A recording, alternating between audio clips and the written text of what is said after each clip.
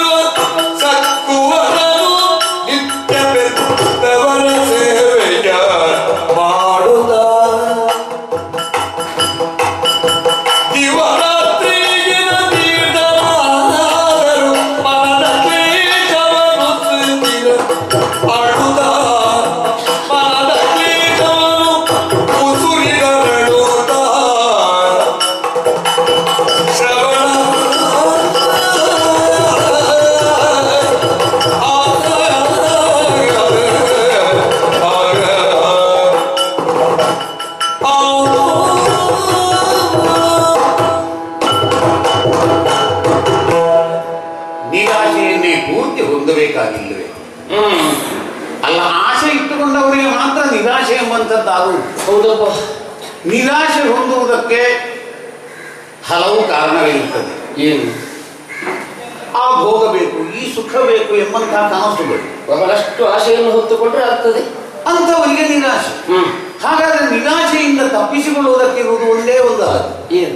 ಆಶೆಗಳನ್ನೇ ಕಡಿಮೆ ಮಾಡುವುದು. ಆಶೆಗಳನ್ನೇ ಕಡಿಮೆ ಮಾಡಿಕೊಂಡಿತ್ತು ಅಂತಾರೆ, ಆದರೆ ನಿರಾಶೆಯ ಬಾಧೆ ಇರುವುದಿಲ್ಲ. ನೋವಿಲ್ಲ. ನಾವು ಅದರಿಂದಾಗಿ ಮಿಷ್ಟಾನ್ನ ಭೋಜನ ಬೇಕು, ಮೈ ತುಂಬ ಒಡವೆ ವಸ್ತ್ರಗಳು ಬೇಕು, ಅಧಿಕಾರ ಬೇಕು ಇತ್ಯಾದಿಯನ್ನು ನಾವು ಯೋಚಿಸಿದವರೇ. ಇಲ್ಲೂ ಇಲ್ಲ, ಇದ್ದದ್ದೆಷ್ಟು ಅದರಲ್ಲಿ ತೃಪ್ತಿ. ಬದುಕಿ ಪ್ರಯೋಜನ ಇಲ್ಲ ಅಂತ ಒಮ್ಮೊಮ್ಮೆ ಅನ್ನಿಸ್ತದೆ. ಆದರೆ ನಾವಾಗಿಯೇ ಬೇಕು ಎಂಬುದಾಗಿ ಪಡೆದ ಬದುಕಲ್ಲ ಅಷ್ಟೇ. ದೇವರು ಹುಟ್ಟುವಾಗಲೇ ನನ್ನನ್ನು ಅಂಧನಾಗಿ ಮಾಡಿದ್ದಾನೆ, ನಿನ್ನನ್ನು ಹೆಳವೆಯನ್ನಾಗಿ ಮಾಡಿದ್ದಾನೆ. ವಿಧಿ ಆ ವಿಧಿಯೇ ನಮ್ಮನ್ನು ಒಟ್ಟುಗೂಡಿಸಿದ್ದು ಕೂಡ ಅದು ಸರಿ. ದಾಂಪತ್ಯವನ್ನು ಹೊಂದಿದೆ. ಆದರೆ ನೋಡು, ಕತ್ತಲಿನಲ್ಲಿ ಆಶಾದೀಪದ ಹಾಗೆ ನಮಗೊಬ್ಬ ಮಗ ಹುಟ್ಟಿಕೊಂಡ. ನಿಜ ಪ್ರಭು. ಶ್ರವಣ ಎಂಬ ಹಾಗೆ ಹೆಸರಿರಿಸಿ ನೀನಂತ ನಾನಂತ ಆತನ ಬಾಲ್ಯದ ಹೊಣೆಗಾರಿಕೆಯನ್ನು ಹೊತ್ತು ಹೇಗೋ ವಯಸ್ಸು ತುಂಬಿದ ಮಗನನ್ನಾಗಿ ನಾವು ಮಾಡಿದ್ದೇವೆ. ಆ ಶ್ರವಣನ ಮಾತಾಪಿತೃ ಭಕ್ತಿಯನ್ನು ನೋಡುವಾಗ ಇಂಥ ಮಗನನ್ನು ಪಡೆಯಬೇಕಿದ್ದರೆ ರಾಜನಿಗೂ ಅಂತ ಯೋಗ್ಯತೆ ಇರಲಿಕ್ಕಿಲ್ಲ. ನಮ್ಮ ಭಾಗ್ಯಕ್ಕೆ ಏನು ಕಡಿಮೆಯಾಗಿದೆ?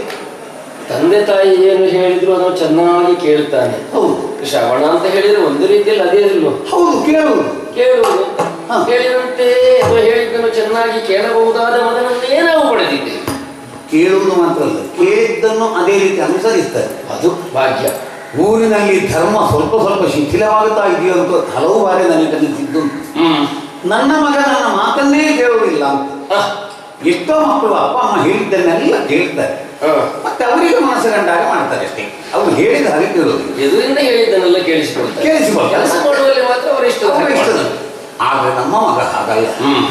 ಒಂದು ಮಾತನ್ನು ಒಪ್ಪಿಕೊಂಡ ಅಂತಲೇ ಅದು ಮರು ಗಳಿಗೆಯಲ್ಲಿ ಅದನ್ನು ತಂದು ನಮಗೆ ಕೊಡ್ತಾರೆ. ನೋಡು, ಕುರುಡನಾದಂತಹ ನಾನು ಅವರ ಮನೆಯಿಂದ ಹೊರಗೆ ಏನು ಮಾಡ್ತಾನೆ ಎಂಬುದನ್ನು ನೋಡಿ ಗೊತ್ತೇ ಆಗುದಿಲ್ವೇ? ಹೆಳಮೆಯಾದಂತಹ ನೀನು ಮನೆಯಿಂದ ಹೊರಗೆ ಹೋದವಳಲ್ಲ, ನಡೆಯುವುದಕ್ಕೆ ಕೂಡ ವೈಶ್ಯವೃತ್ತಿಯನ್ನು ಮಾಡ್ತಾ ಇದ್ದಾನು, ಅಥವಾ ದೇಹ ದುಡಿಮೆಯನ್ನೇ ಮಾಡಿಕೊಂಡು ಯುದ್ಧದಂತೆ ಬದುಕ್ತಾ ಇದ್ದಾನು, ಅಥವಾ ಇನ್ನಾವುದೇ ಕಾರ್ಯವನ್ನು ಮಾಡ್ತಾ ಇದ್ದಾನೋ. ಯಾವ ರೀತಿ ದುಡಿತಾನೆ ಗೊತ್ತಿಲ್ಲ. ಅವನ ಬದುಕಿಗೆ ಏನು ಮಾಡ್ತಾನೆ ಅಂತಲೂ ಗೊತ್ತಿಲ್ಲ, ನಮ್ಮನ್ನು ಉಳಿಸುವುದಕ್ಕೆ ಏನು ಮಾಡ್ತಾನೆ ಅಂತಲೂ ಗೊತ್ತಿಲ್ಲ. ಆದರೂ ಗಂಟು ಗಂಟು ಕಟ್ಟಿರದಿದ್ರು ನಮ್ಮನ್ನು ಸುಖದಿಂದ ಜೀವಿಸುವಂತಹ ಎಲ್ಲ ವ್ಯವಸ್ಥೆಯನ್ನು ಮಾಡ್ತಾ ಇದ್ದಾರೆ. ಹೊತ್ತು ಹೊತ್ತಿಗೆ ಬೇಕಾದ ನಕ್ಕರೆಯನ್ನು ತಂದು ಕೊಡ್ತಾನೆ. ಹೌದು, ನಮಗೆ ಯಾವ ರೀತಿಯ ದೈಹಿಕ ಅನಾನುಕೂಲತೆ ಇದ್ರೂ ಅದನ್ನು ತನ್ನ ದೇಹವನ್ನು ಪೂರಕವಾಗಿ ನೀಡುವ ಮೂಲಕ ನಮ್ಮ ಕೈಂಕರ್ಯವನ್ನು ಮಾಡ್ತಾ ಇದ್ದಾನೆ. ಇಲ್ಲದ ಕಣ್ಣಾಗಿದ್ದಾನೆ, ಇಲ್ಲದ ಕಾಲಾಗಿದ್ದಾನೆ, ಎಲ್ಲವೂ ಆಗಿದ್ದಾನವ.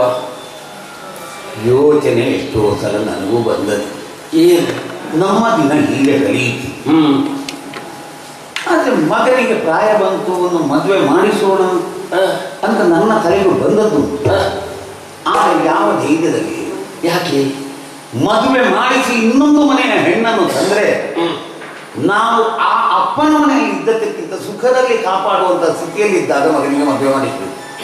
ಬರುವ ಹೆಣ್ಣು ಅದನ್ನೇ ಆಶಿಸ್ತಾರೆ, ಅಥವಾ ಹೆಣ್ಣು ಕೊಡುವವರು ಆಶಿಸುವುದು. ಆದ್ರೆ ನಾವೇನು ಕೊಡಬಹುದು ನಮಗೆ ಗೊತ್ತಿದೆಯಲ್ಲ. ನಮ್ಮ ಚಾಕರಿ ಮಾಡುವ ಕೆಲಸ ಬಿಟ್ಟರೆ ಅದಕ್ಕಿಂತ ಹೆಚ್ಚೇನಾದ್ರೂ ಕೊಡಿಸ್ಲಿಕ್ಕೆ ಸಾಧ್ಯ ಉಂಟು? ಮನೆಗೆ ಬರುವ ಹೊತ್ತಿಗೆ ಸದ್ಯಕ್ಕಂತೂ ಸಾಧ್ಯ ಇಲ್ಲ. ಮಗ ಕೇಳಿದ್ರೆ ಕೂಡಲೇ ಮದುವೆ ಮಾಡಿಸ್ವಿ. ಅವನಾಗಿ ಕೇಳ್ತಾನೋ ಇಲ್ಲದಷ್ಟೇ.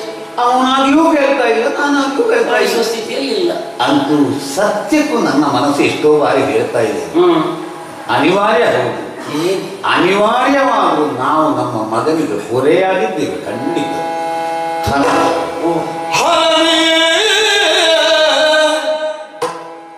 ನಾವ್ಯಾವ ಪಾಪಿಷ್ಟರೋ ಹೇಳವ ಕುರುಡರಂತಾಗಿ ಹುಟ್ಟಿದವರೋ ಹರನಿಗೆ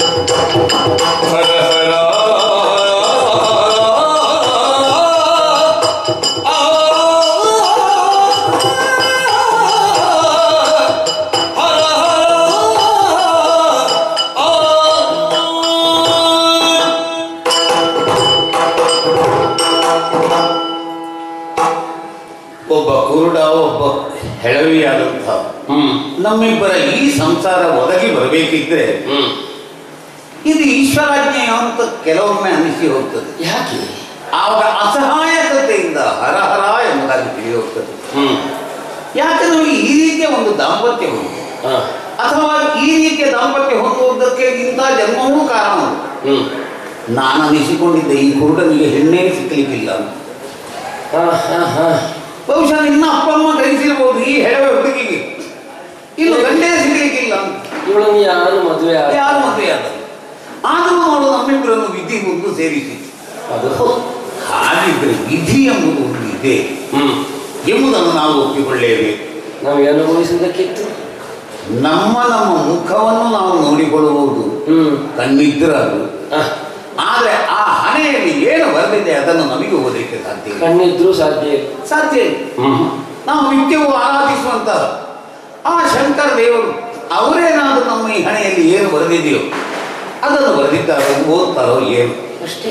ಹಾಗಾಗಿ ನಾಳೆ ನಮ್ಮ ದಿನ ಏನು ಹೇಗೆ ಇದನ್ನು ಹಿಂದೆ ನಮಗೆ ಕಲ್ಪನೆಯನ್ನು ಮಾಡಿಕೊಳ್ಳುವುದಕ್ಕೆ ಸಾಧ್ಯ ಇಲ್ಲ. ಹಾಗಿದ್ರೆ ವೇದಾಂತದ ಮೊರೆ ಕೊನೆಗಾದರೂ ನಾವು ಹೋಗಲೇಬೇಕಾಗ್ತದೆ. ಏನು ಸ್ವಾಮಿ?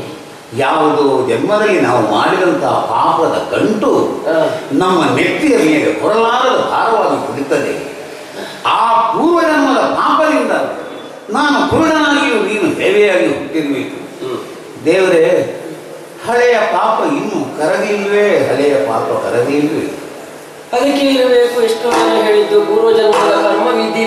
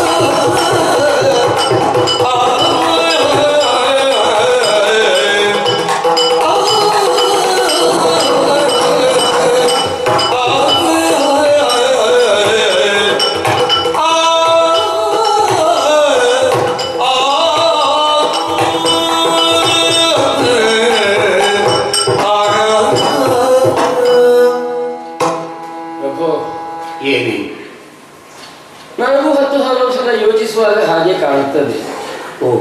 ನಿಮಗಿಲ್ಲದ ಕಣ್ಣು ನಾನಾದೇನು, ನನಗಿಲ್ಲದ ಕಾಲುಗಳು ನೀವು ಆಗಬಹುದು. ಗಂಡ ಹೆಣ್ಣಿನ ಜೀವನ ಅಂದ್ರೆ ಹಾಗೆ ಇರಬೇಕಾದ್ದಲ್ಲ. ಹೌದೇ? ಒಬ್ಬರಿಗೊಬ್ಬರು ಹೊಂದಿಕೊಂಡು ಹಾಗೆ ಜೀವನವನ್ನು ಮುಂದುವರಿಸಿಕೊಂಡು ಹೋಗಬೇಕು. ಒಬ್ಬರ ನ್ಯೂನತೆಯನ್ನು ಮತ್ತೊಬ್ಬರಿಂದ ತುಂಬಿಸಿಕೊಳ್ಳುವುದು. ಆದರೆ ಅದರಿಂದಲಾಗಿ ಪೂರ್ಣತೆ ಅಂತೂ ಖಂಡಿತ ಅಲ್ಲವೇ ಅಲ್ಲ. ಎರಡು ಅರ್ಧ. ಸ್ವಂತ ದೇಹಕ್ಕೊಂದು ಕಣ್ಣೇ ಸರಿಯಾಗಿ ನೋಡುವುದಿದ್ರೆ, ಹೌದು, ನಡೆದಾಡುವಂತಹ ದೃಢವಾದ ಕಾಲುಗಳಿದ್ರೆ, ಹೌದು, ಹೆಚ್ಚು ನೋಡುವುದು, ಹೆಚ್ಚು ನಡೆಯಬಹುದು. ಹೌದು. ಅದೇ ನಮ್ಮ ಬದುಕು ಒಂದು ಸೀಮೆಯೊಳಗೆ ಮಾತ್ರ ಇರುವುದಕ್ಕೆ ಕಾರಣವಾದ್ದು ನಿಮಗೆ ಕಣ್ಣಿಲ್ಲದ್ದು, ನನಗೆ ಕಾಲಿಲ್ಲದ್ದು. ಹೊರ ಜಗತ್ತು ಹೇಗಿದೆ ಅಂತಲೇ ಗೊತ್ತಿಲ್ಲ. ಎಲ್ಲೋ ದೂರವಾಗಿ ಹೋಗಬೇಕು ಅಥವಾ ಇನ್ನೇನಷ್ಟು ಹೆಚ್ಚನ್ನು ನೋಡಬೇಕು ಅಂತಾದ್ರೆ ಮನಸ್ಸಲ್ಲಿ ಆಶೆಯನ್ನು ಹೊಂದಬೇಕೇ ಹೊರತು ಕಾರ್ಯದಲ್ಲಿ ಮಾಡುವುದಕ್ಕೆ ಸಾಧ್ಯ ಇಲ್ಲ, ಆಗುವುದಿಲ್ಲ. ಎಲ್ಲವನ್ನು ನಾವು ಪಡೆಯಬೇಕು ಅಂತಾದ್ರೆ ಭಾಗ್ಯ ಅಂತ ನಮಗೆ ಬೇಕಾಗ್ತದೆ.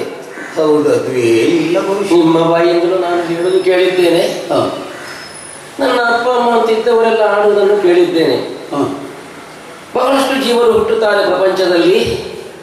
ಒಂದು ಬುದ್ಧಿಯುಳ್ಳಂತಹ ಮನುಷ್ಯರಿಗೆ ಹುಟ್ಟಬೇಕು ಅಂತಾದ್ರೆ ಎಷ್ಟೋ ಪುಣ್ಯ ಬೇಕಾಗ್ತದೆ. ಹೌದು. ಆ ಪುಣ್ಯದ ಫಲದಿಂದ ಮನುಷ್ಯ ಜನ್ಮ ಬರ್ತದೆ. ಹೌದು. ಅದನ್ನು ಒಳ್ಳೆಯದು ಮಾಡುವುದಕ್ಕೂ ಆಗ್ತದೆ, ಕೆಟ್ಟದ್ದು ಆಗ್ತದೆ. ಹೌದು ಹೌದು. ಮನುಷ್ಯ ಜೀವನಕ್ಕೆ ನಾವು ಬಂದಿದ್ದೇವೆ, ಹಾಗೆಂತ ಒಳ್ಳೆಯದನ್ನು ಮಾಡುವುದಕ್ಕೆ ಸಾಧನೆ ಮಾಡುವುದಕ್ಕೆ ಬೇಕಾದ ಅಂಗವೇ ಇಲ್ಲದಾದ್ದು ಯಾಕೆ ಅಂತ ಯೋಚಿಸುವಾಗ ನನಗೆ ಕಾಣ್ತದೆ.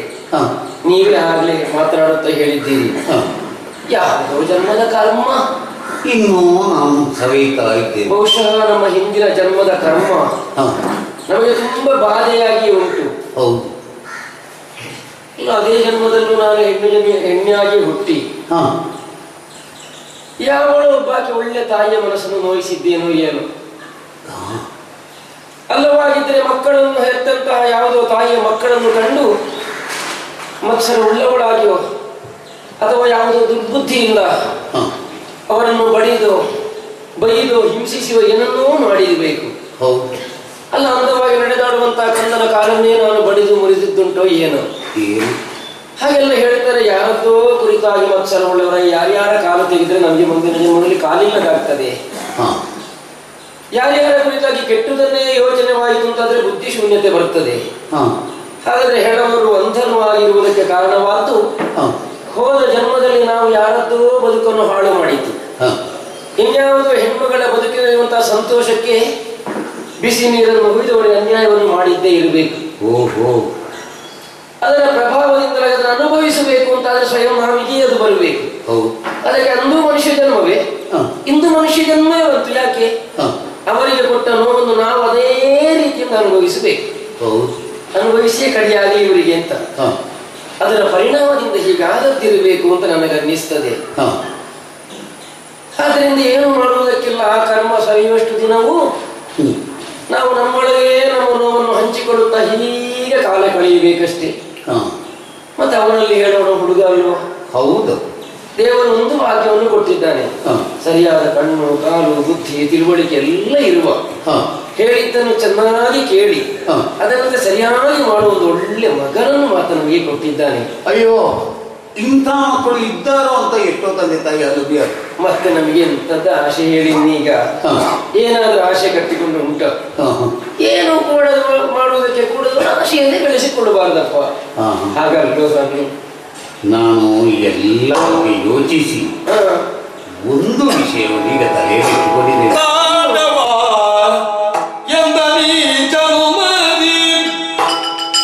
ಒಮ್ಮೆ ಕಂಡು ಕಾಶಿ ಕ್ಷೇತ್ರ ಸ್ನಾನದಿ, ಒಮ್ಮೆ ಕಂಡು ಕಾಶಿ ಕ್ಷೇತ್ರ ಸ್ನಾನದಿ,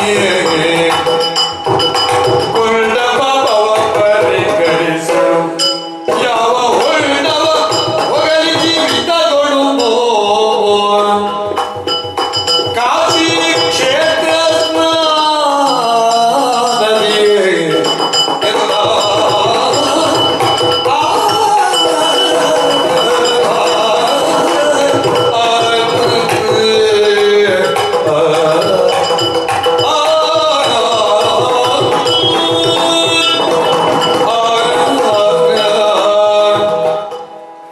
ನಾನೇ ಎಷ್ಟೋ ಮಂದಿಗೆ ಹೇಳಿದ್ದಿದೆ, ಪರಿಹಾರ ಇಲ್ಲದ ಸಮಸ್ಯೆ ಇಲ್ಲ.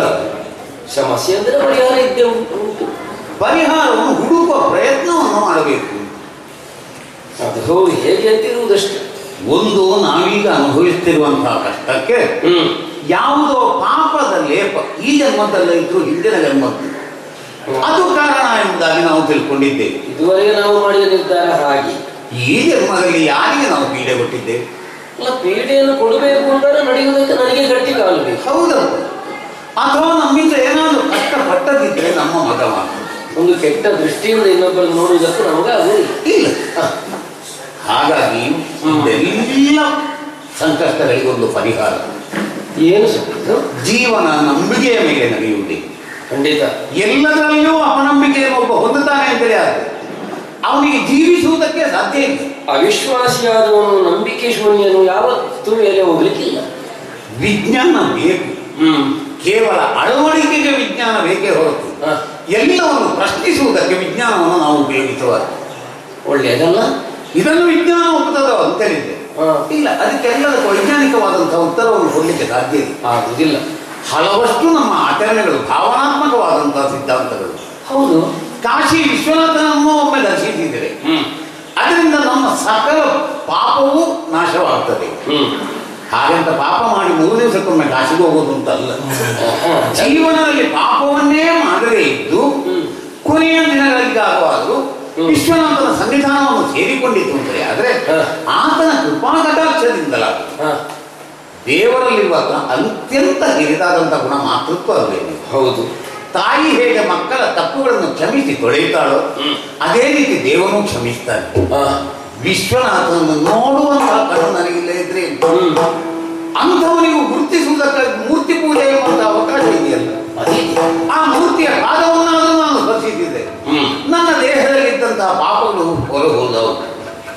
ನೀನಂತೂ ಕಾಣಬಲ್ಲ.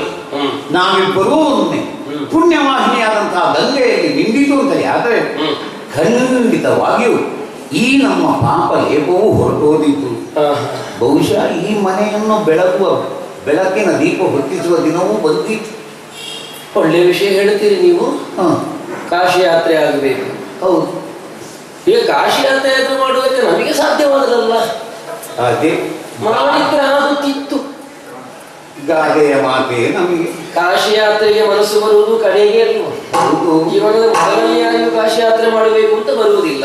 ಕೂಡಿಟ್ಟ ಗಂಟಿಲ್ಲ, ಕೈಕಾಲಲ್ಲಿ ತ್ರಾಣ ಇಲ್ಲ, ನಮಗೆ ಅಂತ ಕಾಣುವುದಕ್ಕೆ ಕಣ್ಣಿಲ್ಲ, ಕನಸು ಕಾಣುವುದಕ್ಕೆ ಯಾವ ಇಂದ್ರಿಯವೂ ಬೇಡ.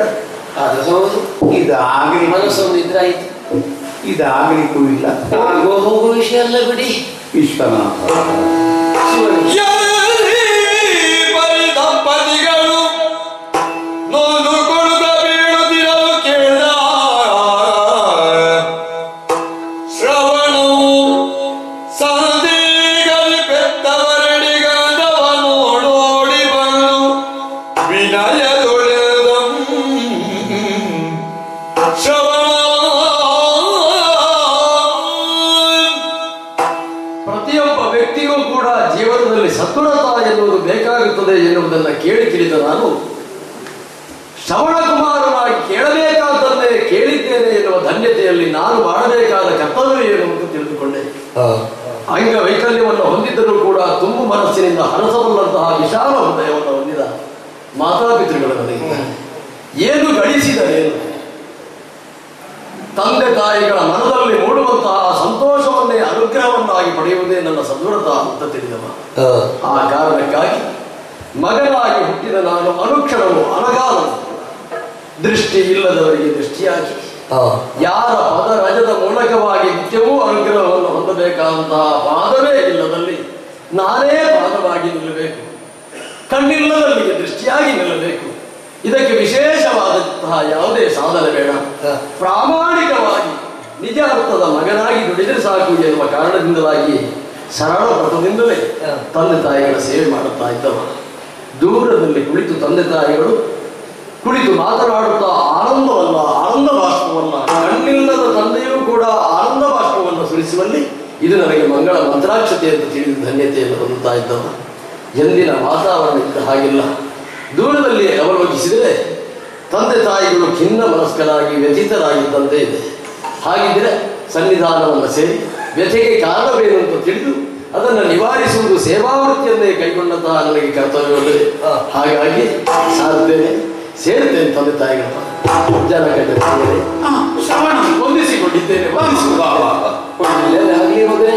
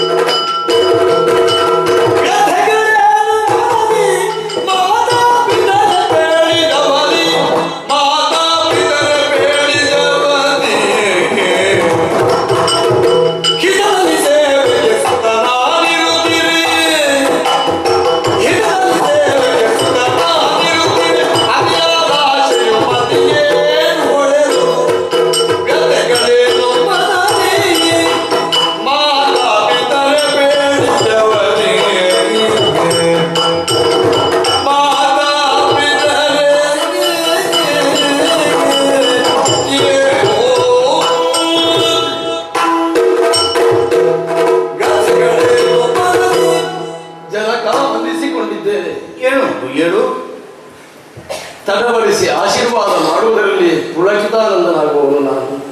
ತಡವರಿಸುತ್ತಾ ಮೈ ಬೆವರಿದ ಅಂತ ನೋಡಿದ್ದಕ್ಕೆ ಆದರೂ ತಂದೆ, ಅತ್ಯಂತ ಸಾಧಕನೊಬ್ಬ ದೇವರ ಎದುರಿನಲ್ಲಿ ನಿಂತಾಗಲೂ ಕಣ್ಣು ಮುಚ್ಚಿಯೇ ಧ್ಯಾನಿಸ್ತಾನಂತೆ. ಅಂತಹ ಧ್ಯಾನ ಮುದ್ರೆ ಮಗನಾದ ನನ್ನ ತಡವರಿಸುವಲ್ಲಿರುವುದನ್ನು ಕಂಡು ನನ್ನ ಸೇವಾವೃತ್ತಿ ಈ ಕ್ಷಣದವರೆಗೆ ಧನ್ಯತೆಯನ್ನು ಹೊಂದಿದೆ ಅಂತಲೇ ತಿಳಿಯುವಮ್ಮ ನಾನು. ಖಂಡಿತ ಅಮ್ಮ, ವಂದಿಸಿಕೊಂಡಿದ್ದೇನಮ್ಮ. ಒಳ್ಳೆಯದಾಗಿ ಮಗನೇ. ಪರಿಪೂರ್ಣವಾದಂತಹ ಅನುಗ್ರಹವನ್ನು ಮಾಡಬಹುದಾದಂತಹ ಮಾತೃ ಹೃದಯ ನಿನ್ನಲ್ಲಿದೆ ಎನ್ನುವುದನ್ನು ತೋರಿಸುವುದಕ್ಕಾಗಿ ತಲೆಯನ್ನು ತಡವರಿಸೇ ಮಾಡಿದಂತಹ ನಿನ್ನ ಅನುಗ್ರಹವೇ ಸಾಕ್ಷಿಯಮ್ಮ. ಈ ಕ್ಷಣದವರೆಗೆ ನಾನು ಮಾಡಿದಂತಹ ಸೇವೆ ಸಾರ್ಥಕ್ಯವಾಗಿದೆ ಅಂತಲ್ಲ, ನಿಮ್ಮ ಮನಸ್ಸಿಗೆ ಆದಷ್ಟು ಹೆಚ್ಚಿನ ಸಂತೋಷವನ್ನು ಪಡಿಸಬೇಕು, ಅದು ನನ್ನ ತಪಸ್ಸು ಅಂತ ತಿಳಿದಮ್ಮ. ಹೌದದು ಜನಕ, ಜನರಿಗೆ ಇಂದು ಎಂದಿನ ಹಾಗೆ ನಿಮ್ಮ ಮನಸ್ಸಿಲ್ಲ ಎನ್ನುವುದನ್ನು ತಿಳಿಯುವುದರಲ್ಲಿ ತಪ್ಪಾದರೆ ಕ್ಷಮಿಸಬೇಕು. ದಿನದ ಹಾಗೆ ದಿನ ಇರುವುದಿಲ್ಲ. ಆದರೆ ಸ್ವಲ್ಪ ಅವಸರ ನೀನು ಬಂದ ಹಾಗೆ ಕಂಡಿತು. ಅವಸರ ಎನ್ನುವುದಕ್ಕೆ ಕಾರಣ ವ್ರತವನ್ನು ಮಾಡುವವರಲ್ಲಿ ವ್ರತ ಎಲ್ಲಿ ಹಾಳಾಯಿತು ಎನ್ನುವಂತಹ ಆ ಆತಂಕವೇ ಕಾರಣ. ತಂದೆ ತಾಯಿಗಳ ಮನಸ್ಸಿನಲ್ಲಿ ನಿತ್ಯ ನಿರಂತರವಾಗಿ ಸಂತೋಷದ ಭಾವನೆಯನ್ನೇ ಸ್ಥಾಪಿಸಬೇಕು ಅಂತ ಸೇವೆಯನ್ನು ಕೈಗೊಂಡ. ಯಾಕೋ ವ್ಯಥಿತರಾದ ಹಾಗೆ ಉಂಟು. ತಂದೆ ತಾಯಿಗಳನ್ನು ಪ್ರಶ್ನಿಸುವಷ್ಟರ ಮಟ್ಟಿಗೆ ಏರಿದ ಅಂತ ತಿಳಿಯಬಾರದು. ಮನಸ್ಸನ್ನು ತಿಳಿಯುವುದಕ್ಕಾಗಿ, ಭಾವನೆಗಳನ್ನು ಅರ್ಥೈಸಿಕೊಳ್ಳುವುದಕ್ಕಾಗಿ ಮಗನಾಗಿ ಇತ್ತು ಕೇಳುತ್ತೇನೆ. ಏನೋ ಖಿನ್ನರಾದಂತೆ ಉಂಟು, ಏನೋ ವ್ಯಥೆಯನ್ನು ಪಡುವ ಹಾಗೆ ಉಂಟು. ಏನು ಅಂತ ತಿಳಿಸಿದ್ರೆ ಮಗನಾದ ನಾನು ನನ್ನ ವ್ರತ ಅಂತ ಏನು ತಿಳಿದಿದ್ದೇನೋ ಆ ನೆಲೆಯಲ್ಲಿ ನಿಮ್ಮ ವ್ಯಥೆಯನ್ನ ನಿವಾರಣೆ ಮಾಡಿ ನಿಮ್ಮ ಮನಸ್ಸಿನಲ್ಲಿ ಹುಟ್ಟಿರಬಹುದಾದಂತಹ ಸಂಕಲ್ಪವನ್ನು ಸಾಧಿಸುವುದಕ್ಕಾಗಿ ಸೇವಾವೃತ್ತಿಯನ್ನು ಕೈಗೊಳ್ಳುತ್ತೇನೆ ಎಂದು ವಿನೀತನಾಗಿ ಕೇಳಿಕೊಳ್ತಾ ಇದ್ದೆ. ಅಯ್ಯೋ ಮಗು, ನೀನು ನಮ್ಮ ಭಾಗ್ಯ. ಮತ್ತೆ ನಾವು ಮುದಿಪ್ರಾಯದಲ್ಲಿ ಏನೇನೋ ಹೇಳ್ತೇವೆ, ನೀನು ಯೋಚಿಸಬೇಕಾಗ್ತದೆ.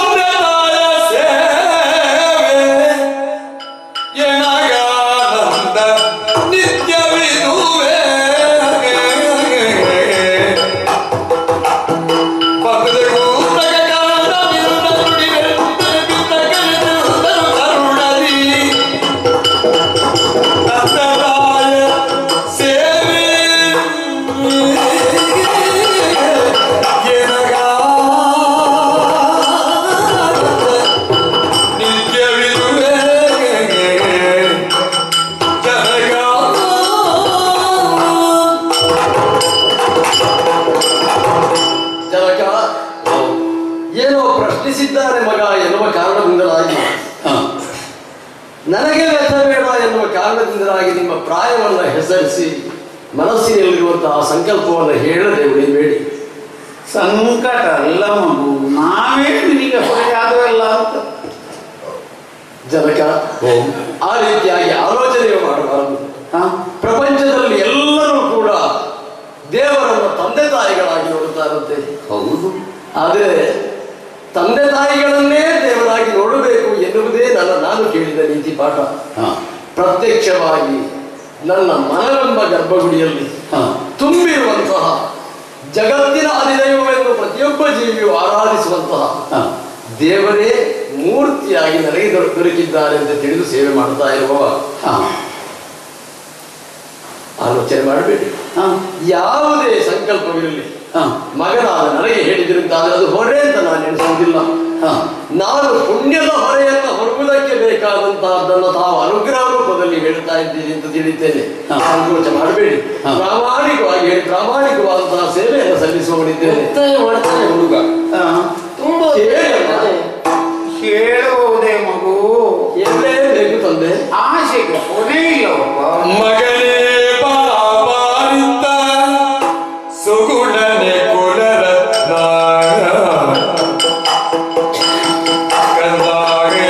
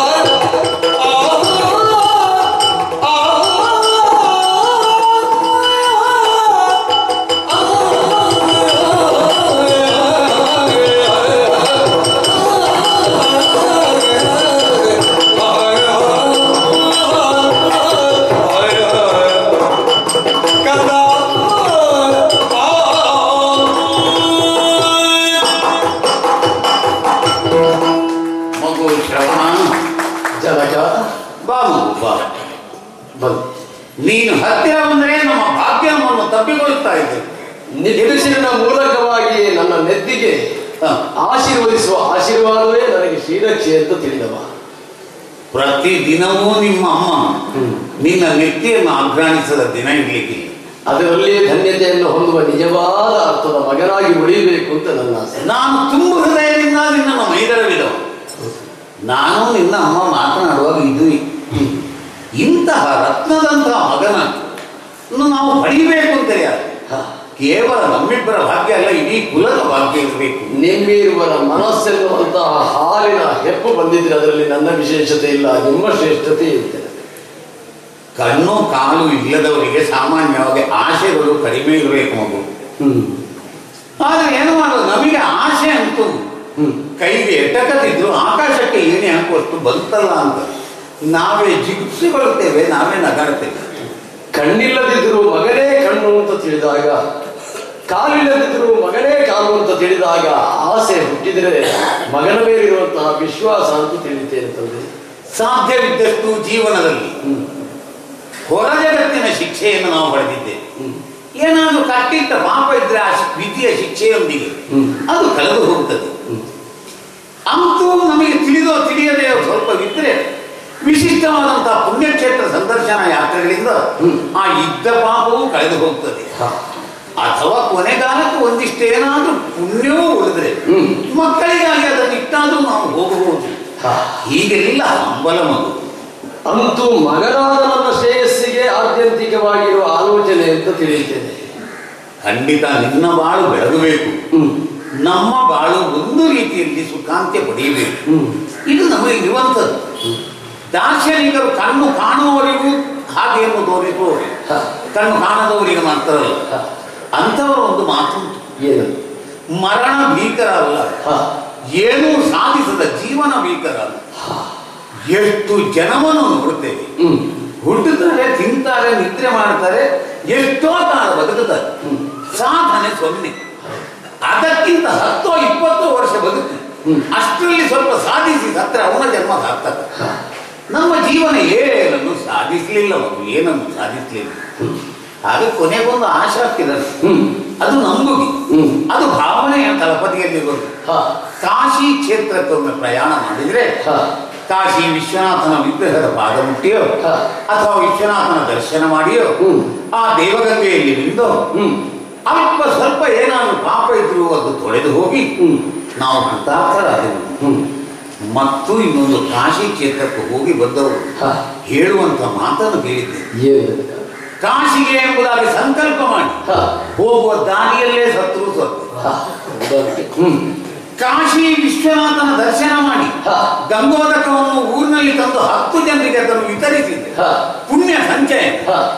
ಇಲ್ಲ, ಕಾಶಿಗೆ ಹೋಗಿ ಗಂಗೆಯಲ್ಲಿ ಸ್ನಾನ ಮಾಡುವ ಮುಳುಗಿ ಸತ್ರು ಸ್ವರ್ಗ. ಹಾಗೆ ಸಂಕಲ್ಪದಿಂದಲೇ ಶುರುವಾಗುತ್ತದೆ ಪುಣ್ಯ ಸಂಚಯ. ಅಂದ್ರೆ ಸಂಕಲ್ಪ ಮಾಡಿದ್ರೆ ಸಾಕು, ಸಾಧಿಸ್ತದೋ ಇದು ಪ್ರಯತ್ನ ಆದ್ರೂ ಮಾಡುವುದು. ಕಾಶಿಗೆ ಹೋಗ್ಲಿಕ್ಕೆ ಎಂತದುಂಟು, ಅಪ್ಪನ ಹತ್ರ ತಲೆ ಗಂಟು ಮಾತ್ರ, ಅಮ್ಮನ ಹತ್ರ ಅಷ್ಟು ಇಲ್ಲ. ಜನಕ ಮನಸ್ಸಿನಲ್ಲಿರುವಂತಹ ಸಂಕಲ್ಪ ತಿಳಿಯಿತು, ಆದರೆ ಹೋಗುವುದಕ್ಕೆ ವೆಚ್ಚಕ್ಕೆ ಗಂಟು ಮಾತ್ರ ಅಲ್ಲ, ನಾವು ಬಯಸಿದೆವು ಅಂತಾದ್ರೆ ನಾವೇ ಒಂದು ಗಂಟಾಗಿ ಬಿಡ್ತೇವಲ್ಲ ಅವನಿಗೆ ಅಂತ. ಅದು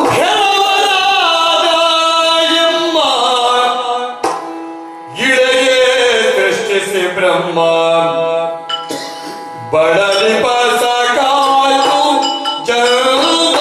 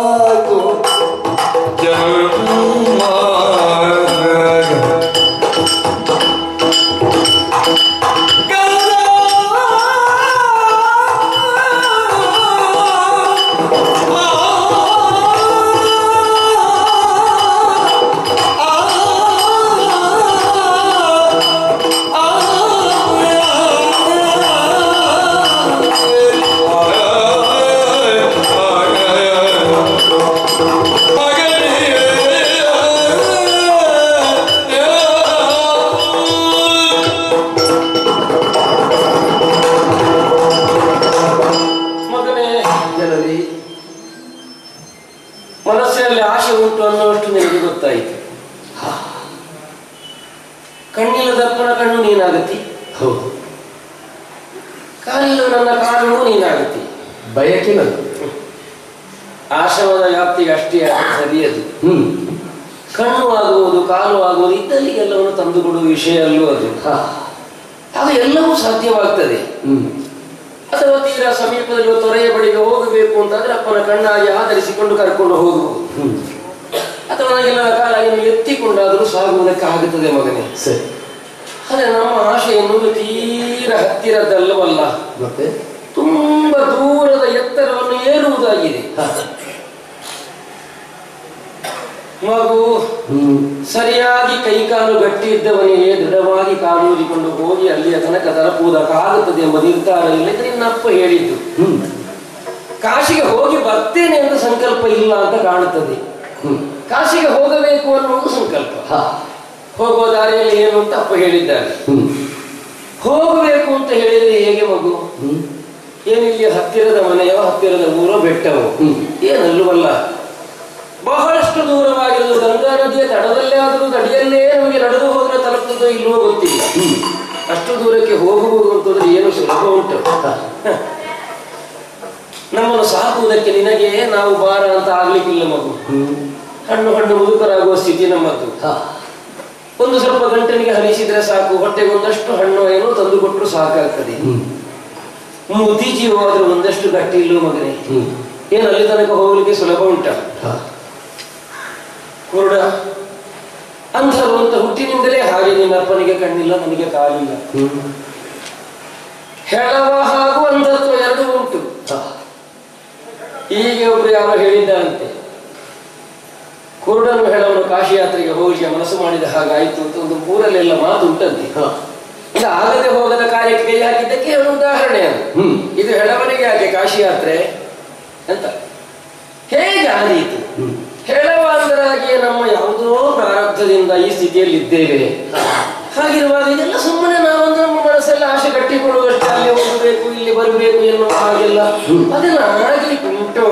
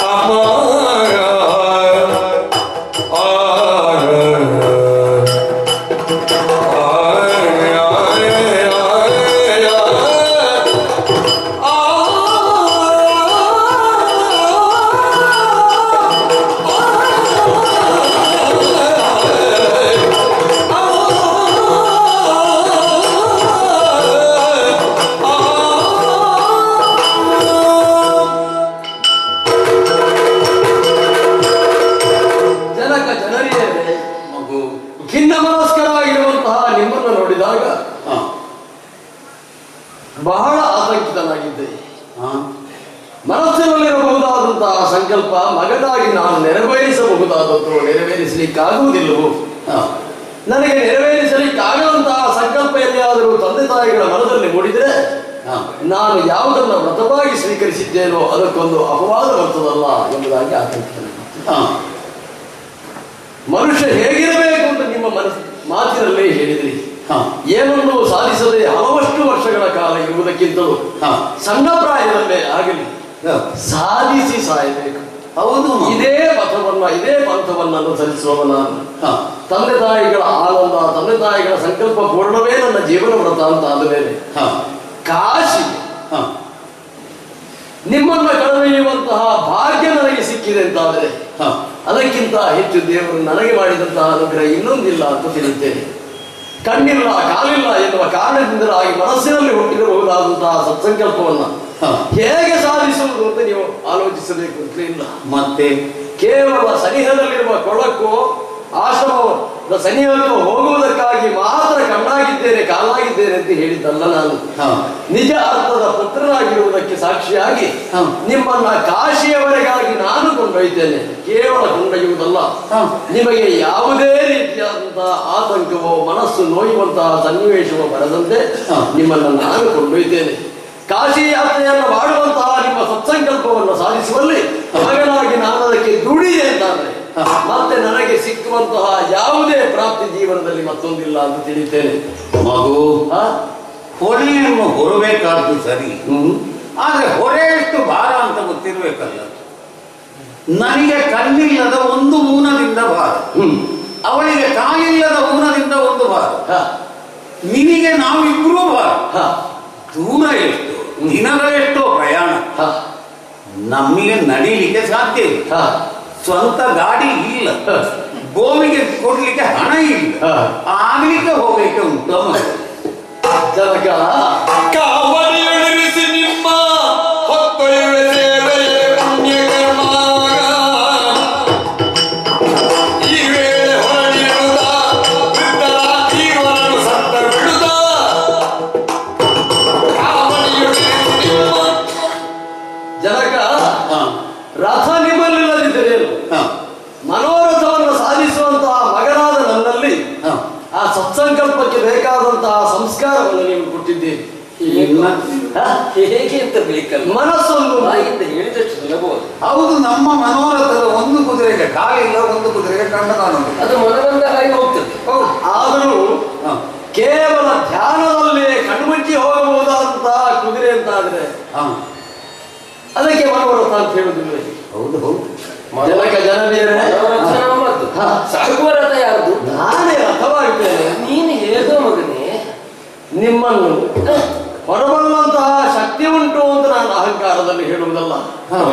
ನನ್ನನ್ನು ಯಾವುದೋ ಸ್ವರೂಪದಲ್ಲಿ ಹೊತ್ತವರೇ ನೀವು. ಹೌದು, 9 ತಿಂಗಳು ಹೊತ್ತಂತಹ ತಾಯಿ ನೀವಿದ್ದೀರಿ. ಕಾಶಿಯವರೆಗಾಗಿ ಹೊರಲಿಕ್ಕೆ ಬೇಕಾದಂತಹ ಕಸವನ್ನ ಶಕ್ತಿಯನ್ನ ನಿಮ್ಮ ಅನುಗ್ರಹದಿಂದ ನಾನು ಹೊಂದಲಿಲ್ವೇ? ಇದೆಲ್ಲ ಆಗುವ ಕೆಲಸವೇನು? ಇದು ಆಗುವ ಕೆಲಸವೇ ತಿಳಿಬೇಕು. ಈ ಕಾವಡಿಯನ್ನು ತರ್ತೇನೆ. ಈ ಜೀವದಲ್ಲಿರುವಂತಹ ಪ್ರತಿ ಕಣ ಕಣದ ಶಕ್ತಿಯೊಂದುಂಟು ಅಂತಾದ್ರೆ ಅದನ್ನ ಸಂಪೂರ್ಣವಾಗಿ ವಿನಿಯೋಗಿಸಿ ನಿಮ್ಮನ್ನ ಹೊತ್ತುಕೊಂಡೇ ಕಾಶಿ ಯಾತ್ರೆಗೆ ಹೋಗುವಂತ. ಕಾವಡಿಯಲ್ಲಿ ದೊಡ್ಡ ದೊಡ್ಡ ಭಾಂಡದಲ್ಲಿ ನೀರು ತಂದು ಮನೆಗೆ ಇಡ್ತಾ ಇದ್ದ ಹುಡುಗ. ಹೌದಪ್ಪ, ಅದು ಇಲ್ಲೇ ಹತ್ತಿರ ಇಲ್ಲಿದೆ. ಒಂದು ಹೆಗಲ ಮೇಲೆ ಬಡಿಗೆ ಆ ಕಡೆ ಈ ಕಡೆ ಹೀಗೆ ಚೀಲದ ಹಾಗಲ್ಲ. ಹೌದು, ಅದರಲ್ಲಿ ಸುತ್ತಕೊಂಡು ಹೋಗ್ತಾನೆ. ಎರಡೆರಡು ಭಾಂಡ ನೀರು ತಂದು ಮನೆಗೆ ಬೇಕಾದ ವ್ಯವಸ್ಥೆ ಮಾಡ್ತಾನೆ. ಆ ಕಾವಡಿಯನ್ನು ನಾನು ಹೊರತೇನೆ. ಅದರ ಆ ಕಡೆಯಲ್ಲಿ ಈ ಕಡೆ ನೀವಿರುವರು ಉಪಸ್ಥಿತರಾದರೆ ಅಂತಾದರೆ ಜೀವನ ಧನ್ಯತೆಯನ್ನ ಹೊಂದುವಂತಹ ತೇರು ಅಂತ ತಿಳಿದುಕೊಳ್ಳುತ್ತೇನೆ. ಅದನ್ನು ಹೇಗೆ ಹುಡುಗನ ಯೋಚನೆ? ಸರಿ, ಕಾವಡಿಯನ್ನು ತಂದು ಎಲ್ಲಿ ಕೂತುಕೊಳ್ಬೇಕಾದ ಸ್ಥಳ ಅಂತ ಅವನೇ ಹೇಳಬೇಕು. ಹೌದಾ? ಎತ್ತಿ ಕೂತುಕೊಳಿಸ್ಬೇಕು. ಅಷ್ಟಾದ್ರೂ ನಮ್ಮನ್ನು ಹೊತ್ತುಕೊಂಡು ಹೋಗ್ತೇನೆ ಅಂತಿದ್ದಾನೆ ಈಗ. ಹೌದು ಹೌದು, ಯಾವತ್ತು ಅಂತಲ್ಲ, ಈ ಕಾವಡಿಯನ್ನು ತಂದಿಟ್ಟಿದ್ದೇನೆ. ಅದು ಈಗ ಸಂಕಲ್ಪ ಅಂದ್ರೆ ಸಂಕಲ್ಪ ಮಾಡಿದ ಮೇಲೆ ಮುಹೂರ್ತ ನೋಡುದು. ನಾಳೆಯೋ ನಾಡಿದ್ದೋ ಮತ್ತೊಂದು ದಿವಸ ಅಂತಲ್ಲ, ಈ ಕ್ಷಣವೇ, ಈ ಕ್ಷಣ ಈಗಲೇ ಹೊರಡುದು.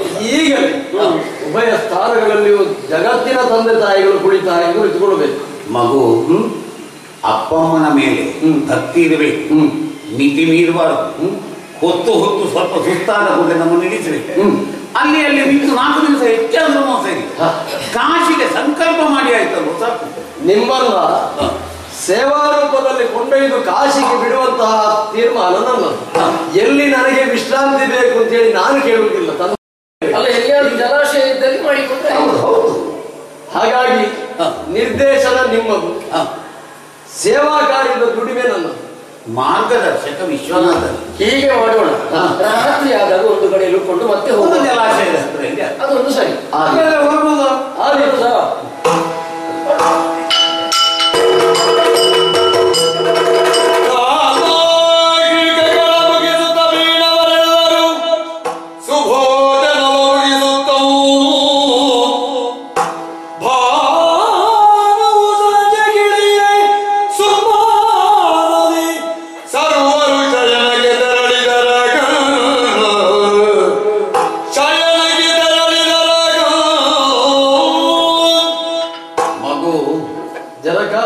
ದೇವರ ಲೀಲೆ ನೋಡಿ. ಒಬ್ಬ ತನಗೆ ಒಂದು ಅಂಗ ಊನ ಅಂತಲೇ ಆದ್ರೆ ಯಾವಾದ್ರೂ ಇನ್ನೊಂದು ಅಂಗ ಹೆಚ್ಚು ಕೆಲಸ ಮಾಡ್ತದೆ. ಹೌದು. ಈಗ ಉಳಿದವರಾದ್ರೆ ಸಮಯ ಎಷ್ಟಾಯ್ತು ಅಂತ ಕೇಳಿ ಕೇಳಲಿಲ್ಲ, ನಿಮಗೆ ಗೊತ್ತಾಗ್ತದೆ. ಅಕ್ಕೋ ಬಿಸಿಲು ತಣ್ಣಗಾಗುತ್ತಾ ಬರ್ತಾ ಇದೆ ಅಂದ್ರೆ ಗೊತ್ತಾಗಿಲ್ಲ. ಹೀಗೆ ಶಾಖ ಕಡಿಮೆ ಆಯ್ತು ಅಂದ್ರೆ ತಣ್ಣಗಾಯ್ತು, ಸಾಯಂಕಾಲ ಆಯ್ತು. ಅದರ ಮೇಲೆ ನೀನು ನಡ್ಕೊಂಡು ಬರ್ತಾ ಇದ್ದಲ್ಲಿ ನೀನಿಗೆ ಒಂದು ಮರದ ನೆರಳಿಗೆ ಮುಟ್ಟಿದೆ ಅನ್ನೋದು ನನಗೆ ಸರಿಯಾಗಿ ಎಲೆಗಳು ಆಗ್ತಾ ಇದ್ದ ಹಂದುವ ಸ್ವರದಲ್ಲೇ ನಾವೀಗ ಒಂದು ಮರದ ಬುಡದಲ್ಲಿದ್ದೇವೆ ಎಂಬುದು ಕೂಡ ಸ್ವಲ್ಪ ಗಾಳಿ ಬೀಸ್ತದೆ. ಸೂರ್ಯಾಸ್ತವೂ ಆಗ್ತಾ ಬಂತು. ಹೌದು. ಮರದ ಅಡಿಯಲ್ಲಿ ವಿಶ್ರಾಮಕ್ಕೆ ಸರಿಯಾದ ಜಾಗವೂ ಕೂಡ ಹೇಗನಿಸ್ತದೆ. ಇನ್ನು ಸ್ವಲ್ಪ ಹೊತ್ತಾದ್ರೆ ಸಂಜೆ ಸರಿಯಾಗ್ತದೆ, ಹತ್ತಲೇ ಹೆಚ್ಚಾಗ್ತದೆ. ಒಂದು ಇಳಿ ಸಂಜೆ ಹೊತ್ತಿದ್ದು. ಹೌದು. ಇಲ್ಲಿ ಮರದ ಬುಡದಲ್ಲಿ ಸ್ವಲ್ಪ ಇಳಿಯೋಣ ನಾವು. ಇವಾಗ ಏನೋ ತಂದಿದ್ದೆ, ಮತ್ತೆ ಊಟ ಮಾಡುದು, ಅರೆ ಬೆಳಕು, ಅರೆ ರಾತ್ರಿಯಲ್ಲಿ ಹೋದ್ರೆ ಎಲ್ಲೋ ಎಡವಿ ಬೀಳುವುದು, ಹಾಗೆಲ್ಲ ಮುಸ್ಸಂಜೆಯ ವೇಳೆಯಲ್ಲಿ ಇಲ್ಲೇ ಮರದಲ್ಲಿ ನಾವಿದ್ರೆ ಮತ್ತೆ ಹುಡುಗ ಊಟಕ್ಕೆ ಸಿದ್ಧತೆ ಮಾಡ್ತಾನೆ. ಇದೇ ಪವಿತ್ರವಾದಂತಹ ಸರಯುಗಳು ಅಂತ ಕೇಳಿ. ಈಗ ಅಲ್ಲಿವರೆಗೆ ಒಂದು ನಾವೀಗ ಔದುಂಬರ ವೃಕ್ಷದ ಕೆಳಗೆ ನಿಮ್ಮ ನಿರ್ದೇಶನವಂತೆ ಇಲ್ಲೇ ಉಂಡು ವಿಶ್ರಾಂತಿ, ಕೈಕಾಲು ಮುಖಾಲು ತೊಳ್ಕೊಳ್ಬೇಕು, ಆಮೇಲೆ ಊಟ ಆಗ್ಬೇಕು. ನಾವಿಲ್ಲಿ ಊಟಕ್ಕೆ ಎಲ್ಲ ಸೇವೆಯನ್ನು ಚಾಚು ತಪ್ಪದೆ ನಾನು ಮಾಡ್ತೇನೆ. ಹಾಗಾಗಿ ನಿಮ್ಮ ಅಭೀಪ್ಸೆಯಂತೆ ಇಲ್ಲಿಯೇ ಉಳಿದು ಇಲ್ಲೇ ನಿದ್ರೆ ಮಾಡುವ.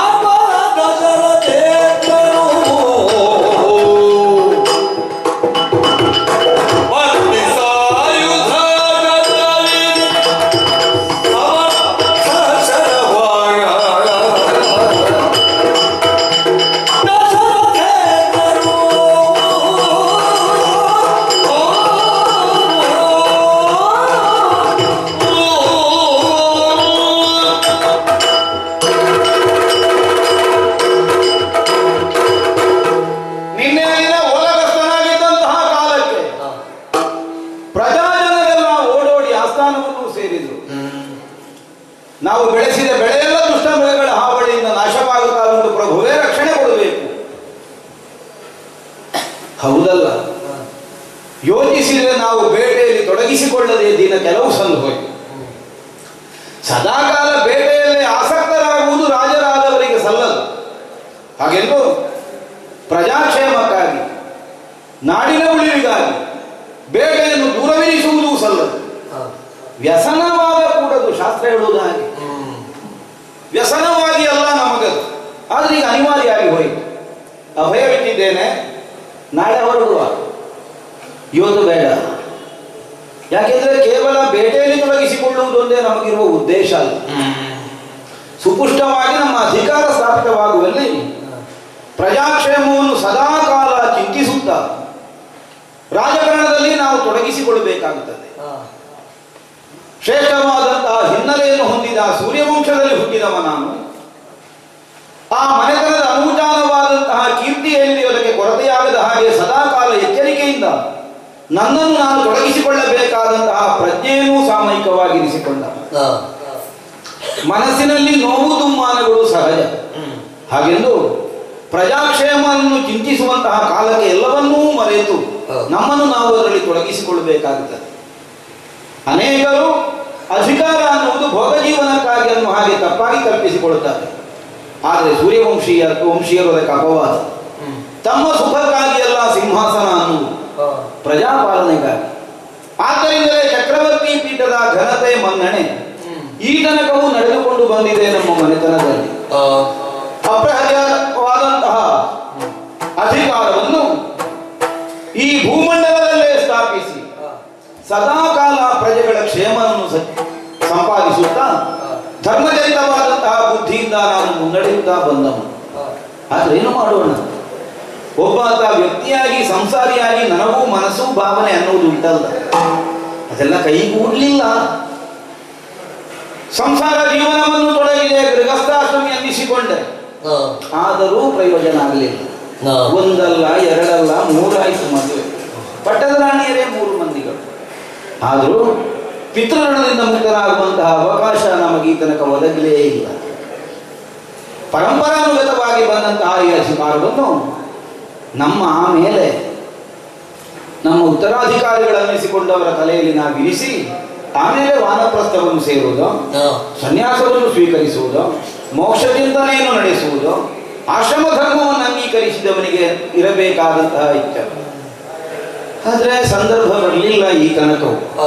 ಯಾಕೆ ಭಾಗ್ಯೋದಯ ಆಗಲಿಲ್ಲ? ಸಂಸಾರ ಜೀವನದಲ್ಲಿ ಈ ಎಣಿಕೆ ಮನಸ್ಸಿನಲ್ಲಿ ಇದ್ದರೂ ಪ್ರಜಾಕ್ಷೇಮವನ್ನೇ ಚಿಂತಿಸುವಲ್ಲಿ ಅದನ್ನು ನಾವು ಅಲ್ಪ ಸ್ವಲ್ಪ ಮರೆಯುವುದಕ್ಕೆ ಯತ್ನಿಸುವುದು. ಕೇವಲ ನನ್ನ ಪಟ್ಟದ ರಾಣಿಯರಲ್ಲಿ ಮಕ್ಕಳನ್ನು ನಾನು ಹೊಂದಲಿಲ್ಲ, ಹೊಂದದೇ ಇರುವುದರಿಂದ ಪಿತೃಋಣದಿಂದ ಮುಕ್ತನಾಗುವುದಕ್ಕಾಗಲಿಲ್ಲ ಅನ್ನುವಂತಹ ಮನಕಷಾಯವಿದ್ದರೂ ಪಿತೃವತ್ ಭಾವದಿಂದ ಪ್ರಜೆಗಳನ್ನು ಪಾಲಿಸುತ್ತಾ ಬರುವುದರಿಂದ ಅವರ ಆನಂದವನ್ನು ಸಂತೋಷವನ್ನು ಕಂಡುಕೊಂಡು ಆ ಬಗೆಯಿಂದ ಸಂಸಾರದ ದುಃಖವನ್ನು ನಾನಾದರೂ ಮರೆಯುವುದಕ್ಕೆ ಯತ್ನಿಸ್ತೇನೆ. ಆದರೆ ಸುಭಗೆಯರಾದ ನನ್ನ ಪಟ್ಟದ ರಾಣಿಯರ ಮುಖದಲ್ಲಿ ಕಾಣುವ ಚಿಂತೆಯ ಗೆರೆಗೆ ಸರಿಯಾದ ಒಂದು ಉತ್ತರವನ್ನು ಕೊಡುವುದಕ್ಕೆ ನನಗೂ ಸಾಮರ್ಥ್ಯ ಸಾಲದೆ ತಲೆಕೆಳಗೆ ಹಾಕುವಂತಹ ಬಗೆಯಾಗಿ ಹೋಗಿದೆ. ಅದಕ್ಕೆ ಇತ್ತೀಚೆಗೆ ಅವರಿಂದ ಆದಷ್ಟು ದೂರವಿರುವಂತಹ ಯತ್ನವನ್ನು ನಾನು ಮಾಡ್ತಾ ಬರುವುದು. ಈಗ ಒಂದು ಸಂದರ್ಭವೂ ಸಿಕ್ಕಿದೆ, ಬೇಟೆಯನ್ನು. ಹೇಗೂ ಬೇಟೆಗೆ ಹೋಗುತ್ತೇವೆ, ರಾತ್ರಿ ಕಾಲದಲ್ಲೇ ಹೋಗೋಣ. ನಿನ್ನೆ ಹೇಳಿ ಹಗಲಿನಲ್ಲ, 2 ಕಾರಣದಿಂದ ಸರಿ. ಬಿಸಿಲಿನ ಜಲ ಇಲ್ಲ ಒಂದು, ಇನ್ನೊಂದು ರಾತ್ರಿ ಕಾಲದಲ್ಲಿಯೂ ಪ್ರಾಣಿಗಳ ಇರವನ್ನು ಅರಿತು ಅದನ್ನು ಹೊಡೆಯುವಂತಹ ನಮ್ಮ ಕೌಶಲದ ಸಿದ್ಧಿಗೊಂದು ಅನುಕೂಲವಾಗುತ್ತದೆ ಅನ್ನುವಂತಹ ನಿರ್ಣಯದಿಂದ ಇಂದಿನ ರಾತ್ರಿಯೇ ಬೇಟೆಗೆ ಹೋಗಬೇಕು ಅನ್ನೋ ನಿರ್ಣಯದಿಂದ ಸಕಲ ವ್ಯವಸ್ಥೆಗಳನ್ನು ಕೈಗೂಡಿಸಿಕೊಂಡಾಗಿ ಹೋಗಿದೆ. ಬೇಕಾದ ಆಯುಧ ಉಂಟು, ಬಲೆಗಳುಂಟು, ಶಬರ ಪಡೆ ಸಿದ್ಧವಾಗಿದೆ. ಯೋಚನೆ ಆಗಿದೆ.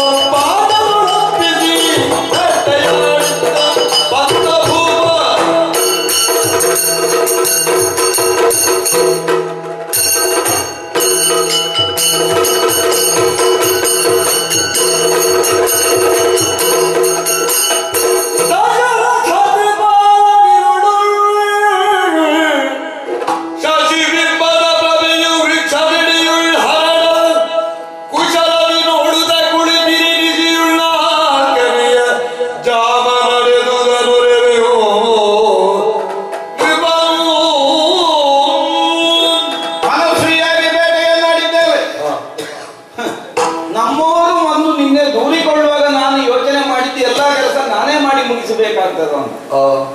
ಬೇಟೆಗೆ ತೊಡಗಿಸಿಕೊಂಡ ಆಮೇಲೆ ಗೊತ್ತಾದದ್ದು ನಮ್ಮೊಂದಿಗೆ ಬಂದವರು ಬೇಟೆಯಲ್ಲಿ ಎಷ್ಟು ನಿಷ್ಣಾತರಿದ್ದಾರೆ. ಪ್ರಾಣಿಗಳ ಜಾಡನ್ನು ಅರಿತು ಕೇವಲ ಆಘ್ರಾಣಿಸುವಂತಹ ಸಾಮರ್ಥ್ಯದಿಂದಲೇ ಪ್ರಾಣಿಗಳ ಮೈಯ ವಾಸನೆಯನ್ನು ಗುರುತಿಸಿ ಕಣ್ಣಿಗೆ ಕಾಣಿಸದೇ ಇರುವ ಆ ಮೃಗಗಳಿವೆ ಎನ್ನುವುದನ್ನು ತರ್ಕಿಸುವಂತಹ ಬುದ್ಧಿಯಲ್ಲ ಕಾಡಿನ ಪರಿಸರದಲ್ಲೇ ವಾಸಿಸುವಂತಹ ಮಂದಿಗಳಿಗೆ ಬಹಳ ಬಂದು ಹೋಗಿದೆ. ಅವರೇ ಹೇಳ್ತಿದ್ರು, ರಾಯರೇ ಆ ಪೊದರಿನ ಆಚೆಗೆ ಹೊಡಿ, ಅಲ್ಲಿ ಮೃಗ ನೋಡಿದ್ರೆ ಹೌದಲ್ಲ. ಹಾಗಿದ್ರೆ ಅನುಭವದಿಂದ ಎಲ್ಲವೂ ಸಿದ್ಧವಾಗುತ್ತದೆ. ನಾವೆಲ್ಲ ಹವ್ಯಾಸಕ್ಕೋ ಅನಿವಾರ್ಯಕ್ಕೋ ಒಂದೊಂದು ಸಲ ಬೇಟೆಗೆ ಬರುವುದು. ಅವರು ಮೈಯ ವಾಸನೆಯಿಂದಲೇ ಗ್ರಹಿಸಬಲ್ಲರು ಇರುವುದು ಯಾವ ಮೃಗ ಅಂತ. ಅಷ್ಟೂ ನಿಖರತೆಯನ್ನು ಹೊಂದಿದವರು. ಎಲ್ಲರನ್ನು ಕೂಡಿಕೊಂಡು ಬೇಕಾದ ಹಾಗೆ ಬೇಟೆಯಾಡಿಯಾಗಿದೆ. ಸ್ವಲ್ಪ ಸಂಗ್ರಹವೂ ಆಗಿದೆ. ಬೇಕಾದನ್ನೆಲ್ಲ ಅವರವರ ಯೋಗ್ಯತಾನುಸಾರ ಹಂಚಿಕೊಳ್ಳಿ ಅಂತ ಹೇಳಿ ಎಲ್ಲ ಊರಿಗೆ ಕಳಿಸಿದ್ದೇನೆ. ನಾನಂತೂ ಈ ರಾತ್ರಿಯನ್ನೆಲ್ಲ ಇಲ್ಲಿಯೇ ಉತ್ತರಿಸಿ ಆಮೇಲೆ ಪಟ್ಟಣವನ್ನು ಸೇರುವುದು ಅಂತ ಯೋಚನೆ ಮಾಡಿದ್ದೇನೆ. ಸುಲಲಿತವಾಗಿ ಹರಿದು ಸಾಗುತ್ತಿರುವಂತಹ ಸರಯೂ ನದಿಯ ದಂಡೆಯಲ್ಲಿ ವಿಶಾಲವಾಗಿ ತೆರೆದುಕೊಂಡಂತಹ ವನಪ್ರದೇಶ ಇದು. ನೋಡಿದ್ರ ಬೆಳದಿಂಗಳ ರಾತ್ರಿ ಸುಧಾಂಶವನ್ನಿಸಿಕೊಂಡ ಆ ಚಂದ್ರಮನ ಕಿರಣ ಸ್ಪರ್ಶದಿಂದ ಮೈಗಾದಂತಹ ದಣಿವೆಲ್ಲ ಪರಿಹಾರವಾಗಿದೆ. ಹಾಗೆ ಚಂದ್ರಿಕಾ ವಿಹಾರವನ್ನು ಮಾಡಿದ ಹಾಗೂ ಆಗ್ತದೆ. ಸ್ವಲ್ಪ ಈ ಕಾಡಿನಲ್ಲಿ ಕಾಲವನ್ನು ವಿಹಾರದ ಮೂಲಕವಾಗಿ ಕಳೆಯುವುದರಿಂದ ಮನಸ್ಸಿಗೆ ಸ್ವಲ್ಪ ನೆಮ್ಮದಿಯೂ ಸಿಗುತ್ತದೆ. ಈ ಬಗೆಯಿಂದ ರಾತ್ರಿಯನ್ನಿಲ್ಲೇ ಉತ್ತರಿಸೋಣ ಅಂತ ನಾನು ವಿಧಿಕೊಂಡಿದ್ದೇನೆ. ನೋಡುವ ಸ್ವರೂಪ ಮುಂದೆ ಹೋಗ್ಬೋದು.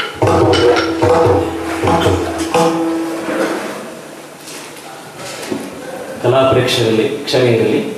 ನಮ್ಮ ದೇವಸ್ಥಾನದ ಧರ್ಮದರ್ಶಿಗಳು ನೀವಿ ವಿಜಯ್ ಬಲ್ಲಾಡ್ರು ಈ ಕಾರ್ಯಕ್ರಮಕ್ಕೆ ಆಗಮಿಸ್ತಾರೆ. ಅವರಿಗೆ ಸ್ವಾಗತವನ್ನು ಕೊಡ್ತಾ ಇಲ್ಲಿನ ಎಲ್ಲ ಇವತ್ತಿನ ಈ ತಾಳಮದ್ದಳೆಯ ಕಲಾವಿದರಿಗೆ ದೇವಸ್ಥಾನದ ಪ್ರಸಾದವನ್ನು ಕೊಡಬೇಕಾಗಿ ಅವ್ರ ಹತ್ರ ಕೇಳಿಕೊಳ್ತಾರೆ.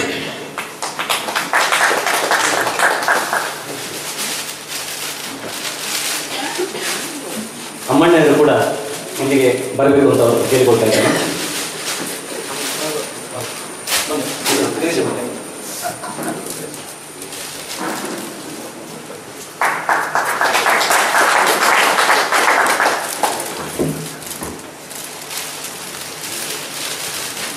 ಕನ್ನಡಿ ಕಥೆಯವರು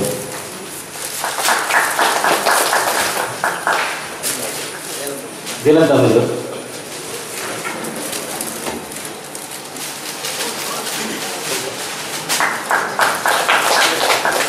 ಚೈತನ್ಯ ಅವರು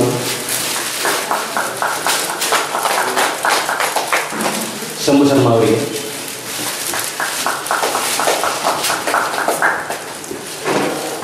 ಹರೀಶ್ ಶ್ರೀರಾಮಾಚಾರ್ಯ ಸುನಂಬರ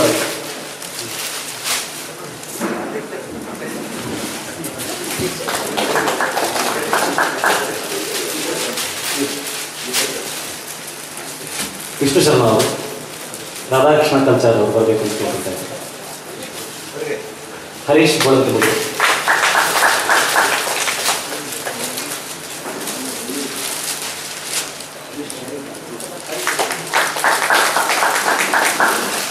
ಶ್ರೀರಾಮಾಚಾರ್ಯ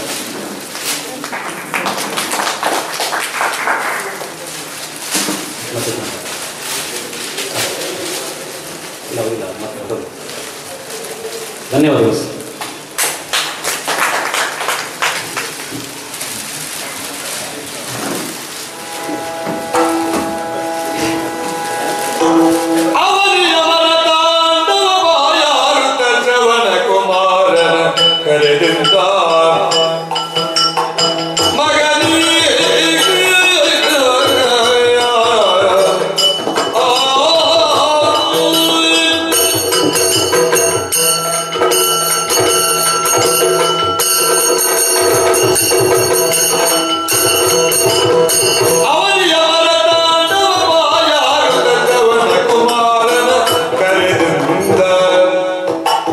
Give us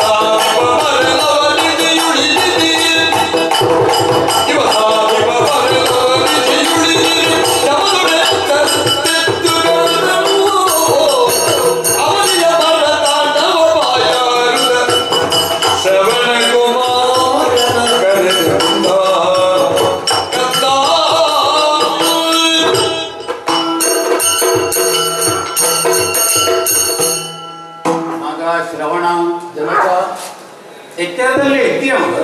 ಎಚ್ಚರದಲ್ಲೇ ಇರಬೇಕಾದ ನನ್ನ ಕರ್ತವ್ಯವಲ್ಲವೇ ತಂದೆ? ನನಗೆ ನಿದ್ರೆ ಬರಲಿಲ್ಲ ಸರಿಯಾಗಿ. ಆದರೆ ಒಳ್ಳೆ ತಂಪು ಜಾಗ ಇತ್ತು, ನದಿಯಿಂದ ಬೀಸುವಂತಹ ತಂಗಾಳಿಯೂ ಇತ್ತು. ಹೌದು, ಮೈದ ನಮಗೆಲ್ಲ ಹೋಗಿತ್ತು ಸರಿ. ಒಮ್ಮೆಲೆ ನಾವು ಆ ತಂಪು ವಾತಾವರಣ ಬದಲುವಂತಹ ಲಕ್ಷಣ ಕಾಣ್ತದೆ. ಬಹುಶಃ ಸೂರ್ಯೋದಯ ಹತ್ತಿರ ಹತ್ತಿರ ಆಯ್ತು ಮಗ. ನಾನು ನನ್ನಷ್ಟಕ್ಕೆ ಏನಾದರೂ ಮಾತಾಡ್ತಾ ಇದ್ನು. ಅಲ್ಲ, ಪಶುಪತಿಯ ಧ್ಯಾನವನ್ನು ಗಟ್ಟಿಯಾಗಿಯೇ ಹೇಳ್ತಾ ಇದ್ದು. ಮಗು ಬಹಳ ಗಂಟ ಕಟ್ಟಿದೆ ಮಗ. ಬಾಯಾರಿಕೆ ಆಗ್ತದೆ. ಆ ನೀರಿನ ಜುಳುಜುಳು ನಾದ ಅಂತೂ ಕೇಳ್ತಲೇ ಇದೆ. ನೀನೇ ಹೇಳಿದ ಹಾಗೆ ಆ ಸರಯು ನನಗೆ ಇಲ್ಲೇ ಎಲ್ಲೋ ಪಕ್ಕದಲ್ಲಿ ಇರಬೇಕು ಮಗನೇ. ಒಂದಿಷ್ಟು ಕುಡಿಯಲಿಕ್ಕೆ ನೀರು ತರ್ತೀಯ ಮಗ. ತಂದೆ,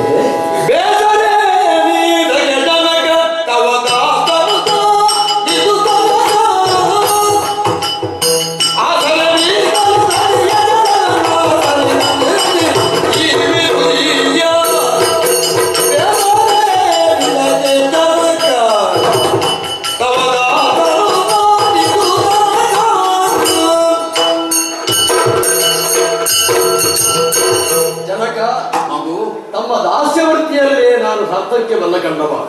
ಈ ಕ್ಷಣದಲ್ಲಿಯೇ ಹೋಗ್ತೇನೆ, ನೀರನ್ನು ತಂದು ನಿನಗೆ ಒಪ್ಪಿಸ್ತೇನೆ. ಅರೆಕಾಲ ಸೇವಿಸಿ, ಅರೆಕಾಲ ಸೇವಿಸಿ. ನಾವಿಲ್ಲೇ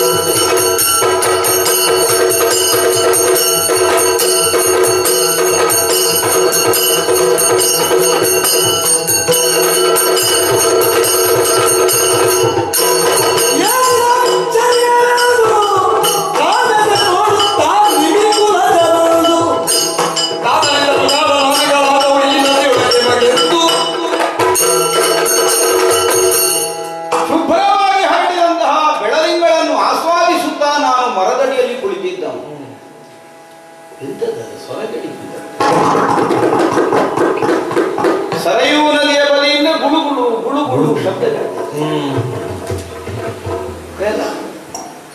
ನಿಶ್ಶಬ್ದವಾಗಿ ಉಂಟು ವಾತಾವರಣ. ಮನುಷ್ಯ ಸಂಚಾರ ಇನ್ನೂ ಪ್ರಾರಂಭ ಆಗಲಿಲ್ಲ. ಆದ್ರೆ ಎಲ್ಲಿಯಾದ್ರೂ ಬೆಳಗಿನ 4ನೇ ಜಾವವೇನು, ಇನ್ನೂ ಸೂರ್ಯೋದಯಕ್ಕೆ ಹೊತ್ತು ಬಹಳ ಇದೆ. ಈ ಹೊತ್ತಿನಲ್ಲಿ ನೀರಿನ ಸರಯೂ ನದಿ ಹರಿಯುವ ಸ್ವರ ಅಲ್ಲ, ಅದಾಗಿಂದ ನಮ್ಮ ಕಿವಿಗೆ ಕೇಳಿಸ್ತಾ ಉಂಟು.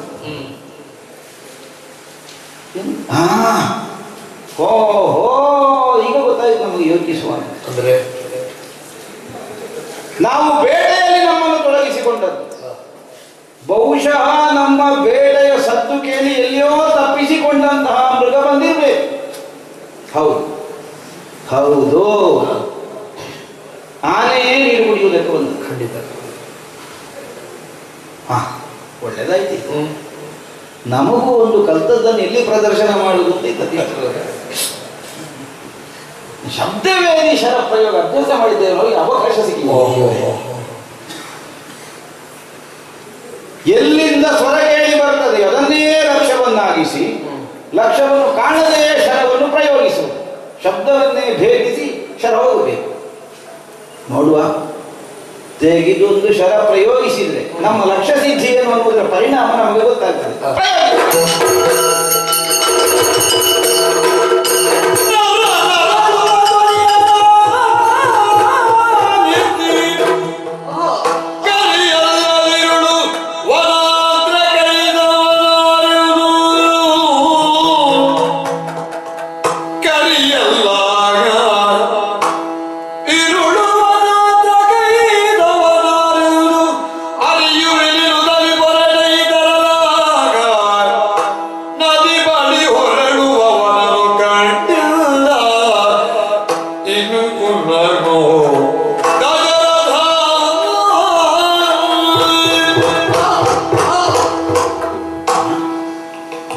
ಹೋಯ್ ಪ್ರಮಾದ ಘಟಿಸಿತೋ ಹೇಗೆ ಅಂದ್ರೆ ಆನೆ ಗೀಡುವ ಶಬ್ದ ಕೇಳಿಸ್ತದೆ ಅನ್ನೋ ಹಾಗೆ ನಾನು ನಿರೀಕ್ಷಿಸ್ತಾ ಇದ್ದೆ. ಆದರೆ ಮಾನವನ ಆಕಾರ ನನ್ನ ಶರ ಹೋದ ಎಡೆಯಿಂದ ಅಲ್ಲಪ್ಪ, ಈ ರಾತ್ರಿ ಕಾಲದಲ್ಲಿ ಹಾಗಿದ್ರೆ ಯಾರಾದರೂ ಮನುಷ್ಯ ಬಹುದೊಡ್ಡ ಪ್ರಮಾದ ಆಗಿ ಹೋಯಿತು. ಎಲ್ಲಾದರೂ ನಾನು ಆನೆಯನ್ನು ಇಳಿಸಿ ಬಿಟ್ಟಂತಹ ಶರ ಆ ಮಾನವನ ಮೇಲೆ ಶಿವನೇ ಶಿವನೇ ಇಲ್ಲ ಏನೋ ಇರಬೇಕು, ನೋಡೋಣ ಆ ಕಡೆ. ಓ ಅಯ್ಯೋ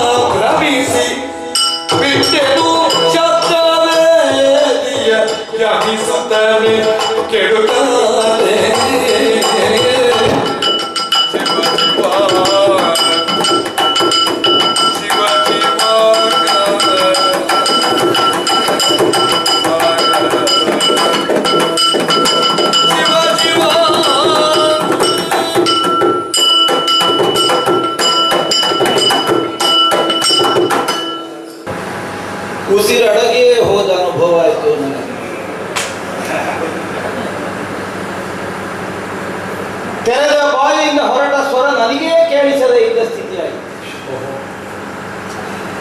ಕಂಡದಂತಹ ದೃಶ್ಯವನ್ನು ನನ್ನದಾದಂತಹ ಶರಪ್ರೌಢಿಮೆಯಿಂದ ಆನೆಯೊಂದನ್ನು ಕೆಳಗುತ್ತೇನೆ. ಈ ಯೋಚನೆಯಿಂದ ನಾನಿದ್ರೆ ಬಂದು ಕಾಣುತ್ತಿರುವುದೇನನ್ನು ಇನ್ನೂ ತರು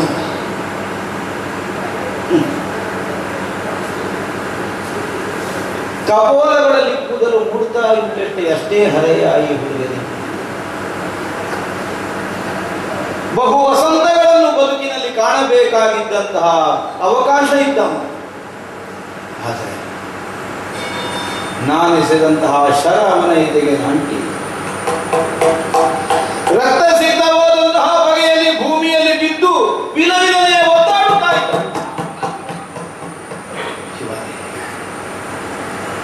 ಹೊಡೆತಷ್ಟು ಮಾರ್ಮಿಕವಾದದ್ದು. ಬಂದುದು ಆನೆ ಅನ್ನುವಂತಹ ಹೇಳಿಕೆಯಿಂದ ನಾನು ಶರಪ್ರಯೋಗಕ್ಕೆ ಮುಂದಾದದ್ದು. ಮದಿಸಿದ ಆನೆಯೊಂದನ್ನು ಹೊಡೆದುರುಳಿಸಬೇಕಾದ್ರೆ ಹೊಡೆತದ ತೀವ್ರತೆ ಎಷ್ಟಿರಬೇಕಾಗುತ್ತದೆ. ಈ ಪರಿಜ್ಞಾನದಿಂದ ಪ್ರಯೋಗಿಸಲ್ಪಟ್ಟಂತಹ ಶರ ಛಿದ್ರ ಆಗಿ ಹೋಗ್ಬೇಕಿತ್ತು ಇವನ ದೇಹ. ಆದರೆ ಪಾಪ ಏರುಸಿರು ಬಿಡ್ತಾ ಇದ್ದ. ಹತ್ತಿರ ಹೋಗ್ಲಿಕ್ಕೂ ನನಗೆ ಧೈರ್ಯ ಸಾಕಾಗುವುದು. ಅರಿಯದೇ ಮಾಡಿದ್ದು ಹೌದು, ಆದರೂ ನಿರಪರಾಧಿಯಾದಂತಹ ಇವನನ್ನು ಈ ಬಗೆಯಿಂದ ನಾನು ಹೊಡೆದುರುಳಿಸಿದ್ದನ್ನು ಹೇಗೆ ನನ್ನ ಮನಸ್ಸಾದರೂ ಒಪ್ಪಿಕೊಂಡಿತ್ತು. ಅವನನ್ನೇ ಸ್ವಲ್ಪ ಆಧರಿಸೋಣ. ಅಯ್ಯ ಸ್ವಲ್ಪ ಆಧರಿಸಯ್ಯ. ಯಾರು ಕೈ ಕೊಟ್ಟಿದ್ದೇನೆ ನಿನಗೆ. ಯಾರು ನೆಲದಲ್ಲಿ ಹೊರಳಾಡುತ್ತಿರುವಂತಹ ನಿನ್ನನ್ನು ಆಧರಿಸಿ ಹಿಡಿದಿದ್ದೇನೆ. ಸಂಪೂರ್ಣವಾಗಿ ಹೊರನಾಡಲಿಕ್ಕೂ ಆಗದಂತೆ ಬಾಲವನ್ನು ಕಟ್ಟಿದೆ. ನನ್ನ ಶರೀರಕ್ಕೆ ನಿನ್ನ ದೇಹವನ್ನು ಒರಗಿಸಿ ನಿನಗೆ ಉಸಿರಾಡುವುದಕ್ಕೆ ಅನುಕೂಲವಾಗುವ ಹಾಗೆ ನಿನ್ನ ಎದೆಯನ್ನು ನೀಡುತ್ತಾ ಇದ್ದೇನೆ. ಅಯ್ಯ, ನಿನಗೆ ಮುಖ ತೋರಿಸಲಿಕ್ಕೂ ನನಗೀಗ ಯೋಗ್ಯತೆ ಸಾಲ. ಯಾಕೆ? ಮೊದಲಿಗೆ ನೀನು ನನ್ನನ್ನು ಕ್ಷಮಿಸಿದ್ದೇನೆ ಅಂತ ಹೇಳಬೇಕು. ಯಾವ ಕಾರಣಕ್ಕಾಗಿ? ಯಥಾರ್ಥ ಕಾಲವು ಒಂದು ಹಿಂಸಾವೃತ್ತಿಯವಲ್ಲ. ನಾನು ಅನಿವಾರ್ಯವಾದ ಕಾಲದಲ್ಲಿ ಪರಹಿತವನ್ನು ಸಾಧಿಸುವುದಕ್ಕಾಗಿ ಕ್ರೂರರ ಮೇಲೆ, ದುಷ್ಟರ ಮೇಲೆ ಶಸ್ತ್ರವನ್ನು ಪ್ರಯೋಗಿಸುವಂತಹ ಸದ್ವೃತ್ತಿ ಇದ್ದವನು. ಆದರೆ ಕೈ ತಪ್ಪಿ ಹೋಯಿತು. ನನ್ನ ಎಣಿಕೆ ಮೀರಿ ಆಗಿ ಹೋದಂತಹ ಘಟನೆ ಇದು. ಸರಯೂ ನದಿ ಹತ್ತದಿಂದ ಗುಡುಗುಡನ್ನುವ ನಿನಾದ ಕೇಳಿ ಬಂದ ಕಾಲಕ್ಕೆ ಈ ಕಾಡಿನಲ್ಲಿರುವಂತಹ ಮೃಗ ಅರ್ಥಾತ್ ಆನೆ ನೀರು ಕುಡಿಯುತ್ತಿರಬೇಕು ಅನ್ನುವಂತಹ ಎಣಿಕೆಯಿಂದ ಆ ಸ್ವರವನ್ನಷ್ಟೇ ಆಲಿಸಿ ಮೃಗವನ್ನು ಕಾಣದೆಯೇ ನಾನು ಶರವನ್ನು ಪ್ರಯೋಗಿಸಿ, ನನ್ನ ಒಡಲನ್ನು ಹುಕ್ಕಿರುವ ಶರ ನನ್ನಿಂದ ಪ್ರಯೋಗಿತವಾದಂತಹ ಶರ, ನಾನು ಪ್ರಯೋಗಿಸಿದ ಶರ. ಆದರೆ ಪುಣ್ಯಾತ್ಮ ತ್ರಿಕರಣ ಶುದ್ಧಿಯಿಂದ ಹೇಳುತ್ತೇನೆ, ಇನ್ನೊಬ್ಬರನ್ನು ನೋಯಿಸುವಂತಹ ಬುದ್ಧಿಯವಲ್ಲ ನಾನು. ಸೂರ್ಯವಂಶಿ. ನಮ್ಮ ಮೈಯ ಮಾಂಸವನ್ನಾದರೂ ಕೆತ್ತಿ ಇನ್ನೊಬ್ಬರಿಗೆ ಆಹಾರವಾಗಿ ಕೊಟ್ಟೇವೆ ಹೊರತು ಇನ್ನೊಬ್ಬರ ಪ್ರಾಣವನ್ನು ನಮ್ಮನ್ನ ಅಂತ ನಾವು ಭಾವಿಸುವವರಲ್ಲ. ಬಹುಕಾಲ ಈ ಪ್ರಪಂಚದಲ್ಲಿ ಬದುಕಬೇಕಾಗಿದ್ದಮ್ಮ ನೀನು. ಇನ್ನೂ ಸಣ್ಣ ಹರೆಯದಮ್ಮ. ನಿನ್ನ ದುರ್ವಿಧಿ ಅನ್ನಲೋ ನನ್ನ ಪ್ರಾರಬ್ಧ ಅನ್ನಲೋ ಈ ಸಮಯಕ್ಕೆ ನೀನ್ ಯಾಕಯ್ಯ ಇಲ್ಲಿಗೆ ಬಂದೆ? ರಾತ್ರಿ ಕಾಲ ಆಯ್ತು. 4ನೇ ಜಾವ ಉತ್ತರಿಸಿದ ಮೇಲಾದ್ರೆ ಮಾನವರು ಸಂಚರಿಸ್ತಾರೆ 5ನೇ ಜಾವಕ್ಕಾಗುವಾಗ. ಇದನ್ನು ನಾನು ತಿಳಿದವನು. 4ನೇ ಜಾವ ರಾತ್ರಿ. ಈ ಹೊತ್ತಿನಲ್ಲಿ ಮಾನವರಾದವರು ಜಲಾಶ್ರಯದ ಸನಿಹವನ್ನು ಸೇರುವುದಕ್ಕಿಲ್ಲ. ಈ ನನ್ನ ತಿಳುವಳಿಕೆಯ ಕಾರಣದಿಂದ ಮನುಷ್ಯರು ಬಂದಿರ್ತಾರೆ ಅನ್ನೋದನ್ನು ಕಲ್ಪಿಸುವುದಕ್ಕೂ ನನಗೆ ಸಾಧ್ಯ ಆಗಲಿಲ್ಲ. ಆದ್ದರಿಂದ ಮೃಗವಿರಬೇಕು ಅಂತ ನಾನು ಎಣಿಸಿದೆ. ಆದರೆ ಪ್ರಮಾದ ಆಗಿ ಹೋಯಿತು. ಯಾರಯ್ಯ ನೀನು? ಏನಯ್ಯ ನಿನ್ನ ಉದ್ದೇಶ? ಎಲ್ಲಿಂದಯ್ಯ ನೀನು ಇಲ್ಲಿಗೆ ಬಂದವ?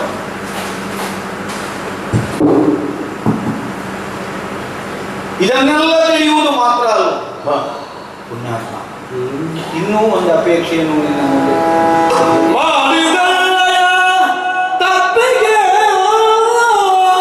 ನನ್ನನ್ನು ಸರ್ವಾಪರಾಧ ಆಗಿದೆ. ಕೋಪಿಸದೆ ನೀನಾಡೋ ಕಾಂಕ್ಷಿಗೆ ಎನಗೆ ತಪ್ಪಿಗೆ ಕೋಪಿಸದೆ ಆಡು ಕಾಂಕ್ಷಿಗೆ ಎನಗೆ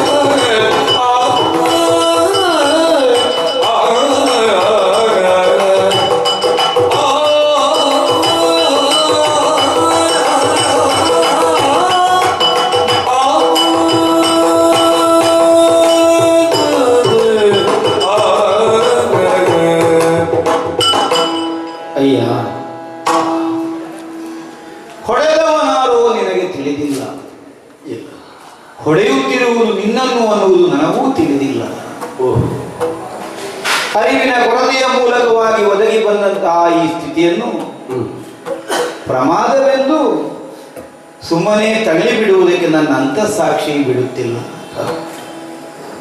ತಪ್ಪಿಸಿಕೊಳ್ಳುವಂತಹ ಬುದ್ಧಿಯವನಾದರೆ ನಿನ್ನ ಮುಂದೆ ಕಾಣಿಸಿಕೊಳ್ಳಬೇಕಾಗಿರಲಿಲ್ಲ ನನಗೆ.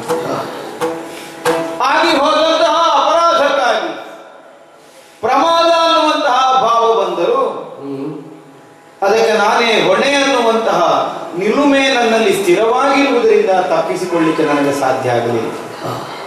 ಇಲ್ಲದಿದ್ರೆ ಯಾವನೋ ನಿನ್ನ ಗೊತ್ತು ಪರಿಚಯ ಇಲ್ಲ, ನಿನ್ನ ಹಿನ್ನೆಲೆ ನನಗೆ ತಿಳಿದಿಲ್ಲ, ನಿನ್ನನ್ನು ಬಿಟ್ಟರೆ ನಿನ್ನ ಪರಿಸರದಲ್ಲಿ ನಿನ್ನವರೆಂದು ಬೇರೆ ಯಾರು ಕಾಣಿಸುವುದಿಲ್ಲ. ಈಗಲೋ ಇನ್ನರೆಗಳಿಗೋ ನಿನ್ನ ಉಸಿರೇ ಅಡಗಿ ಹೋಗುವುದಕ್ಕೂ ಸಾಧ್ಯತೆ ಉಂಟು. ಇಂತಹ ಸಂದರ್ಭದಲ್ಲಿ ತಪ್ಪಿಸಿಕೊಳ್ಳುವ ಬುದ್ಧಿಯವನಾದರೆ ಅಲ್ಲಿಂದಲೇ ನನಗೆ ಹಿಂದಿರುಗಬಹುದಿತ್ತು. ಆದರೆ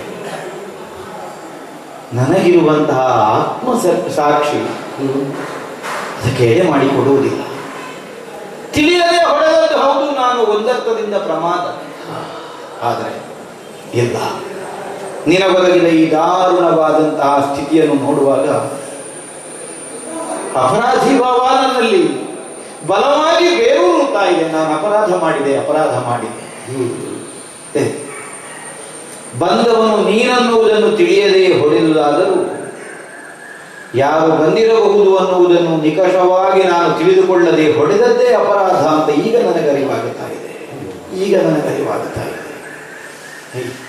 ಇದಕ್ಕೆ ಅನ್ನುವುದಿರಬೇಕು ವಿಧಿ. ಇಂತಹದೊಂದಾಗಿ ಹೋಗುವುದನ್ನು ವಿಧಿ ನಿರ್ಣಯಿಸಿದೆ, ನನ್ನ ಪ್ರಾರಬ್ಧ ಕಂಟಿಕೊಂಡಿದೆ ಅಂತ ಆದ್ರೆ ಅಲ್ಲಗಳೆಯುವುದಕ್ಕೆ ಬರ್ತದೋ ಹೇಳ್ಬೇಕು. ಹಾಗೆಂದು ನನ್ನ ಅಪರಾಧವನ್ನು ನೀನು ನಿನ್ನ ಕ್ರೋಧವಾಗಿ ಬದಲಿಸಿಕೊಳ್ಳಕೂಡದು. ಈಗಲೂ ಇನ್ನರೆಗಳಿಗೋ ಹೊರಟು ಹೋಗಬಹುದಾದಂತಹ ಹಸುವನ್ನಷ್ಟೇ ಹಿಡಿದು ನಿಂತಿರುವ ನೀನು ಶಪಿಸುವುದು ಬೇಡ. ಇವ ಹಾಳಾಗಿ ಹೋಗಿ ಅಂತ ಮನಸ್ಸಿನಲ್ಲಿ ಎಣಿಸಿದ್ರೆ ಸಾಕು. ನನ್ನ ಬದುಕಿನಲ್ಲಿ ನಾನು ಮತ್ತೆ ಒಳ್ಳೆಯದನ್ನು ಕಾಣುವುದಕ್ಕೆ ಆಗುವುದಕ್ಕೆ ರೂಢಿ ಪಾಲಕ. ಬದುಕಿನಲ್ಲಿ ದೈನ್ಯತೆಯನ್ನೇ ಕಾಣದೇ ಇದ್ದವನು, ಆದರೆ ಎಲ್ಲ ನಿರರ್ಥಕ ಅನ್ನುವಂತಹ ಪ್ರಪ್ರಥಮವಾದಂತಹ ಅನುಭವವನ್ನು ಈ ಪ್ರಕರಣ ನನಗೆ ಒದಗಿಸಿಕೊಟ್ಟಿತು. ಕೇವಲ ಮಾನವನ ಸಾಮರ್ಥ್ಯದಿಂದ ಏನು ಆಗುವುದಿಲ್ಲ ಈ ಪ್ರಪಂಚದಲ್ಲಿ ಅನ್ನುವಂತಹ ಸಂದೇಶವನ್ನು ನಾನು ಕಂಡುಕೊಂಡೆ. ಅಯ್ಯ, ನಿನ್ನ ವಿಧಿ ಇರಲಿ, ನನ್ನ ದೈವವಿರಲಿ, ನಮ್ಮ ಬದುಕಿನಲ್ಲಿ ಆಟವಾಡಿಸಿತಲ್ಲ. ನಿನಗೆ ಬದುಕಿಲ್ಲದಂತೆ ಮಾಡಿತ್ತು, ನಾನು ಬದುಕಿ ಪ್ರಯೋಜನ ಇಲ್ಲದಂತೆ ಆಗುವಂತಹ ಬಗೆಯನ್ನುಂಟು ಮಾಡಿತ್ತು. ಎಷ್ಟು ಕಾಲ ಬದುಕಿದರೂ ನನ್ನ ಕೈಯ ತಪ್ಪಿನಿಂದ ಆಗಿ ಹೋದಂತಹ ಪರಿಣಾಮ ನನ್ನಿಂದ ಮರೆವೇ ಆಗಲಿಕ್ಕುಂಟೆ. ಕ್ಷಣ ಕ್ಷಣವೂ ನೀನು ಯಾವ ವೇದನೆಯನ್ನು ನನ್ನ ಶರಾಘಾತದಿಂದ ಹೊಂದುತ್ತೀಯ, ಅದೇ ಬಗೆಯದ್ದಾದಂತಹ ವೇದನೆ ಮಾನಸಿಕವಾಗಿ ನನ್ನನ್ನು ಬಾಧಿಸ್ತದೆ. ಹಾಗೆ ನೀನೊಂದು ಪ್ರಸನ್ನ ಮನಸ್ಸಿನಿಂದ ತಿಳಿಯದೇ ನಿಂದಾಗಿದೆ ಅದ್ರ ಪಾಲ ಬೇಸರಿಸಬೇಡ ಅಂತ ನೀನು ಹೇಳಿದರೆ ನನಗೊಂದು ಕಿಂಚಿನ ಮಾತ್ರವಾದಂತಹ ಸಂತೃಪ್ತಿ ಆದರೂ ಸಮಾಧಾನವಾದರೂ ಸಿಗುತ್ತದೆ. ಹೇಳು, ಯಾರಯ್ಯ ನೀನು? ಯಾರು? ಒಬ್ಬ ರೂಢಿ ಬಾಲಕ ನಾನು, ದಶರಥ ನಾಮಕ. ನಿರ್ಮಾಣ ದಶರಥ, ನಿನಗೆ ಏನಾಗಬೇಕು ಹೇಳು. ನೀನು ಮಾಡಬೇಕಾದ ಕರ್ತವ್ಯ ಏನುಂಟು? ನಿನ್ನ ಸ್ಥಾನದಲ್ಲಿ ನಾನು ನಿಂತಾದರೂ ಅದನ್ನು ಪೂರೈಸ್ತೇನೆ. ನಿನ್ನಿಂದ ತಪ್ಪೇನಿಲ್ಲ, ವಿಧಿಯ ಬರಗವ ಮೀರುವರಾರು, ಆ ವಿಧಿಯ ಬರಗವ ಮೀರುವರಾರು, ಒದಗಿಸಿ ತವಶನದಿ ತುದಿಗಾಲವೆಂದಿನಗೆ,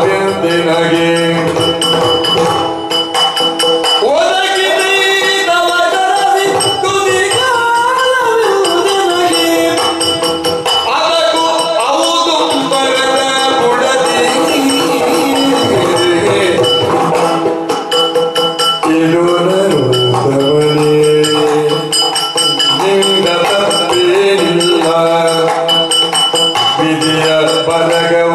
ಬೀವರ್ಯಾರೋ ಅಯ್ಯ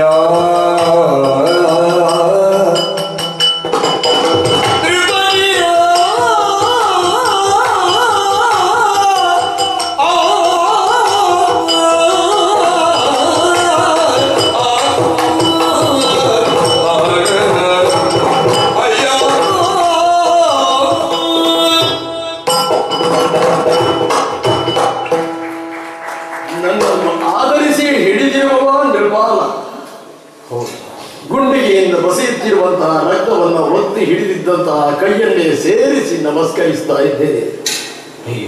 ಏನಾಯಿತು ಅಂತ ತಿಳಿಯುವುದಕ್ಕೆ ಆಗಂತಹ ಸನ್ನಿವೇಶವನ್ನು ಎದುರಿಸಿದವ ನಾನು. ನೀರನ್ನು ತುಂಬುತ್ತಾ ಇದ್ದ ಕೈಯಲ್ಲಿ ಒಮ್ಮಿನೊಮ್ಮೆಗೆ ನನ್ನ ಒಡಲಿನ ರಕ್ತವೇ ಕಾಣಿಸಿಕೊಂಡಾಗ ದಿಗ್ಭ್ರಾಂತನಾಗಿ ಹೋದೆ. ಒಡಲು ಒಡೆಯುತ್ತಿದೆ ಎನ್ನುವ ಕಾರಣದಿಂದಲಲ್ಲ, ಕರ್ತವ್ಯವನ್ನು ಮಾಡಲಾಗದೆ ಇಲ್ಲೇ ಉಳಿದನಲ್ಲ ಎಂಬುದಾಗಿ ಒಡಲನ್ನು ಸೇರಿದ ಸರಳು ಎಲ್ಲಿಯದ್ದು ಅಂತ ಕಿಂಕರ್ತವ್ಯ ಮೂಢನಾಗಿ ನೋಡುತ್ತಾ ಇರುವಾಗ ರೂಢಿಪಾಲನೆ ಪುನರಪಿ ನಮಸ್ಕರಿಸಿಕೊಂಡಿದ್ದೇನೆ. ಈ ಒಡಲನ್ನು ನೀಗುತ್ತಾ ಇದ್ದೇನೆ ನಿನ್ನ ಶರದಿಂದ ಎನ್ನುವ ಕಾರಣಕ್ಕಾಗಿ ವೇದನೆಯಿಂದಲೋ ನಿನ್ನ ಮೇಲಿನ ಸೇಡಿನಿಂದಲೋ ತಿರಸ್ಕಾರದ ದೃಷ್ಟಿಯಿಂದಲೋ ಕಾಣುವಂತಹ ಮನಸ್ಸು ನನ್ನದಲ್ಲದಯ್ಯ. ನನ್ನ ಕರ್ತವ್ಯವನ್ನು ನಾನು ಮಾಡುತ್ತಾ ಇದ್ದೆ. ನಿರ್ಭಾರನಾಗಿ ನಿನ್ನ ಕರ್ತವ್ಯವನ್ನು ನೀನು ಮಾಡುತ್ತಾ ಇದ್ದೀನಿ. ನಿನ್ನ ಕರ್ತವ್ಯವನ್ನು ಮಾಡುವಾಗ ನಿನ್ನ ಶರಕ್ಕೆ ನಾನು ಅಡ್ಡಿ ಬಂದರೆ ನಿನ್ನನ್ನು ನಾನು ಹೇಗೆ ಆಕ್ಷೇಪಿಸಲಿ? ಬೇಸರವಾಗುತ್ತಾ ಇರುವುದು ನಾನು ಸಾಯ್ತಾ ಇದ್ದೇನೆ ಅಂತಲ್ಲ, ನಿನ್ನ ಶರದಾಗಿದೆ ಅಂತಲ್ಲ. ನೋಡಲಿ, ಔದುಂಬರ ವೃಕ್ಷದ ಸಮಯದಲ್ಲಿ ನನ್ನ ಜೀವನದ ವ್ರತವಾಗಿ ನಾನು ಉಳಿಸಿಕೊಂಡಂತಹ ನನ್ನ ತಂದೆ ತಾಯಿಗಳಿದ್ದಾರೆ. ಅವರ ಅಪೇಕ್ಷೆ ಅಂಧ ಗೆಳವರು ಏನು ಅಂಧ ಗೆಳವರು ಎನ್ನ ತಂದೆ ತಾಯಿಗಳ ಸೇವೆ ಇಂದಿನವರೆಗೆ ಮಾಡಿದೆನೋ. ಆ ಅಂಧ ಕೆಳವರು ಎನ್ನ ತಂದೆ ತಾಯಿಗಳು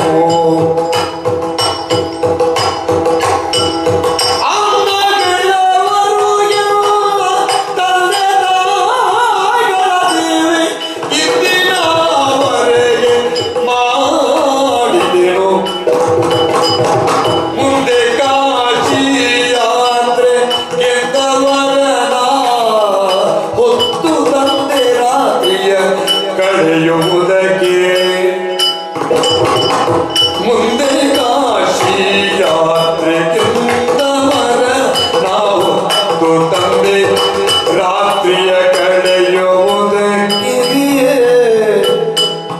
ಅಂತ ಹೇಳವರು ಎನ್ನ ತಂದೆ ತಾಯಿ ನೆಪದೇ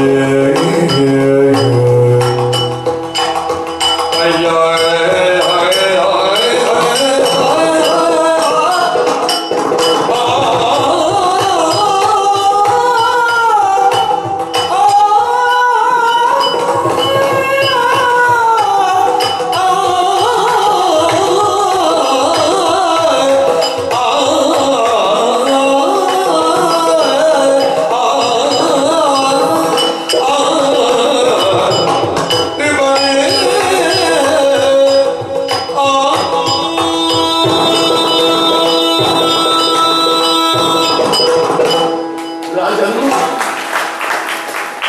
ನಶ್ವರವಾದಂತಹ ಈ ಒಡಲು ಬಿದ್ದು ಸಾಯ್ತದಲ್ಲ ಎನ್ನುವ ಕಾರಣದಿಂದಲಾಗಿ ನನಗೆ ದುಃಖವಿಲ್ಲವಯ್ಯ.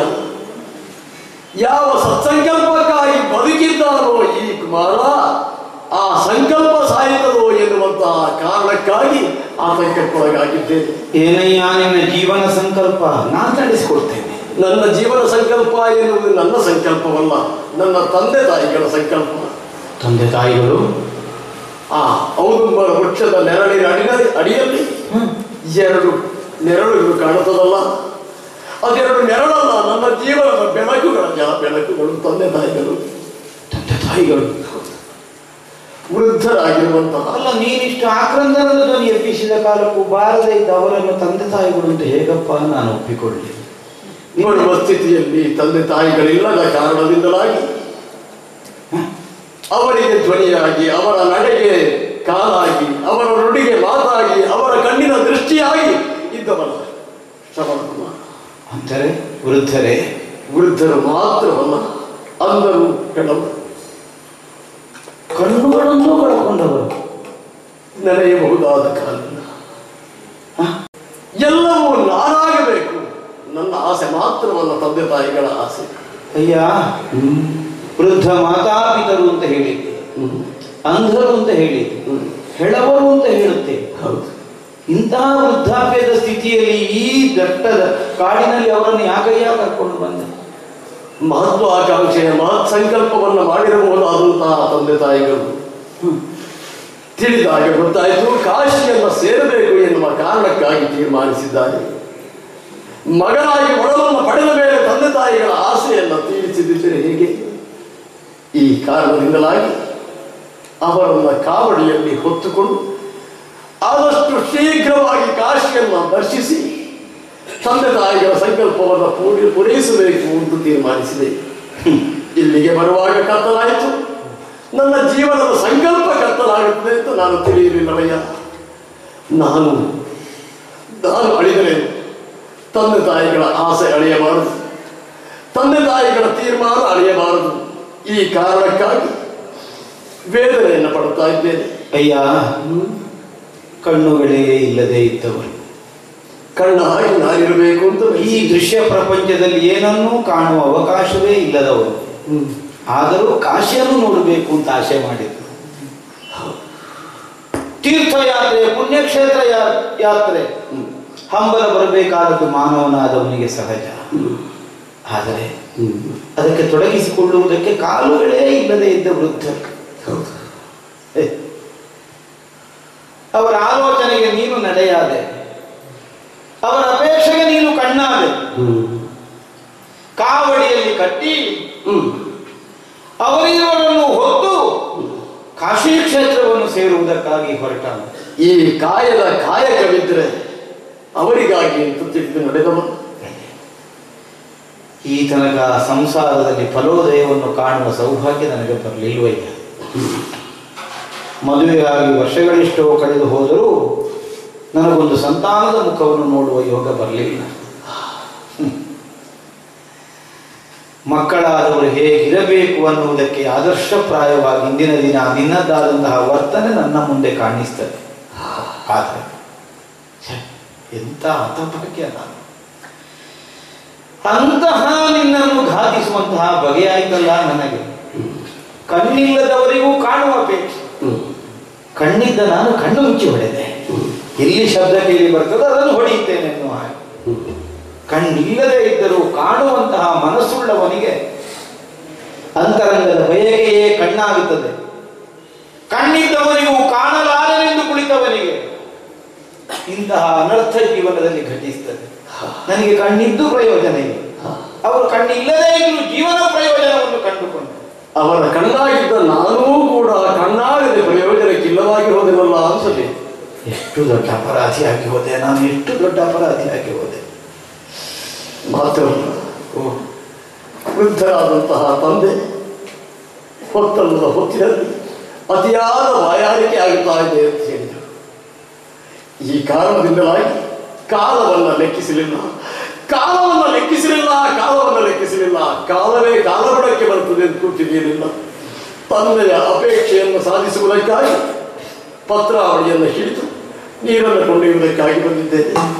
ನನ್ನ ಹೃದಯದ ಭಾವನೆಗಳೆಲ್ಲ ನಿನ್ನ ಬಾಣದಿಂದ ಬಡಿದರೂ ತೊಂದರೆ ಇಲ್ಲ, ಹೃದಯದ ಸಂಕಲ್ಪ ಬಡಿದು ನುಚ್ಚು ನೂರಾದರೂ ತೊಂದರೆ ಇಲ್ಲ. ತಾತ್ಕಾಲಿಕವಾದ ಸಂಕಲ್ಪ ತಂದು ನೀರು ಕುಡಿಯಬೇಕಂತೆ ಕಾಯಿಸಬೇಡ. ಆದ ಕಾರಣ ನೀನ ದಂಪತಿಗಳನ್ನು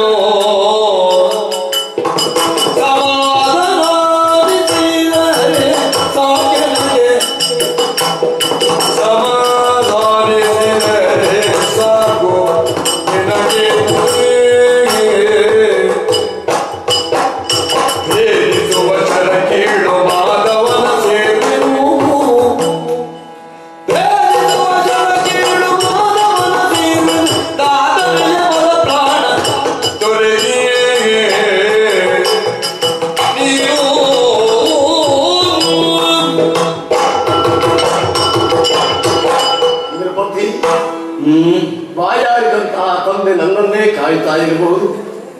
ತಂದೆ ತಾಯಿಗಳು ಯಾವಾಗ ಸೂರ್ಯೋದಯವಾಗುತ್ತದೋ ಕಾಶಿಯನ್ನು ಸೇರುತ್ತೇವೋ ಎನ್ನುವಂತಹ ಆ ಭಾವನೆಯಲ್ಲಿ ಇರಬಹುದು. ನಿನ್ನಲ್ಲಿ ಕೈ ಮುಗಿದು ಕೇಳಿಕೊಳ್ಳುತ್ತೇನೆ. ನನ್ನ ಹೃದಯದ ಭಾವನೆಗಳನ್ನು ತೋಡಿಕೊಳ್ಳಲಿಕ್ಕೆ ಯಾವುದೇ ಮಾತುಗಳಿಲ್ಲವಾಗಿ ಹೋಗಿದೆ. ಹೃದಯವನ್ನು ಬಾಣ ಭೇದಿಸಿ ಬಂದಂತಹ ರಕ್ತದಿಂದಲೇ ಮುಗಿದ ಕೈಯಿಂದ ಕೇಳುತ್ತೇನೆ. ನನ್ನ ಅಳಿವಿನ ಬಗ್ಗೆ ನನಗೆ ಬೇಸರವಿಲ್ಲವಯ್ಯ. ನನ್ನ ತಂದೆ ತಾಯಿಗಳ ತೀರ್ಮಾನವನ್ನು ಬಂದೆ ಮಾಡದೆ ನೀರನ್ನು ಬೇಕೆಂದು ಅಪೇಕ್ಷಿಸಿದಂತಹ ತಂದೆಯ ಭಾವನೆಯನ್ನೂ ಸೇರಿ ಕಾಶಿಯನ್ನು ಸೇರುವಂತಹ ತೀರ್ಮಾನವನ್ನೂ ಸೇರಿಸಿ ಅವರನ್ನು ಸಮಾಧಾನಪಡಿಸು. ಹಾಕು, ನೀನು ಕೊಟ್ಟಂತಹ ಬಾಣ ನನ್ನ ಕಾಯದಲ್ಲಿ ಬೇಡ. ಇದನ್ನು ಸೆಳೆ ಕರ್ತವ್ಯ ಪರಿಪಾಲನೆಯಲ್ಲಿಯೇ ಮರಣವನ್ನು ಗೈತೇನೆ ಎನ್ನುವ ಸಮಾಧಾನದಿಂದ ಮಾಧವನ ಪಾದವನ್ನು ಸೇರ್ತೇನೆ. ಇಷ್ಟು ನಡೆಸಿಕೊಳ್ಳಿ. ಅಯ್ಯ, ವ್ಯಥಿತನಾಗಬೇಡ.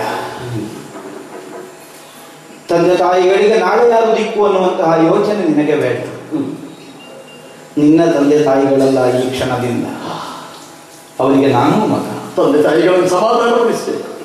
ವೃದ್ಧ ಮಾತಾಪಿತರ ಅಪೇಕ್ಷೆ ಏನುಂಟು ಅದನ್ನು ಪೂರೈಸಿ ಕೊಡುವಲ್ಲಿ ನೀನು ಹೊತ್ತ ಕಾವಡಿಗೆ ನಾನು ಹೆಗಲು ಕೊಡ್ತೇನೆ. ಆದರೆ ಅವರಿಗೆ ಕಾಶಿ ಕಾಣಲಿಕ್ಕೆ ಆಗುವುದಿಲ್ಲ ಅನ್ನುವುದಕ್ಕಲ್ಲ ಖೇದ. ಆದರೆ ಪಿತೃಭಕ್ತಿಯನ್ನು ಮೆರೆದು ಅವರ ಜೀವನದ ಬಹುದೊಡ್ಡ ಒಂದು ಅಪೇಕ್ಷೆಯನ್ನು ಈಡೇರಿಸುವುದಕ್ಕಾಗಿ ನೀನು ಪಟ್ಟ ಪರಿಶ್ರಮವೆಲ್ಲ ಮಧ್ಯದಲ್ಲೇ ನಿರರ್ಥಕವಾಗಿ ಹೋಯ್ತಲ್ಲ ನನ್ನ ಕಾರಣವಾಗಿ ಅನ್ನುವುದಕ್ಕಾಗಿ ಮಾತ್ರ ನನಗೆ ಖೇದ ಆಗುತ್ತಾ ಇದೆ. ಅಯ್ಯ, ನಿಜವಾಗಿಯೂ ನೀನು ಪುಣ್ಯಾತ್ಮ ಒಂದರ್ಥದಿಂದ. ಮಾತಾ ಪಿತೃಗಳನ್ನು ನಿಜ ಗುಣದಲ್ಲಿ ತೋಷಪಡಿಸುವವನನ್ನು ಮಗ ಅಂತ ಶಾಸ್ತ್ರ ಕೊಂಡಾಡ್ತಾರೆ. ಅಲ್ಲದಿದ್ದವ ಯೌವನ ಕುಂಡಿಸಲಿಕ್ಕೆ ಹುಟ್ಟಿದ ಮಗ ಅಂತ ಅರ್ಥ. ಎಂತಹ ಗುಣವನ್ನು ಮೆರೆದೆ. ಏನು ಪಿತೃಭಕ್ತಿಯಿಂದ ಈರುವರನ್ನು ಒಂದೊಂದು ಮೂಟೆಯಂತೆ ಕಾವಡಿಯಲ್ಲಿ ಕಟ್ಟಿ ಅವರ ಅಪೇಕ್ಷೆಯನ್ನು ಪೂರೈಸುವುದಕ್ಕಾಗಿ ನಿನ್ನ ಜೀವನ ಲಕ್ಷ್ಯವೇ ಅದು ಅನ್ನುವಂತಹ ನಿರ್ಣಯದಿಂದ ಹೊರಟು ನಿಂತವ. ಪ್ರಾಣವಿದ್ದಷ್ಟು ಸಮಯವೂ ತಂದೆ ತಾಯಿಗಳ ಸೇವೆ ಮಾಡಬೇಕು. ಇದೆಲ್ಲ ಯೋಚನೆ. ತಂದೆ ತಾಯಿಗಳ ಸೇವೆಯಲ್ಲಿ ಪ್ರಾಣ ಕಳ್ಕೊಳ್ಳುವುದಕ್ಕೂ ನೀನು ಮುಂದಾಗಿದ್ದೀಂತಾದರೆ ನಿನ್ನಂತಹ ಪುತ್ರರು ಈ ಪ್ರಪಂಚದಲ್ಲಿ ಬಹಳ ದುರ್ಲಭ. ಅಯ್ಯ, ಸಮಾಧಾನವನ್ನು ಹೊಂದು ವಿಧಿ ಅನ್ನುವಂತಹ 2 ಅಕ್ಷರದ ಒಂದು ಶಬ್ದವನ್ನು ಹೊರತುಪಡಿಸಿದರೆ ಇದಕ್ಕೆ ಪ್ರತಿಯಾಗಿ ಮತ್ತೊಂದು ಪರಿಹಾರವನ್ನು ಹೇಳುವುದಕ್ಕೆ ಊರಿನ ಅರಸರಾದರೂ ನನಗೆ ಅರ್ಹತೆ ಇಲ್ಲ ಅಂತಾಗಿ ಹೋಗಿದೆ. ಹೌದು, ಹಸುವಿನ ನೋವಿನಿಂದ ಕ್ಷಣಕ್ಕೂ ಅಳುತ್ತಿರುವಂತಹ ನಿನ್ನ ಕಣ್ಣೀರಿನೊಂದಿಗೆ 4 ಹನಿ ನನ್ನ ಕಣ್ಣೀರು ಸೇರಬಹುದೇ ಹೊರತು ಪ್ರತಿಯಾಗಿ ನಿನಗೇನನ್ನು ನಾ ಮಾಡಲಾರೆ. ಅರಿವಿಲ್ಲದೆಯೇ ಕೈತಪ್ಪಿನಿಂದ ಎಸೆದಂತಹ ಶರದೆಯ ಸುಗೆಯ ಮೂಲಕವಾಗಿ ಹೋಗಬಹುದಾದಂತಹ ನಿನ್ನ ಹಸುವನ್ನು ಮತ್ತೆ ಕೊಂಡು ತಂದಿಡುವ ಸಾಮರ್ಥ್ಯ ನನಗಿಲ್ಲವಯ್ಯ. ನನ್ನ ಅಸಹಾಯಕತೆಗಾಗಿ ಕೈ ಚೆಲ್ಲುತ್ತೇನೆ. ಪ್ರಾಯದಲ್ಲಿ ಸಣ್ಣವನಾದ ನಿನ್ನದಾದಂತಹ ಜೀವನೋದ್ದೇಶದ ಮೌಲ್ಯವನ್ನು ಗುರುತಿಸಿ ನಿನಗೆ ಕೈ ಮುಗಿಯುತ್ತೇನೆ, ತಲೆಬಾಗುತ್ತೇನೆ. ನಿನಗೆ ಸದ್ಗತಿ ಸಿಗಲಿ. ಪ್ರತ್ಯೇಕ ದೇವರಿದ್ದಾರೆ ಅಂತ ಕೈ ಮುಗಿಯುವುದಿಲ್ಲ. ನಾನು ಮರಣವನ್ನು ಹೊಂದುವ ಕಾಲದಲ್ಲಿಯೂ ನೆರಳಾಗಿ ನನ್ನ ಬೆಳಕಾಗೊಳಿಸುವಂತಹ ತಂದೆ ತಾಯಿಗಳಿಗೆ ಮುಖ ಮಾಡಿ ಅವರ ಸಂಕಲ್ಪ ನಿನ್ನ ಮೂಲಕ ಸಾಧಿಸುವ ಹಾಗಾಗಲಿ ಅಂತ ಪ್ರಾರ್ಥಿಸುತ್ತಾ ತಂದೆ ತಾಯಿಗಳನ್ನು ನೋಡುತ್ತಲೇ ಮಾಧವ ಶಿವನೇ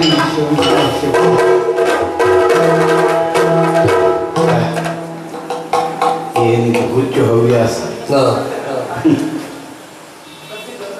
ಶಬ್ದವೇದಿ ಶರ ಪ್ರಯೋಗಕ್ಕೆ ಅವಕಾಶ ಯಾವಾಗ ಸಿಗ್ತದೆ ಅಂತ ಕಾದರವ ನಾನು. ಅದೇ ನನಗೆ ಜೀವನದಲ್ಲಿ ಇಂತಹ ಒಂದು ದುರಂತಕ್ಕೆ ಕಾರಣವಾಗ್ತದೆ ಅಂತ ನಾನು ಎಣಿಸಿಯೂ ಇಲ್ಲ. ತನ್ನ ಪ್ರಾಣ ಹೋಗುವ ಸ್ಥಿತಿಯಲ್ಲಿದ್ದ ಕಾಲಕ್ಕೂ ಅವ ಹಂಬಲಿಸಿದ್ದೇನಂದು ತನ್ನ ವೃದ್ಧ ತಂದೆ ತಾಯಿಗಳು ನೀರಿಲ್ಲದೆ ಗಂಟಲೊಣಗಿದ ಬಗೆಯಲ್ಲಿದ್ದಾರೆ. ಒಪ್ಪಿದ್ದೇನೋ ನಿಜ, ಆದ್ರೆ ಹೋಗಿ ಅವರ ಮುಂದೆ ಹೇಗೆ ನಿಲ್ಲಿ ನಾನು. ಅವರ ಪುತ್ರಘಾತಕವನ್ನು ಮಾಡಿದವ ನಾನನ್ನುವುದನ್ನು ತಿಳಿದರವರು ಎಂತೂ ಸಹಿಸಿಯಾರು. ಅಲ್ಲ, ಯಾವ ತಂದೆ ತಾಯಿಗಳಾದರೂ ಎಂತೂ ಸಹಿಸಿಯಾರು. ಆದರೆ ನಿಲ್ಲದೆ ವಿಧಿ ಇಲ್ಲ, ಬಂದದ್ದನ್ನು ಅನುಭವಿಸೋಣ. ಒಳ್ಳೆಯ ಸರಿಯೂ ನದಿಗಿಳಿದು ನೀರು ತುಂಬಿಕೊಂಡು ನೇರವಾಗಿ ಔದುಂಬರ ವೃಕ್ಷದ ಬಳಿಗೆ ನಾನು ಬಂದಿದ್ದೇನೆ. ಹೌದಲ್ಲ, ಕಾವಡಿಯಲ್ಲಿ ಕೊರಳಿಂದ ಹೊರಗೆ ಮಾತ್ರ ಮುಖ ಕಾಣುತ್ತದೆ. ಶರೀರವೆಲ್ಲ ಕಾವಡಿಯೊಳಗೆ ಸೇರಿಕೊಂಡಿದೆ. ಒಣಗುತ್ತಿರುವ ತುಟಿಯನ್ನು ನಾಲಿಗೆಯಿಂದ ಚಪ್ಪರಿಸುತ್ತಾ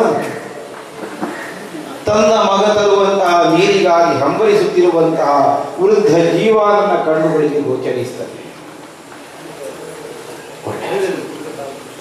ಮನಸ್ಸು ಗಟ್ಟಿ ಮಾಡಿ ಮುಂದೆ ಹೋಗೋಣ. ಸ್ವಾಮಿ, ಕಾಣುವುದಿಲ್ಲ. ನಾವು ಗ್ರಹಿಸಿದ್ದಿಂದ ದೂರ ಇದೆಯೋ ನದಿ ಹೇಗೆ ಬೇಗ ಬರ್ತಾನೆ ಯಾವತ್ತು? ಯಾಕಪ್ಪ ಇಷ್ಟು ತಡ ಮಾಡಿದ?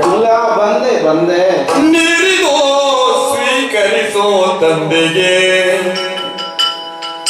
ಎಲ್ಲೊಡನೆ ಕವಿಯ ತೋರಬೇಡವೆಲ್ಲ ಮಾತೆಗೆ ಕಾರಣವಿಯ ನದಿಗೆ ಇಳಿದು ಆರಿತರೆ ನಿಧಾನವಾಯಿತು. ಬೆರಳಿನಲ್ಲಿ ನಿಮ್ಮಯ ಕುಮಾರನಿಗೆ ಕ್ಷಮಿಸಿದ ನೀರಿನೋ ಸ್ವೀಕರಿಸು ತಂದೆಯೇ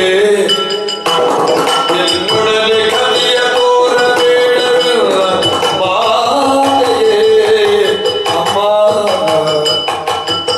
ತಂದೆಯೇ.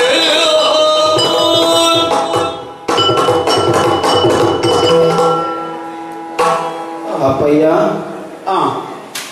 ಬಂದೆ ಆಯ್ತು. ಬಂದೆ ಸ್ವಲ್ಪ ದೂರ ಇತ್ತು. ನಾನು ಎಣಿಸಿದಷ್ಟು ಸುಲಭ ಆಗಲಿಲ್ಲ. ಮಧ್ಯದಲ್ಲೆಲ್ಲ ಸ್ವಲ್ಪ ವಿಘ್ನ ಬಂತು, ತಡೆ ಒದಗಿತ್ತು. ಮೊದಲೇ ಕಾರಡವಿ, ಕತ್ತಲೆಯ ಸಮಯ. ಕಣ್ಣರಳಿಸಿ ನೋಡಿದರೂ ಕಣ್ಣಿಗೆ ಸ್ಪಷ್ಟವಾಗಿ ಗೋಚರಿಸುವುದಿಲ್ಲ. ಅಂತೂ ಇಂತೂ ಗುರಿ ಸೇರಿದೆ. ಸರಿಯು ನದಿಗಿಳಿದು ಶುದ್ಧೋದಕವನ್ನು ತುಂಬಿ ತಂದಿದ್ದೇನೆ. ಬೇಸರ ಮಾಡಿಕೊಳ್ಳಬಾರದು. ಮೊದಲೇ ವಯಸ್ಸಿನಿಂದಲೂ ಜರ್ಜರಿತರಾದವರು, ದೇಹ ಸ್ಥಿತಿಯಲ್ಲಿಯೂ ಸೋತವರು, ನೀರಡಸಿ ಬೇರೆಂದು ನೀವು ಹಂಬಲಿಸಿ ಸಮಯ ತುಂಬ ಆಗಿ ಹೋಯಿತು. ಆದರೆ ಈಗ ತಂದಿದ್ದೇನೆ, ಬೇಸರ ಮಾಡಬಾರ್ದು. ಅಮ್ಮ, ನಿಮ್ಮ ಮಗ ಅಲ್ವಾ ನಾನು? ಮಗನೆಂದೇ ತಿಳಿಯಬೇಕು. ಸತಿಗೆ ಬದಿಯು ಬೀಳ್ದ ಸುತನಲ್ಲ ಈತ, ಅದಿವಿನಯದಿ ನುಡಿಯುವುದಿಗ ಏನ ಸಾಕಾಗ. ಸಿದ್ಧಿ ಬಗೆದನು ಯಾರನ್ನು ಗಲಿ ಮೀನರು ಸುತನಲ್ಲ ನಾನು ಭೂಪತಿಗೆ ಉದಾಸರಾಗು. ಸುತನಲ್ಲ ಈತ.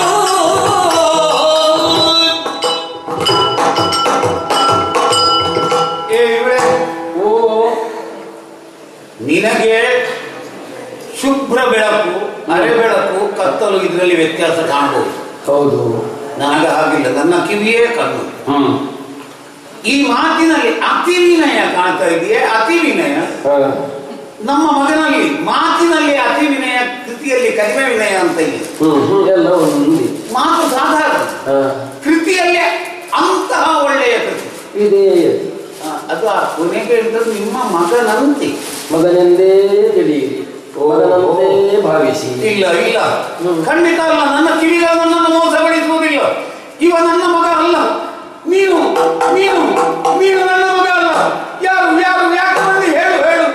ಮನ್ನಿಸಬೇಕು. ನಾನು ಆಡುವುದನ್ನು ಸಾವಧಾನದಿಂದ ಆಲಿಸುವೆ. ಮೃತ ದಂಪತಿಗಳಿಗೆ ಆಲಿಸಿರಿ, ಬಿತ್ತರಿ ಪೆಣ್ಣೆಲ್ಲವರು ಕವಿಯಾರು ಕ್ಷಮಿಸದಿರಿ.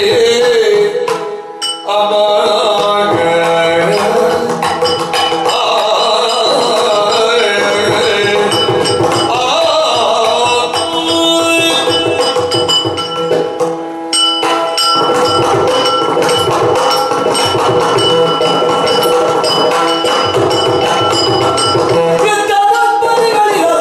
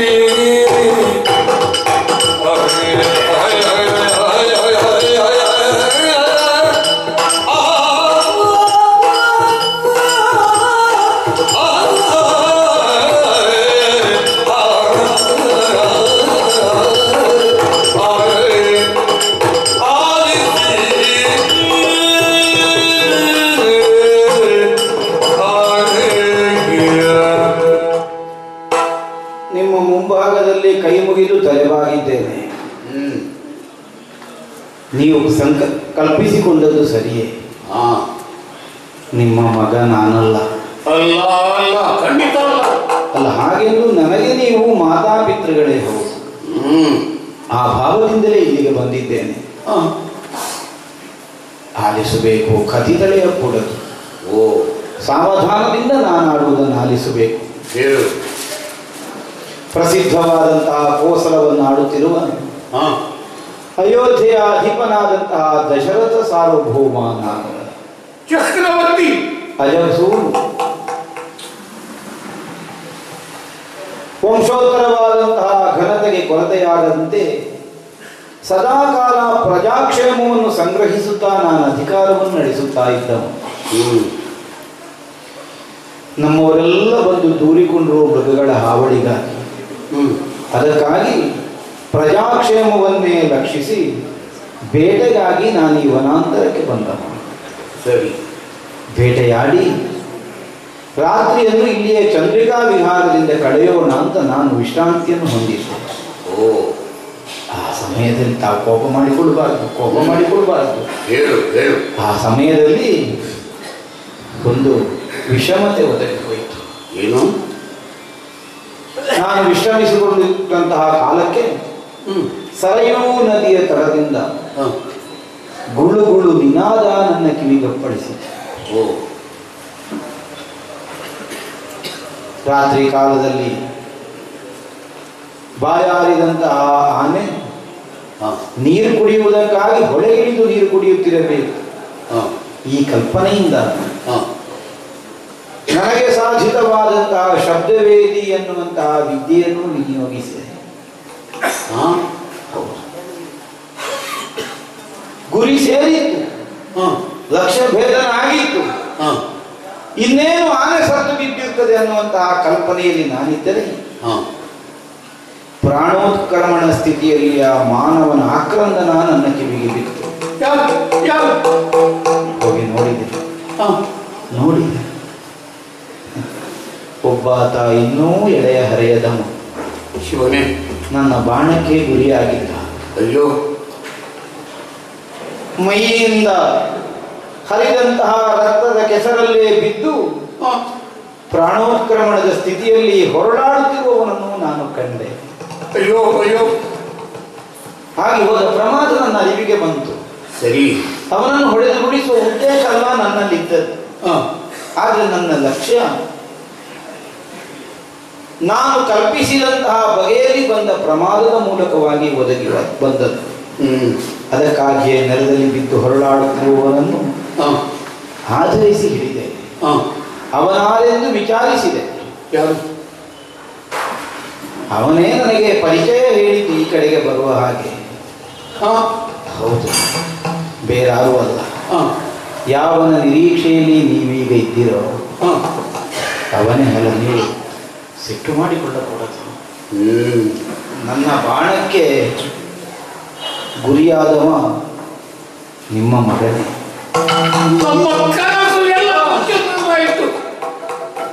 ಹೋಗಿ ಅವನನ್ನು ಸಾಂತ್ವನಗೊಳಿಸಿದೆ, ಸಮಾಧಾನಗೊಳಿಸಿದೆ, ಮಾತಾಡಿಸಿದೆ. ಯಾರು ನೀನು, ಯಾಕೆ ಬಂದವ ಅಂತ ಅಲ್ಲ ಕೇಳಿದೆ. ನಿಜವಾಗಿಯೂ ನಿಮ್ಮ ಮಾತೃತ್ವ ಪಿತೃತ್ವ ಸಾರ್ಥಕವಾಗುವ ಹಾಗಿದ್ದಂತಹ ಮಾತುಗಳನ್ನು ಅವನ ಬಾಯಿಂದ ಕೇಳಿ ತನಗಾದಂತಹ ಆಘಾತ, ತನಗಾದಂತಹ ನೋವನ್ನು ಅವ ಎಣಿಸಲಿಲ್ಲ. ಆ ಸಮಯದಲ್ಲಿ ಅವ ಹೇಳಿದ್ದು ಒಂದೇ, ಅವ ಅನುಭವಿಸುತ್ತಿದ್ದಂತಹ ತುಡಿತ ಒಂದೇ ಕಾರಣಕ್ಕೆ, ನನ್ನ ತಂದೆ ತಾಯಿಗಳು ವೃದ್ಧರು, ನಡೆಯುವ ಸಾಮರ್ಥ್ಯ ಇಲ್ಲದೆ ಇದ್ದವರು, ನೋಡುವಂತಹ ಅವಕಾಶವನ್ನೇ ಕಳಕೊಂಡವರು, ಅಂಥವರಿಗೆ ಬಾಯಾರಿಕೆ ನೀಗಿಸುವುದಕ್ಕಾಗಿ ನೀರಿಗಾಗಿ ನಾನು ಬಂದವ. ಅವರೀಗ ಗಂಟಲೊಣಗಿ ಕುಳಿತುಕೊಳ್ಳುವ ಬಗೆಯಾಗಿ ಹೋಯ್ತಲ್ಲ ಅಂತ ಅವ ಹಂಬಲಿಸುತ್ತಾ ಇದ್ದ. ಅದಕ್ಕಾಗಿ ನಾನೇ ನೀರು ತೆಕ್ಕೊಂಡು ಈ ಕಡೆಗೆ ಬಂದೆ. ಯಾಕಂದ್ರೆ ನಿಮ್ಮ ಪುತ್ರ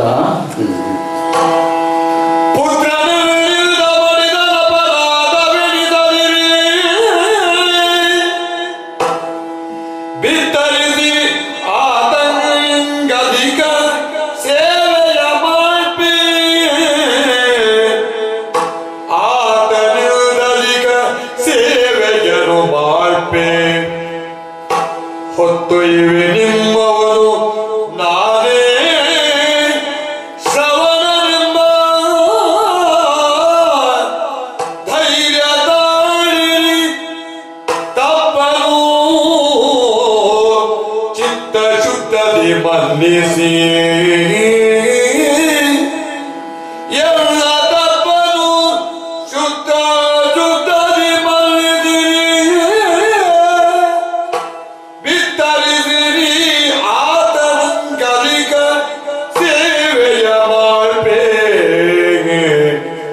ಅಯ್ಯ ಅಯ್ಯ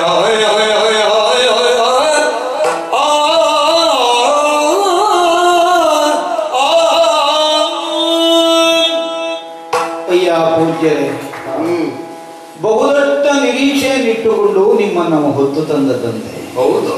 ವೃದ್ಧರಾದರೂ ನನ್ನ ತಂದೆ ತಾಯಿಗಳು ಪರಮ ಪಾವನವಾದಂತಹ ಕಾಶಿ ಯಾತ್ರೆಗಾಗಿಯೇ ಸಿದ್ಧರಾಗಿ ನಿಂತವರು. ಹಂಬಲಿಸಿದೆವು. ಅವರನ್ನು ಕಾವಡಿಯಲ್ಲಿರಿಸಿ ಹೊತ್ತು ನಾನು ಈ ಪಥದಲ್ಲಿ ಸಾಗುತ್ತಾ ಇದ್ದೆ. ರಾತ್ರಿ ಆಯಿತು, ಆಯಾಸ ತಲೆದೋರಿತು. ಅದಕ್ಕಾಗಿ ಹತ್ತಿಯ ಮರದ ರೆಂಬೆಯಲ್ಲಿ ಕಾವಡಿಯನ್ನು ನಿಲ್ಲಿಸಿ ನಾನು ಮರದ ಕೆಳಗೆ ನಿದ್ರಿಸುತ್ತಾ ಇರುವ ಕಾಲಕ್ಕೆ ನನ್ನ ತಂದೆ ತಾಯಿಗಳೇ ಕರೆದು ನೀರು ತರುವುದಕ್ಕಾಗಿ ಹೇಳಿದರು. ಅದಕ್ಕಾಗಿ ಇತ್ತ ಕಡೆಗೆ ಬಂದು ಅಲ್ಲ, ನೀವು ಅನ್ಯತಾ ಭಾವಿಸಬೇಡಿ.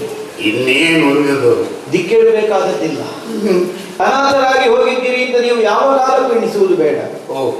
ಅವ ಹಂಬಲಿಸಿದ್ದೊಂದೇ ನಮ್ಮ ಅಪ್ಪ ಅಮ್ಮನ ಕಾಶಿ ಯಾತ್ರೆ ಹೇಗೆ ಸಾಂಗವಾದೀತು, ಹೇಗೆ ಸಾಂಗವಾದೀತು. ನಾನೇ ಅಲ್ಲಿ ಸಮಾಧಾನ ಹೇಳಿ ಬಂದೆ. ಯೋಚಿಸಬೇಕಾದದ್ದಿಲ್ಲ. ಇಂತಹ ಸದಾಶಯವನ್ನು ಹೊಂದಿದ ನಿನ್ನ ತಂದೆ ತಾಯಿಗಳ ಕಾಶಿ ಯಾತ್ರೆ ಪೂರ್ಣವಾಗುವಂತೆ ನಾನು ವ್ಯವಸ್ಥೆಗೊಳಿಸ್ತೇನೆ ಅಂತ ಅಲ್ಲಿ ಒಪ್ಪಿ ಬಂದಮ್ಮ. ಯೋಚಿಸಬೇಡಿ. ನಿಮ್ಮ ಪುತ್ರನ ಸ್ಥಾನದಲ್ಲಿ ನಾನಿದ್ದು ನಿಮ್ಮ ಅಪೇಕ್ಷೆ ಏನು, ಅದರಂತೆಯೇ ಕಾಶಿಯ ಸನ್ನಿಧಾನವನ್ನು ನೀವು ಸೇರುವಂತೆ ನಾನು ನಿಮಗೆ ಒದಗಿ ಬರ್ತೇನೆ. ಬೇಕು ಅಂತ ಮಾಡಿದ್ದಲ್ಲ, ಪ್ರಮಾದವಶದಿಂದ ಆಗಿ ಹೋದದ್ದು. ಇನ್ನು ನಿಮಗೆ ಪುತ್ರನ ಸ್ಥಾನದಲ್ಲಿ ನಾನಲ್ಲದೆ ನೀವು ಪಡೆದ ನಿಮ್ಮ ಮಗ ನಿಮಗೆ ಸಿಗುವುದಕ್ಕಿಲ್ಲ. ಇಷ್ಟು ಹೇಳುತ್ತಾ ಅವ ಈ ಲೋಕದಿಂದಲೇ ಹೊರಟು ಹೋದನಯ್ಯ.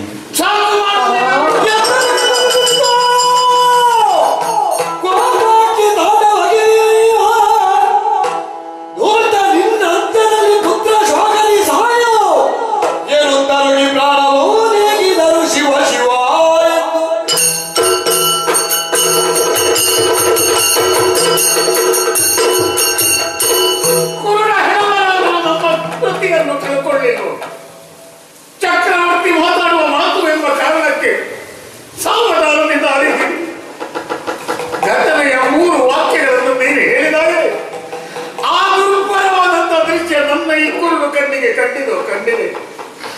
ನನ್ನ ಮಗ ನಮ್ಮ ಕರೆದು ನಮ್ಮ ಬಾಳ ಜ್ಯೋತಿ ಅದನ್ನು ಆಯ್ಕೆ ಬಿಟ್ಟೆ. ಬೇಕು ಅಂತಲ್ಲ, ಆಗಿ ಹೋದದ್ದು ಪ್ರಮಾದ. ನಾವು ಕೋಪಿಸಿಕೊಳ್ಳಕೂಡ. ಹಾಗೆ ಹೋದದ್ದು ಯಾವನೋ ಅವನ ಸ್ಥಾನದಲ್ಲಿ ನಾನಿದ್ದು ನಿಮ್ಮ ಸೇವೆ ಮಾಡುತ್ತೇನೆ. ಒಬ್ಬ ಬೇಟೆಗಾರನಿಂದ ಆಗಿದ್ದಿದ್ರೆ ನಾನು ತಡ್ಕೊಳ್ಳುತ್ತಿದ್ರು. ನೀನು ಚಕ್ರವರ್ತಿಯಿಂದ ಇಂತಹ ಅಪರಾಧವಾಗಿ ಹೋಗುವುದು. ಶಬ್ದವೇದಿಯನ್ನು ಕಲಿತಿದ್ದಿ. ಶಬ್ದ ಮೂಲ ಯಾವುದು ಎಂಬುದನ್ನು ತಿಳಿಯಲಿಲ್ಲ. ನೇರವಾಗಿ ನನ್ನ ಮಗನನ್ನು ಗಾದಿ ಅವರನ್ನು ತಮ್ಮಯ್ಯ ಕಟ್ಟೆಯಂತೆ ಕೊನೆಗೆ ಅವರ ಅರಿವನ್ನು ನೀನೇ ಕಟ್ಟೆ, ನಾವು ಕಾಣಲಿಲ್ಲ. ಯಾವತ್ತರ ಕೈಯಲ್ಲಿ ನಮ್ಮ ಹೆಣ ಸಾಗಬೇಕಿತ್ತು ಅಂತವರ ಹೆಣ ಅನಾಥ ಹೆಣವಾಗಿ ಬೀಳುವಂತೆ ಮಾಡಿಬಿಟ್ಟೆ ಚಕ್ರವರ್ತಿ. ಇಲ್ಲ, ನೀನು ಹೊಗಳಿದ್ರಿಂದ 10 ಪಟ್ಟು 100 ಪಟ್ಟು ನಮ್ಮ ಮಗ ಅಂತಹ ಸೌಭಾಗ್ಯ ಚಿತ್ತ ಮಾಡಿ ನಮ್ಮ ಮಗನನ್ನು ಕಳೆದುಕೊಂಡು ನಾವು ಬದುಕಬೇಕು, ನೀನು ಬದುಕಬೇಕು. ಆದ್ರೆ ಒಂದು ಹೇಳ್ತೇನೆ, ಪ್ರತಿಯೊಬ್ಬನ ಮರಣವು ಇನ್ನೊಬ್ಬನಿಗೆ ಪಾಠವಾಗಬೇಕು. ಈ ಸ್ಥಿತಿಯಲ್ಲೂ ನಾವು ದುಃಖದಲ್ಲಿದ್ದೆವು. ಆ ಮಗುವಿನ ಉಪಚಾರ ಅಂದ್ರೆ ಏನು ಅದು ಅನುಭವಿಸಿದವನಿಗೆ ಗೊತ್ತು. ಇಲ್ಲಿ ಯಾವುದೇ ದುಃಖ ಕ್ಷಣಕಾಲದಲ್ಲಿ ಇದ್ದು ಮರೆತು ಹೋಗಬಹುದು. ಪುತ್ರ ಶೋಕದಂತಹ ನಿರಂತರ ಶೋಕ ಜಗತ್ತಿನಲ್ಲಿಲ್ಲ. ಕೆಟ್ಟ ಶಬ್ದಗಳಿಂದ ನಿನ್ನನ್ನು ಬರೆಯುವುದಕ್ಕೆ ಚಕ್ರಾಧಿಪತ್ಯ ಅದು ಅಡ್ಡಿ ಬರ್ತದೆ. ಸೌಭಾಗ್ಯವನ್ನು ಹೊಂದಿದವನು ನೀನು. ಇದು ಯಾವ ಭಾಗ್ಯವಾಗಿದ್ದು, ಯಾವ ಭಾಗ್ಯ? ನೀನು ಪಟ್ಟದಲ್ಲಿದ್ದಿ, ಅದಲ್ಲ ಸುಖ, ನಿಜವಾದ ಸುಖ, ಸಂಸಾರ ಸುಖ. ಇದು ಏ ವೃದ್ಧ ಮಾತು. ನಾನು ಕಾಶಿ ಸಂಕಲ್ಪ ಮಾಡಿದ್ದೇನೆ, ಸಾಕು ವಿಶ್ವನಾಥನ ನನ್ನ ಮಿಥ್ಯೆಯನ್ನು. ಆದರೆ ನನ್ನ ಸಂಕಲ್ಪ ಈಡೇರುವಲ್ಲಿ ಮಧ್ಯದಲ್ಲಿ ನೀನು ಬಂದಿಯಲ್ಲ, ಪುತ್ರ ಶೋಕವನ್ನು ಕೊಟ್ಟೆ ಅಲ್ಲ. ನಿನ್ನ ಕೊನೆಯ ದಿನಗಳು ಕೂಡ ಪುತ್ರ ಶೋಕದಿಂದ ನರಕ ಹೊಡೆತ ಸತ್ತು ಹೋಗೋ ಮಕ್ಕಳಿಲ್ಲ. ನಮಗಿನ್ನು ಬೇಕು ಪ್ರಭು ಕಾಶಿ ಯಾತ್ರೆ. ಇಲ್ಲಿಗೆ ಆಯ್ತು. ಕಾಶಿ ವಿಶ್ವನಾಥ ಎಲ್ಲಿ ಇಲ್ಲವೇ? ಕಾಶಿಯಲ್ಲಿ ಮಾತ್ರ ಇದ್ದೊಬ್ಬರನ್ನು ಕಳ್ಕೊಂಡು ಮುಂದೇನು ಮಾಡಲಾಗದ ಸ್ಥಿತಿ ನಮಗೆ. ನಾನು ಮಗನಾಗ್ತೇನೆ ಅಂತ ಅವರು ಹೇಳಿದ್ರೆ ಅವರ ಪುತ್ರನಾಗುವುದು ನಮಗೆ ಇಷ್ಟವಲ್ಲ ಅಂತ ನೀವು ಶಪಿಸಿಯೇ ತೋರಿಸಿದ್ದೀರಿ. ಶಪಿಸತಕ್ಕದ್ದು ಶ್ರದ್ಧೆಯನ್ನು ಪ್ರಾಣಿಗಳಿಗೆ ಬಿಡುವಕ್ಕೂ ಹೊರಟ ರಾಜ. ಇವನ ಒಂದು ಆರೈಕೆ ನಮಗೆ ಯಾಕೆ ಬೇಕು ಪ್ರಭು? ಇನ್ನು ಬದುಕಬೇಕು ಹೇಳಿ. ನಮ್ಮ ಮಗನನ್ನು ಕೊಂದವನಿಂದ ನಾವು ಪುತ್ರ ಶಾಖೆ ಮಾಡಿಸಿಕೊಳ್ಳಬೇಕು. ಈ ಪ್ರಪಂಚದ ಬದುಕು ನಮಗೆ ಬೇಡ ಪ್ರಭು. ಅರಸ ವೈಶ್ಯರಾದರೂ ಕೂಡ ಪ್ರಾಮಾಣಿಕ ಮನುಷ್ಯನಾಗಿ ಬದುಕಿದ್ದೇನೆ, ಪ್ರಾಮಾಣಿಕ ಮನುಷ್ಯನಾಗಿ ಬದುಕಿದ್ದೇನೆ. ಈ ದಾಂಪತ್ಯ ಸಾಕು, ಈ ಮಗನಿಲ್ಲದ ಜೀವನವೇನು? ಇವಳೇ ನಾನು ಇಲ್ಲೇ ಪ್ರಾಣತ್ಯಾಗ ಮಾಡುತ್ತೇನೆ. ನಿನ್ನ ವಿಷಯ ನಿನ್ನಗೆ. ನಿಮ್ಮ ಜೊತೆಯಲ್ಲಿ ನಾನು ಬರುವವಳೆ. ನಿನ್ನ ಪುತ್ರ ಇಲ್ಲದಾಗ ನಿನ್ನ ಅವಸಾನವಾಗಲಿ, ನಿನ್ನ ಅವಸಾನವಾಗಲಿ.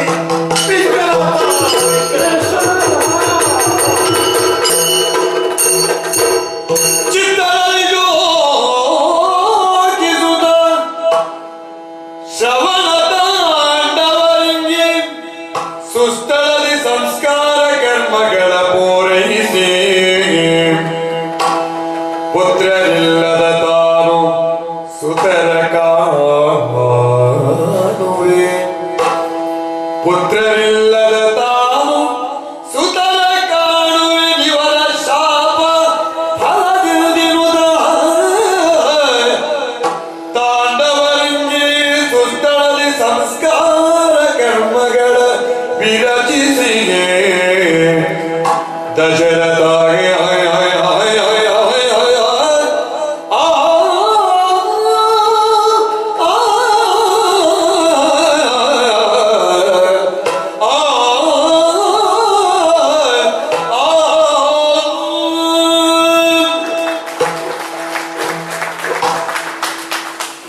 ತಮ್ಮ ಜೀವನದ ಆಶಾಜ್ಯೋತಿಯಾಗಿದ್ದ, ಜೀವನಾಧಾರವಾಗಿದ್ದಂತಹ ಮಗನ ಮರಣವನ್ನು ಆ ವೃದ್ಧ ತಂದೆ ತಾಯಿಗಳಿಂದ ಸಹಿಸಿಯಾರು. ಇಷ್ಟೇ ನಾನು ಹೇಳಿಕೊಡಬಹುದು. ನಿಮ್ಮ ಮಗನಂತೆ ನಿಮ್ಮ ಸೇವೆಯನ್ನು ನಾನೇ ಸರುತ್ತೇನೆ. ಮಗನಂತೆ ಮಗ ಆಗ್ಲಿಕ್ಕಾಗುವುದಿಲ್ವಲ್ಲ. ಆದ್ದರಿಂದಲೇ ಪುತ್ರನಿಲ್ಲದೆ ತಮ್ಮ ಬದುಕು ನಿರಾಧಾರವಾದದ್ದು ಅನ್ನುವಂತಹ ನಿರ್ಣಯವನ್ನು ಈಗಾಗಲೇ ಕಂಡುಕೊಂಡಿರುವ ವೃದ್ಧರಿಗೆ ಪುತ್ರನ ಮರಣವನ್ನು ಸಹಿಸಿಕೊಂಡು ಬದುಕಲಿಕ್ಕೆ ಹೇಗೆ ಸಾಧ್ಯತೆ? ಸರಿ, ಶಪಿಸಿದ್ರು ನನ್ನ ಸಾಲದು. ಅದಕ್ಕಿಂತ ಅಧಿಕವಾದದ್ದನ್ನು ಅವರಿಗೆ ಮಾಡಬಹುದಿತ್ತು ಅಥವಾ ಮಾಡಬೇಕಿತ್ತು. ಯಾಕೆ ಕೇಳಿದರೆ ಬಹುಮಂದಿ ಪುತ್ರರಿರುವಂತಹ ದಂಪತಿಗಳೆಲ್ಲ ಅವರು. ಇದ್ದವ ಒಬ್ಬನೇ ಒಬ್ಬ. ಈ ತನಕದ ತಮ್ಮ ವಂಶಘನತೆಯನ್ನು ಮುಂದಕ್ಕೆ ಅನುಸ್ಯೂತವಾಗಿ ಸಾಗಿಸಿಕೊಂಡು ಹೋಗುವಂತಹ ಭರವಸೆಯನ್ನು ಹೊಂದಿದ್ದಂತಹ ಕುಡಿ ಅವನೇ ತಮ್ಮ ಕಣ್ಣ ಮುಂದೆ ಇಲ್ಲದಾಗಿ ಹೋಗ್ತಾನೆ ಅಂತಾದ ಕಾಶಿ ಯಾತ್ರೆಯ ನಿರ್ಣಯ ಇರುವುದು. ಅಳಿದುಳಿದ ದೇಹಕ್ಕೊಂದು ಅಗ್ನಿಸ್ಪರ್ಶ ಮಾಡುವುದಕ್ಕೂ ನಾಳೆ ಗತಿ ಇಲ್ಲದೇ ಇದ್ದಂತಹ ಬಗೆಯಾಗಿ ಹೋಯಿತಲ್ಲ. ಈ ಯೋಚನೆಯಿಂದ ಅವರಿಗೆ ಜೀವನದಲ್ಲೇ ನಿರಾಶೆ ಬಂದರೆ ಏನು ಅಪರಾಧ?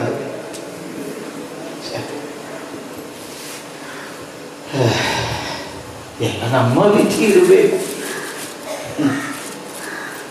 3 ಮಂದಿಗಳು ಅಳಿದುರುಳಿದರು. ಪ್ರತ್ಯಕ್ಷವಾಗಿ ಒಬ್ಬನ ಮರಣಕ್ಕೆ ನಾನು ಕಾರಣ, ಪರೋಕ್ಷವಾಗಿ ಮತ್ತಿಬ್ಬರ ಮರಣಕ್ಕದು ಕಾರಣ. ಈ ಬಗೆಯಿಂದ 3 ಮಂದಿಗಳು ನನ್ನ ಕಣ್ಣ ಮುಂಭಾಗದಲ್ಲಿ ಇಹಲೋಕದ ಯಾತ್ರೆಯನ್ನೇ ಮುಗಿಸಿಬಿಟ್ರು. ಕಾಶಿ ಕ್ಷೇತ್ರಕ್ಕೆ ಹೊರಟವರು. ಕಾಶಿಗೆ ಮಹಾಶ್ಮಶಾನ ಅಂತ ಮತ್ತೊಂದು ಹೆಸರು. ಕಾಶಿಗೆ ಸೇರಿದ್ರು, ಕೊನೆ ಸ್ಮಶಾನ ಸೇರಿದ್ರು ಅಂತ. ಅನಾಥವಾಗಕೂಡದು ಇವರದ್ದಾದಂತಹ ಗತಾಸುವಾದ ದೇಹ. ಅದಕ್ಕಾಗಬೇಕಾದಂತಹ ಔಷಧೈಹಿಕ ಸಂಸ್ಕಾರಗಳನ್ನು 3 ಮಂದಿಗಳದ್ದಕ್ಕೂ ಎಸಗಿ ಸರಯೂ ನದಿಯಲ್ಲಿ ಬಿದ್ದು ಮುಳುಗಿ ಅವರ ಪುತ್ರಭಾವದಲ್ಲಿ ನಾನು ನಿಂತು ಜಲತರ್ಪಣಾದಿಗಳನ್ನು ಕೊಟ್ಟು ಅವರು ಉತ್ತಮ ಗತಿಯನ್ನು ಹೊಂದಲಿ ಅನ್ನೋ ಹಾಗೆ ಸಂಪ್ರಾರ್ಥನೆಯನ್ನು ಮಾಡಿದೆ.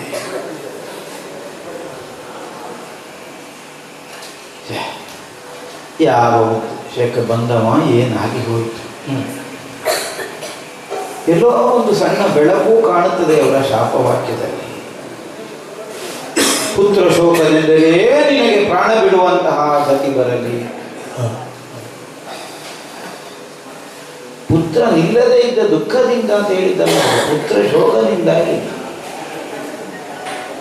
ಸಂತಾನ ಇಲ್ಲದೆ ಸಾಯುತ್ತಲ್ಲ ಅವರು ಶಾಪ ಕೊಟ್ಟರು. ಹಾಗಿದ್ರೆ ಭವಿಷ್ಯದಲ್ಲಿ ಒಂದು ಸಣ್ಣ ಭರವಸೆಯನ್ನು ಅವರ ಶಾಪವಾಕ್ಯ ಮೂಡಿಸ್ತಾರೆ. ಪುತ್ರ ನಿಲ್ಲದೇ ಆಗಬೇಕು, ನನಗೆ ಮರಣ ಬರುವ ಕಾಲಕ್ಕೆ ಹೌದು ಅಂತಾದ್ರೆ ಮೊದಲು ನನಗೆ ಪುತ್ರ ಅಂತ ಆಗಬೇಕು.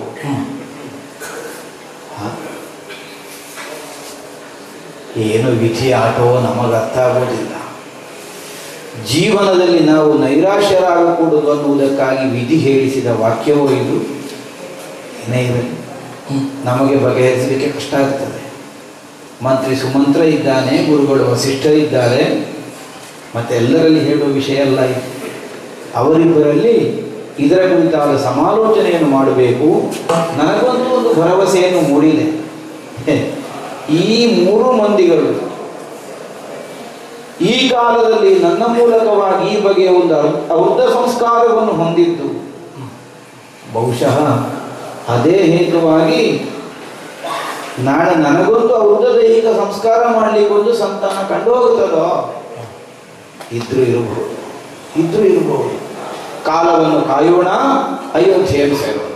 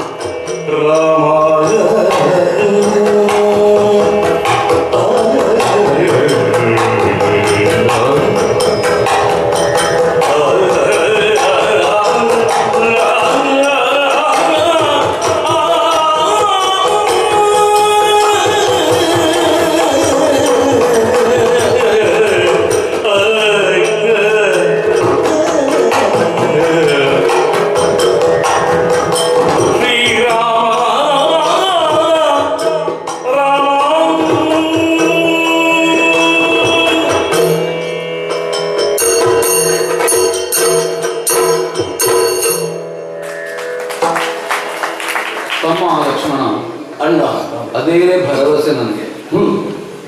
ತಮ್ಮ ಅಂತ ಕರೆದಾಕ್ಷಣ ಬೆಂಗಡೆಯಿಂದಲೋ ಪಾರ್ಶ್ವದಿಂದಲೋ ಅಣ್ಣ ಅನ್ನೋ ಮರುಧ್ವನಿ ಕೇಳಿ ಬರ್ತದಲ್ಲ. ತಮ್ಮ ಅಂತ ನೀನು ಕರೆಯುವಲ್ಲಿಯೇ ಜೀವನದ ಧನ್ಯತೆಯನ್ನು ಹೊಂದಿದವನು. ನಾನು ಕರೆದಾಗ ಹೋಗಡುವುದಕ್ಕೆ ಜೊತೆಯಲ್ಲಿ ಲಕ್ಷ್ಮಣ ನಿದ್ದಾನ ಅನ್ನುವುದೇ ಭರವಸೆ. ಈ ಭರವಸೆಯಿಂದಲೇ ಬದುಕಿನಲ್ಲಿ ಯಾವುದೆಲ್ಲ ಎದುರಾಗಿ ಬಂತು ಅದನ್ನು ಎದುರಿಸುತ್ತಾ ಬಂದೆ. ಒಂದು ನೆಲೆಯಿಂದ ನೋಡಿದರೆ ಈಗಲೂ ನಾವು ಯಾವುದಕ್ಕಾಗಿ ತಲೆಯೊಡ್ಡಬೇಕಾಗಿ ಬಂತೋ ಇದು ಆ ಮನೋಧರ್ಮದಿಂದಲೇ ಸಿದ್ಧವಾದದ್ದು ಅಂತ ತಿಳಿಯಬೇಕು. ನಾವು ಅನಿರೀಕ್ಷಿತವಾಗಿ ಒದಗಿ ಬಂದದ್ದು. ಸಿಂಹಾಸನದಲ್ಲಿ ಅಭಿಷೇಚನ ಮಾಡುತ್ತೇನೆ ರಾಮನಿಗೆ ಹೀಗೆ ಅಂತ ನಮ್ಮ ಅಪ್ಪಯ್ಯ ನಿರ್ಣಯವನ್ನು ಮಾಡಿದರು. ಜ್ಯೇಷ್ಠನಾದ ಮಗನಿಗೆ ಸಿಂಹಾಸನ ಪ್ರದಾನ ಮಾಡುವುದು ರೂಢಿಯೂ ಹೌದು ತಾನೆ. ರೂಢಿಯನ್ನೇ ಒಪ್ಪಿಕೊಂಡು ಅನುಸರಿಸಿ ಬಂದವರು. ಜೀವನದಲ್ಲಿ ನಾವು ಬೌದ್ಧಿಕವಾಗಿ ತೊಡಗುವ ಕಾಲಕ್ಕೆ ಯಾವುದು ಕ್ಷತ್ರಿಯರಿಗೆ ರೂಢಿಯೋ ಅದನ್ನು ಪಾಲಿಸಬೇಕಾದ ಬದ್ಧತೆಯನ್ನು ಹೊತ್ತುಕೊಂಡು ತೊಡಗಿದರು. ವಿಶ್ವಾಮಿತ್ರರು ಒದಗಿ ಬಂದು ಯಾಗ ರಕ್ಷಣೆಗಾಗಿ ರಾಮ ಬರಬೇಕು ಅಂತ ಆಡಿದಾಗಲೂ ಛಾತ್ರ ಕರ್ತವ್ಯ ಎಂಬ ಗುಡಿಯಿಂದಲೇ ಅದನ್ನು ಅಂಗೀಕರಿಸಿ ಮುಂದೊತ್ತಬೇಕಾಗಿ ಬಂತು. ಗುರು ಮಾರ್ಗದರ್ಶನದಲ್ಲಿ ಶಿಷ್ಯನಾದವನು ನಡೆಯಬೇಕು ಅನ್ನೋ ರೂಢಿಯನ್ನು ಅನುಸರಿಸಿ ಅವರು ತೋರಿದ ಪಥದಲ್ಲಿ ಮುಂದೆ ಸಾಗಿ ಬಂದೆವು. ಯಜ್ಞ ಸಂರಕ್ಷಣೆ ಆದ ಮೇಲೂ ಮಿಥಿಲೆಗೆ ಕರೆದೊಯ್ದರು ಗುರುಗಳು. ಕ್ಷತ್ರಿಯನಾದವನಿಗೆ ಸ್ವಯಂವರದ ಪಣವೊಂದರಲ್ಲಿ ಪಾಲ್ಗೊಳ್ಳುವುದು ರೂಢಿಯೇ. ಗೆದ್ದು ವಧುವನ್ನು ಅಂಗೀಕರಿಸುವುದು ರೂಢಿಯೇ. ಇದನ್ನು ಒಪ್ಪಿಕೊಂಡೇ ಮುಂದುವರಿದು ಬಂದಾಗ ಅಲ್ಲೊಂದು ವಿಚಿತ್ರ ವಿದ್ಯಮಾನವೇ ಸಂಭವಿಸಿ ಹೋಯ್ತಲ್ಲ. ಯಾವುದು ರೂಢಿಯಲ್ವೋ ಅದು ನಮ್ಮ ಕಣ್ಣೆದುರಿನಲ್ಲಿಯೇ ಮೂರ್ತಿ ಭವಿಸಿ ಕಾಣಿಸಿಕೊಂಡಿತ್ತು. ಭಾರ್ಗವ ರಾಮರು ಆಯುಧಪಾಣಿಗಳಾಗಿ ನಮ್ಮ ಸಮ್ಮುಖಕ್ಕೆ ಬಂದರು. ಅದು ರೂಢಿ ಅಲ್ಲವಲ್ಲ. ಹಾಗಾದ್ರೆ ರೂಢಿ ಅಲ್ಲದೇ ಇದ್ದದ್ದನ್ನು ಪ್ರಶ್ನಿಸಬೇಕಾದದ್ದು ರೂಢಿ ಪಾಲನೆಗೊಂದು ಕರ್ತವ್ಯ ಎಂಬ ನೆಲೆಯಲ್ಲಿ ಅವರು ಪ್ರಕಟಿಸ್ತಾ ಇದ್ದಂತಹ ಬ್ರಾಹ್ಮಣ ವಿರೋಧವಾದ ಕ್ಷಾತ್ರವನ್ನು ಶಸ್ತ್ರಧಾರಣೆಯನ್ನು ನಾವು ಪ್ರಶ್ನಿಸಬೇಕಾಗಿ ಬಂತು. ಆ ಕಾಲಕ್ಕೂ ಭಾರ್ಗವರಾಮರು ಒಂದು ಅರ್ಥದಿಂದ ಅನುಗ್ರಹಕಾರಿಗಳಾಗಿಯೇ ಪರಿವರ್ತನೆಗಳು. ಆಯುಧವನ್ನು ಬಿಟ್ಟು ತಾವು ಕೈಗೊಳ್ಳಬೇಕಾದ ತಪಶ್ಚರ್ಯೆಗೆ ಅವರು ಮುಂದಾದರು. ಹಾಗಾದ್ರೆ ನಾವು ಅಲ್ಲಿಯೂ ರೂಢಿಯನ್ನು ಉಲ್ಲಂಘಿಸಲಿಲ್ಲ. ಯಾರು ರೂಢಿಯನ್ನು ಉಲ್ಲಂಘಿಸುತ್ತಾರೋ ಅವರನ್ನು ಪ್ರಶ್ನಿಸುವುದು ರೂಢಿಪಾಲರಾದ ನಮಗೆ ಕರ್ತವ್ಯವಾಗಿಯೇ ಒದಗಿ ಬಂದದ್ದು. ಅಯೋಧ್ಯೆಗೆ ಬಂದೆವು. ತಂದೆ ತಾಯಂದಿರ ಪ್ರೀತಿಯ ನೆರಳಿನಲ್ಲಿ ನಿನ್ನ ಸೇವೆಯಲ್ಲಿ ಪತ್ನಿಯಾದಂತಹ ಸೀತೆಯ ಒಡನಾಟದಲ್ಲಿ ಜೀವನ ಸುಖವನ್ನು ಯಥೇಚ್ಛವಾಗಿ ಉಣ್ಣುತ್ತಾ ಇದ್ದವನ. ಅದು ನಿನ್ನೆ ಇರುಳು ಇದ್ದಕ್ಕಿದ್ದ ಹಾಗೆ ತಂದೆಯವರು ಒಂದು ಹೊಸ ಆದೇಶ ವಾಕ್ಯವನ್ನೇ ಆಡಿಬಿಟ್ರು. ನಾಳೆ ಅವರಿಗೆ ಅಭಿಷೇಚನವನ್ನು ಮಾಡ್ತೇನೆ ರಾಮ, ಸನ್ನದ್ಧನಾಗು. ರೂಢಿ ಹೌದು, ಆದ್ರೆ ಕೆಲವು ಬಗೆಯಿಂದ ನೋಡಿದ್ರೆ ತಂದೆಯವರು ರೂಢಿಯನ್ನು ಮೀರಿದ್ರು ಅಂತ ನನಗೆ ಸಂಶಯ ಬಂದದ್ದು. ಪ್ರಶ್ನಿಸುವಲ್ಲಿ ನಾನು ಅಧಿಕಾರಿ ಅಲ್ಲದೆ ಹೋದ್ರು ಅಂತರಂಗದಲ್ಲಿ ಹಾಗೊಂದು ಪ್ರಶ್ನೆ ಮೂಡಿದ್ದು ನಿಜವೇ. ಇದ್ದಕ್ಕಿದ್ದ ಹಾಗೆಯೇ ಸನ್ನದ್ಧವಾಗಬೇಕಾದಂತಹ ಸ್ಥಿತಿ ಅಯೋಧ್ಯೆಯಲ್ಲಿ ಉಂಟೆ ಅಲ್ಲ. ನಮ್ಮ ತಂದೆಯವರಿಗೆ ಒದಗಿ ಬಂದಂತಹ ವೈರಾಗ್ಯವಾದರೂ ಸಕಾಲಿಕವೇ ಯಾಕೆ ಬಂತು ಪ್ರಶ್ನಿಸುವ ಹಾಗೆ. ಹಾಗಾದ್ರೆ ನಮ್ಮ ಮನಸ್ಸಿನ ತಕ್ಕದಿಂದಲೇ ನಾವು ಉತ್ತರವನ್ನು ಕಂಡುಕೊಳ್ಳಬೇಕು. ಎಷ್ಟೋ ಸಲ ನಮ್ಮ ಜೀವನಾನುಭವ ಅನ್ನೋದು ಆ ಉತ್ತರವನ್ನು ನಮಗೆ ಸಿದ್ಧಪಡಿಸಿ ಕೊಡದೇ ಇರುವುದರಿಂದಲಾಗಿ ನಾವು ನಿರುತ್ತರರಾಗಿಯೇ ಉಳಿಯಬೇಕಾಗುತ್ತದೆ. ಪ್ರಜೆಗಳ ಅಭಿಮತವಂತೆ, ನಮ್ಮ ತಂದೆಯವರ ನಿರ್ಣಯವಂತೆ. ಅದು ರೂಢಿ ಅಲ್ಲ, ಯಾವುದಲ್ಲ. ಮುಹೂರ್ತವನ್ನು ಅರಸನಾದವ ತಾನೇ ನಿರ್ಣಯ ಮಾಡುವುದು ರೂಢಿ ಅಲ್ಲ. ಆದರೆ ಅದನ್ನು ಉಲ್ಲಂಘನೆ ಆಯಿತು ಅಂತ ಪ್ರತಿಭಟಿಸುವಲ್ಲಿ ನಾವು ಅಧಿಕಾರಿಗಳಲ್ಲ. ಆದ್ರಿಂದಲೇ ತಂದೆಯವರಾಡಿದ ನುಡಿಗೆ ಒಪ್ಪಿ ತಲೆಬಾಗಿ ಸನ್ನದ್ಧನಾಗಿ ನಿಂತವ. ಇದು ಮಂಗಳಾಂಗಿನಿಯರೆಲ್ಲ ಬಂದು ಪನ್ನೀರ ಅಭಿಷೇಚನವನ್ನು ಮಾಡಿ ಅಗರು ಚಂದನಾದಿಗಳನ್ನು ಪೂಸಿ ನನಗೆ ಮಂಗಳ ಸ್ನಾನವನ್ನು ಮಾಡಿಸ್ತಾ ಇದ್ದಾರೆ. ಇದು ರೂಢಿಯೇ ತಾನೆ. ಆದರೆ ಹಿನ್ನೆಲೆಯಲ್ಲಿರಬಹುದಾದ ಧ್ವನಿಯನ್ನು ನಾನು ಗ್ರಹಿಸ್ತೇನೆ. ಹೇಗೆ ಒಪ್ಕೊಳ್ತಾರೆ? ಪನ್ನೀರ ರಾಮನಿಗೆ ಪಂಕಜಾಕ್ಷಿಯರಿಗೂ ಅಲ್ಲ, ಪನ್ನೀರ ರಾಮ. ರಾಮನು ಪನ್ನೀರಾಗಲಿ, ರಾಮ ಅಗರಾಗಲಿ, ರಾಮ ಚಂದನವಾಗಲಿ, ಈ ಬಗೆಯಿಂದ ಕಸ್ತೂರಿಯ ಗಂಧದಂತೆ ರಾಮನ ವ್ಯಕ್ತಿತ್ವದ ಪ್ರಕಾಶವು ಎಲ್ಲೆಡೆಯಲ್ಲಿಯೂ ಪ್ರಸರಿಸಲಿ. ಈ ಹಂಬಲವನ್ನು ಮಾತೃ ಹೃದಯವುಳ್ಳವರೆಲ್ಲ ಹೊಂದಿ ನನಗದನ್ನು ಸಾಂಕೇತಿಕವಾಗಿ ತೋರಿಸ್ತಾ ಇದ್ದಾರೆ ಅಂತ ನಾನು ತಿಳಿದೆ. ರಾಮನ ಮುಖದಿಂದ ಆಶೀರ್ವಾದ ವಾಕ್ಯ. ಸಿಂಹಾಸನವನ್ನೇರು ಶ್ರೀರಾಮ. ನಾನು ಶ್ರೀರಾಮ ಹೌದು, ಶ್ರೀಯುತನಾದ ರಾಮನಾಗುತ್ತೇನೋ ಭವಿತವ್ಯಕ್ಕೆ ಬಿಟ್ಟದ್ದು. ಅವರ ಹಾರೈಕೆ ಎನ್ನುವುದು ಸದಾಕಾಲ ಶುಭ ಪ್ರತೀಕ್ಷೆಯಿಂದಲೇ ಕೂಡಿದ್ದು ಅಂತ ಗ್ರಹಿಸಿದರೆ, ಒಂದೆಡೆಯಿಂದ ಬ್ರಾಹ್ಮಣ ವಿರೋಧ ಪ್ರಕಟವಾದಂತಹ ರಾಮನ ವ್ಯಕ್ತಿತ್ವಕ್ಕೆ ಇವತ್ತು ಬ್ರಾಹ್ಮಣರೇ ಆಶೀರ್ವಾದವನ್ನು ಮಾಡ್ತಾ ಇದ್ದಾರಲ್ಲ. ಬ್ರಾಹ್ಮಣ್ಯದಲ್ಲಿ ವರಿಷ್ಠತೆಯನ್ನು ಸಾಧಿಸಿದ ಆಚಾರ್ಯ ಪರಶುರಾಮರು ಒಂದು ನೆಲೆಯಿಂದ ವಿರೋಧಿಸಿದ ವ್ಯಕ್ತಿತ್ವ ಇವತ್ತು ಬ್ರಾಹ್ಮಣರಿಂದ ಅಂಗೀಕಾರವನ್ನು ಪಡೆಯಿತು ಅಂತಾದ್ರೆ ನಾವು ರೂಢಿಯ ವ್ಯಾಪ್ತಿಯ ಒಳಗೇ ವ್ಯವಹರಿಸ್ತಾ ಇದ್ದೇವೆ ಎನ್ನುವುದಕ್ಕೆ ಇದು ಒಂದು ಅರ್ಥದಲ್ಲಿ ಪ್ರಮಾಣವಾಗಿಯೇ ನಮಗೆ ಗೋಚರಿಸ್ತದೆ. ಇದನ್ನೆಲ್ಲವನ್ನೂ ತಿಳಿದು ನಾನೇರಬಹುದಾದ ಸಿಂಹಾಸನದ ಎತ್ತರ ಏನು ಅನ್ನೋದನ್ನು ಗ್ರಹಿಸಿದ್ರೆ ತಮ್ಮ ಒಂದು ನೆಲೆಯಿಂದ ಸಂಕೋಚವೇ ಹುಟ್ಟಿಕೊಳ್ಳುತ್ತದೆ. ಇಷ್ಟಕ್ಕೆ ಅರ್ಹತೆಯನ್ನು ರಾಮ ಸಂಪಾದಿಸಿದ್ದಾನೋ ಜನವರ್ಗ ಅದನ್ನು ಬಯಸ್ತದೆ. ಜನವರ್ಗ ನನ್ನಲ್ಲಿ ಅಂತಹ ವಿಶೇಷವಾದ ಗುಣಗಳನ್ನು ಗುರುತಿಸ್ತದೆ. ಆದರೆ ನಾನು ಸಂಪನ್ನನೇ, ಈ ಪ್ರಶ್ನೆಯನ್ನು ನಾನು ಹಾಕಿಕೊಂಡ್ರೆ ಉತ್ತರ ಸಿಕ್ಕುವುದು ನಿನ್ನ ಮುಖದಲ್ಲಿ. ಪಟ್ಟಾಭಿಷೇಚನ ನನಗಾದರೂ ಅದರ ಪೂರ್ಣ ಆನಂದಾನುಭವವನ್ನು ನೀನು ಅನುಭವಿಸ್ತಾ ಇದ್ದೀನಿ. ಈಗಲೂ ದರ್ಶನ ಮಾತ್ರದಿಂದಲೇ ಸಂತೋಷವನ್ನು ಹೊಂದುತ್ತಾ ಇರುವ ಹಾಗಾದ್ರೆ ಈ ಪ್ರದರ್ಶನವಾಗುತ್ತಿರುವಂತಹ ಆನಂದದಲ್ಲಿ ಲಕ್ಷ್ಮಣನ ತೊಡಗುವಿಕೆ ಅನ್ನೋದು ಒಂದು ನೆಲೆಯಿಂದ ರಾಮನ ಅವಿಭಾಜ್ಯವಾದ ವ್ಯಕ್ತಿತ್ವ. ಲಕ್ಷ್ಮಣ, ನನ್ನ ಮುಖವೇ ನೀನಾಗಿ ಪ್ರಕಟಿಸ್ತಾ ಇದ್ದೆ ಅಂತ ನಾನು ತಿಳಿಯುತ್ತೇನೆ. ಒಳ್ಳೆಯದಪ್ಪ. ಅದು ವಸಿಷ್ಠರು ನಮ್ಮನ್ನು ಜಾಗೃತರನ್ನಾಗಿಸ್ತಾ ಇದ್ದಾರೆ. ರಾಮ, ನೀನು ತೊಡಗಬೇಕಾದದ್ದು ಮುಂದೆ ಉಂಟು ಅಂತ ಅಡಿಯರಲ್ಲ.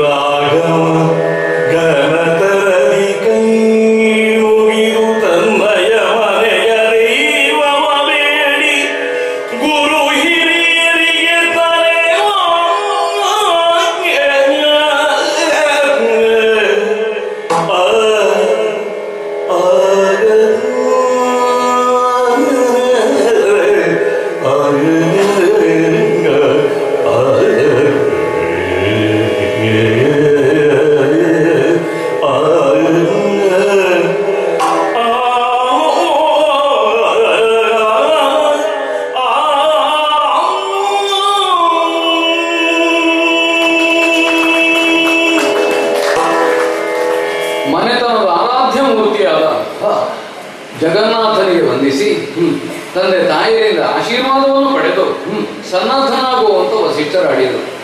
ಪಟ್ಟಾಭಿಷೇಚನಕ್ಕೆ ಬೇಕಾದ ಎಲ್ಲ ಸುವಸ್ತುಗಳು ದ್ರವ್ಯಗಳು ಸಿದ್ಧವಾಗಿದ್ದಾವೆ, ನೀನು ಸಿದ್ಧನಾಗಿ ಬಾ ಅಂತವರ ಆದೇಶದಂತೆ ನಾನು ತೊಡಗಿದವ ಲಕ್ಷ್ಮಣ. ಜಗನ್ನಾಥನಿಗೆ ವಂದಿಸಿದೆ.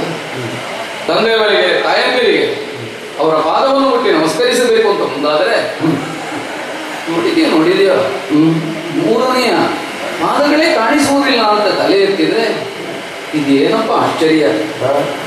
ತಂದೆಯವರಿಗೆ ವಂದನೆ ಮಾಡಿ ಆಶೀರ್ವಾದವನ್ನು ಪಡೆದೆ. ಕೌಸಲ್ಯಾದೇವಿಯಿಂದಲೂ ಹರಕೆಗೊಂಡೆ.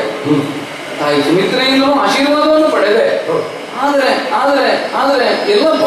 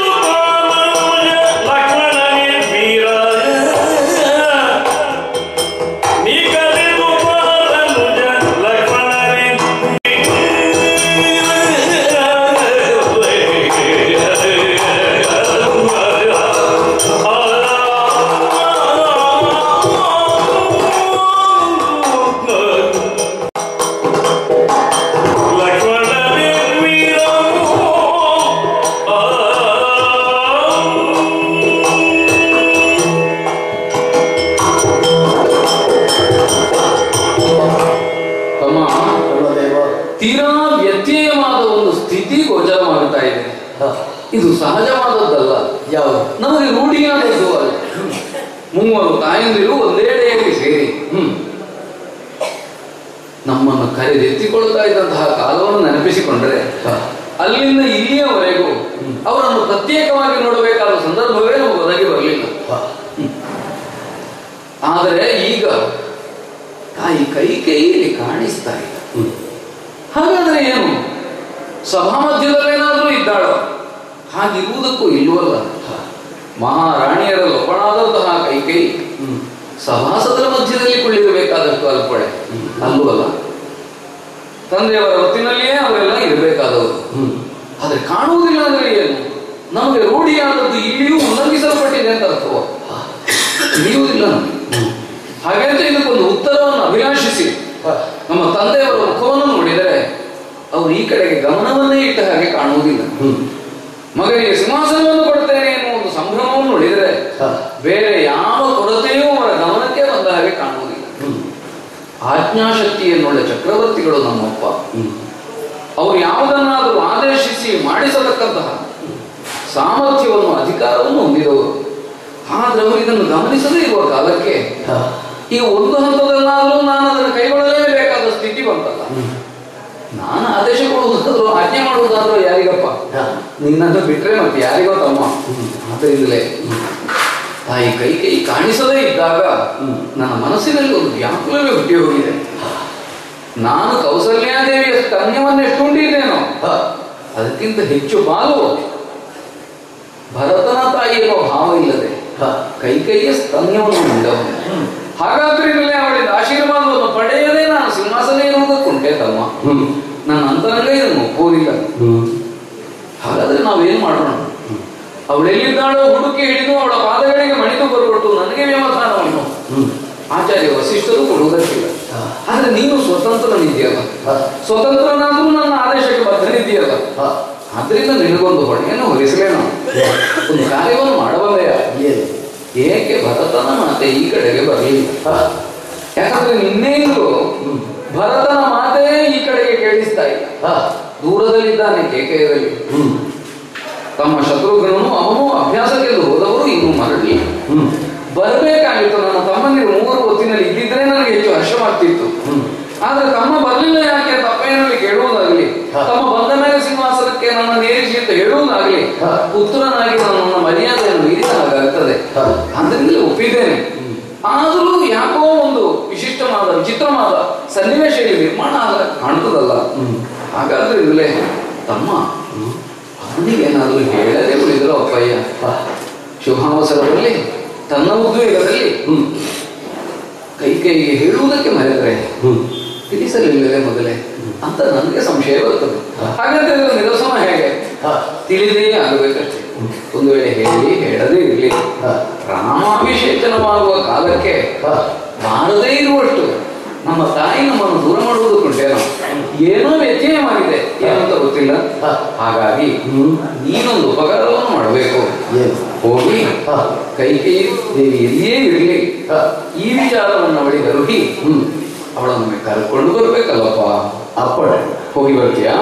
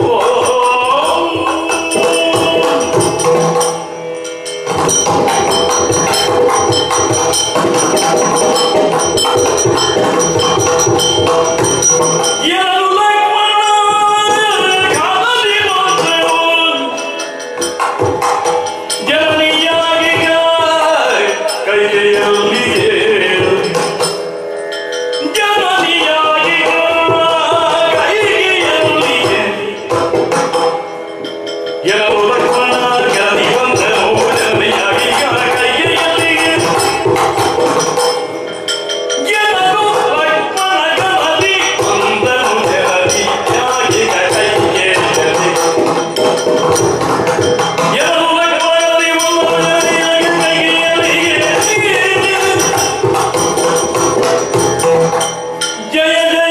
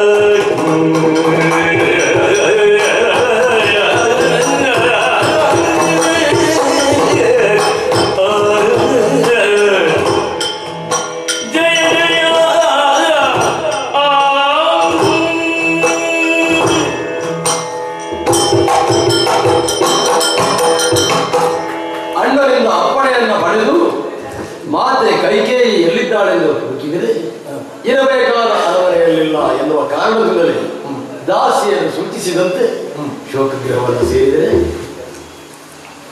ಇದ್ದಾಳೆ ಅಮ್ಮ. ನಿರೀಕ್ಷಿಸಿದ ಸ್ಥಿತಿಯಲ್ಲದಿದ್ದರೂ ಕೂಡ ಮಾತೆ ಎಲ್ಲಿದ್ದಾರೆ ಎನ್ನುವ ಕಾರಣದಿಂದಲೇ ಕೈ ಮುಗಿದು ಅವರಲ್ಲಿಯೇ ಪ್ರಾರ್ಥಿಸಿಕೊಳ್ಳುವುದು ಒಳ್ಳೆಯದು.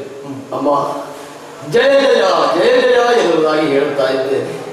ಲಕ್ಷ್ಮಣ ನಾನು ಬಂದಿದ್ದೇನೆ. ಕಮಲ ಲೋಚನೆ ಎನ್ನುವುದಾಗಿಯೇ ಈ ಅಯೋಧ್ಯೆಯಲ್ಲಿ ಪ್ರಖ್ಯಾತಿಯನ್ನು ಪಡೆದವರು. ಸೂರ್ಯವಂಶಕ್ಕೆ ಲಕ್ಷಣೀಭೂತವಾಗಿ ಸೂರ್ಯನನ್ನು ನೋಡಿದಾಗ ಯಾವ ರೀತಿಯಲ್ಲಿ ತೆರೆದುಕೊಂಡು ಸಹೃದಯತೆಯನ್ನು ತೋರಿಸುವಲ್ಲಿ ಕಮಲ ತನ್ನ ಜನ್ಮದ ಸಾರ್ಥಕ್ಯವನ್ನು ಹೊಂದುತ್ತದೋ ಆ ರೀತಿಯಾಗಿ ಮಾತೆಯಾಗಿ ಸೂರ್ಯವಂಶವನ್ನು ಸೇರಿ ನಿಜ ಅರ್ಥದಲ್ಲಿ ಕಮಲಲೋಚನೆಯಾಗಿ ಸರ್ವ ಕಾಲದಲ್ಲಿಯೂ ಸರ್ವ ಮುಖದಲ್ಲಿಯೂ ಏಕರೀತಿಯಾದಂತಹ ದೃಷ್ಟಿಯನ್ನು ಹೊಂದಿದವಳು ನೀನು ಬಂದ ಮೇಲೆ ಅಯೋಧ್ಯೆಯ ಭಾಗ್ಯವು ವೃದ್ಧಿಸಿದಂತೆ ಮಾತ್ರವಲ್ಲ ಅಯೋಧ್ಯೆಗೆ ಅಭಯದಾಯಕಿಯಾಗಿ ಉಳಿದವಳು ನೀನು. ಅಮ್ಮ ನಿನ್ನ ಕಾಲುಗಳಲ್ಲಿ ನಿಂತು ಪ್ರಾರ್ಥಿಸಿಕೊಳ್ಳುತ್ತಾ ಇದ್ದೇನೆ. ಅಮ್ಮ ಈ ಕಡೆ ನೋಡುವುದಿಲ್ಲ, ಚಿಂತೆ ಯಾಕಮ್ಮ?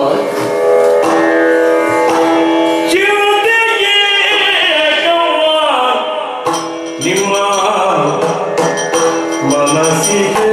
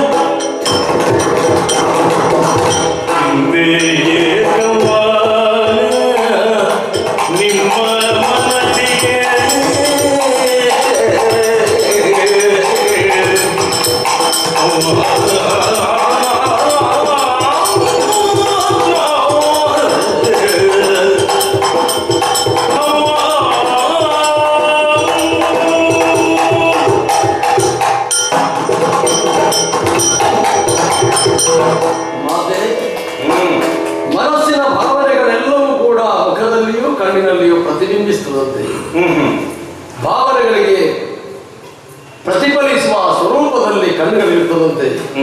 ಆದರೆ ನಿಮ್ಮ ಮುಖವನ್ನು ನೋಡುವಾಗ ಚಿಂತಾಕ್ರಾಂತರು ನೀವಾಗಿದ್ದೀರಿ ಎನ್ನುವುದನ್ನು ಮುಖಾವಲೋಕನದಿಂದಲೇ ತಿಳಿದುಕೊಳ್ಳಬಹುದಾಗಿದೆ. ಚಿಂತೆ ಯಾಕಮ್ಮ? ಅಯೋಧ್ಯೆಯಲ್ಲೂ ನಿಶ್ಚಿತರಾಗಿದ್ದೀರಿ.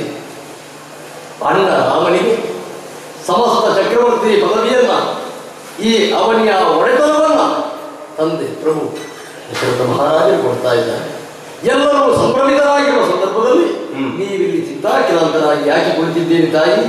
ಬನ್ನಿ, ಕ್ಷಣ ಮಾತ್ರ ವಿಳಂಬವಾದರೂ ಕೂಡ ಆದರೆ ಅಣ್ಣ ಕೋಪಿಸಿಕೊಂಡ ಓಹೋ, ಈ ಕಾರಣದಿಂದಲಾಗಿ ಅಣ್ಣನ ಹೆರವೇ ಆಗಿರುವಂತಹ ನಾನು ಬಂದಿದ್ದೇನೆ. ಬರಬೇಕು. ಪಟ್ಟಾಭಿಷೇಕದ ಮುಹೂರ್ತ. ಹೌದು, ನಾನು ಬಾರದೇ ಇದ್ರೆ ತಡವಾಗ್ತದೆ. ಹೇಳುವುದಕ್ಕೆ ಬಂದವ ನೀನು ಲಕ್ಷ್ಮಣ.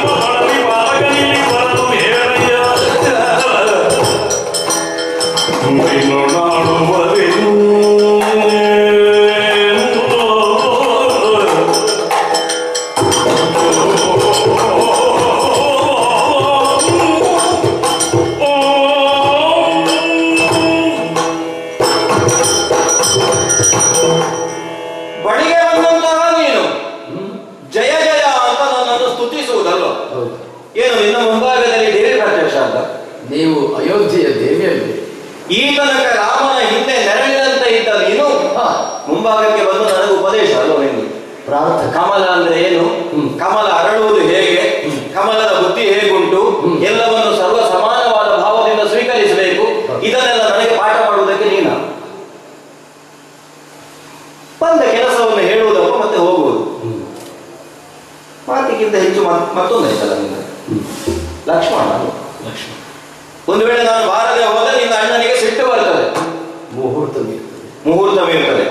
ಆ ಮುಹೂರ್ತ ಮೀರಿದರೆ ವಸಿಷ್ಠರಿಗೆ ಸಿಟ್ಟು ಬರುವುದಿಲ್ಲ, ಚಕ್ರವರ್ತಿಯಾಗಿರುವಂತಹ ದಶರಥನಿಗೆ ಸಿಟ್ಟು ಬರುವುದಿಲ್ಲ, ನಿನ್ನ ಅಣ್ಣನಾದಂತಹ ರಾಘವನಿಗೆ ಸಿಟ್ಟು ಬರ್ತದೆ ಅಲ್ವಾ? ಏನು ಆಡಳಿತ ಸೂತ್ರ ಈಗ ತಗೊಂಡು ಆಗ್ತವ? ನಿನ್ನನ್ನು ಕರೆಸಿದ್ದೆ ಅಲ್ಲಿಗೆ, ನಿನ್ನ ಅಪ್ಪನ ಅಣ್ಣ ಅಪ್ಪ ಇಲ್ಲೂ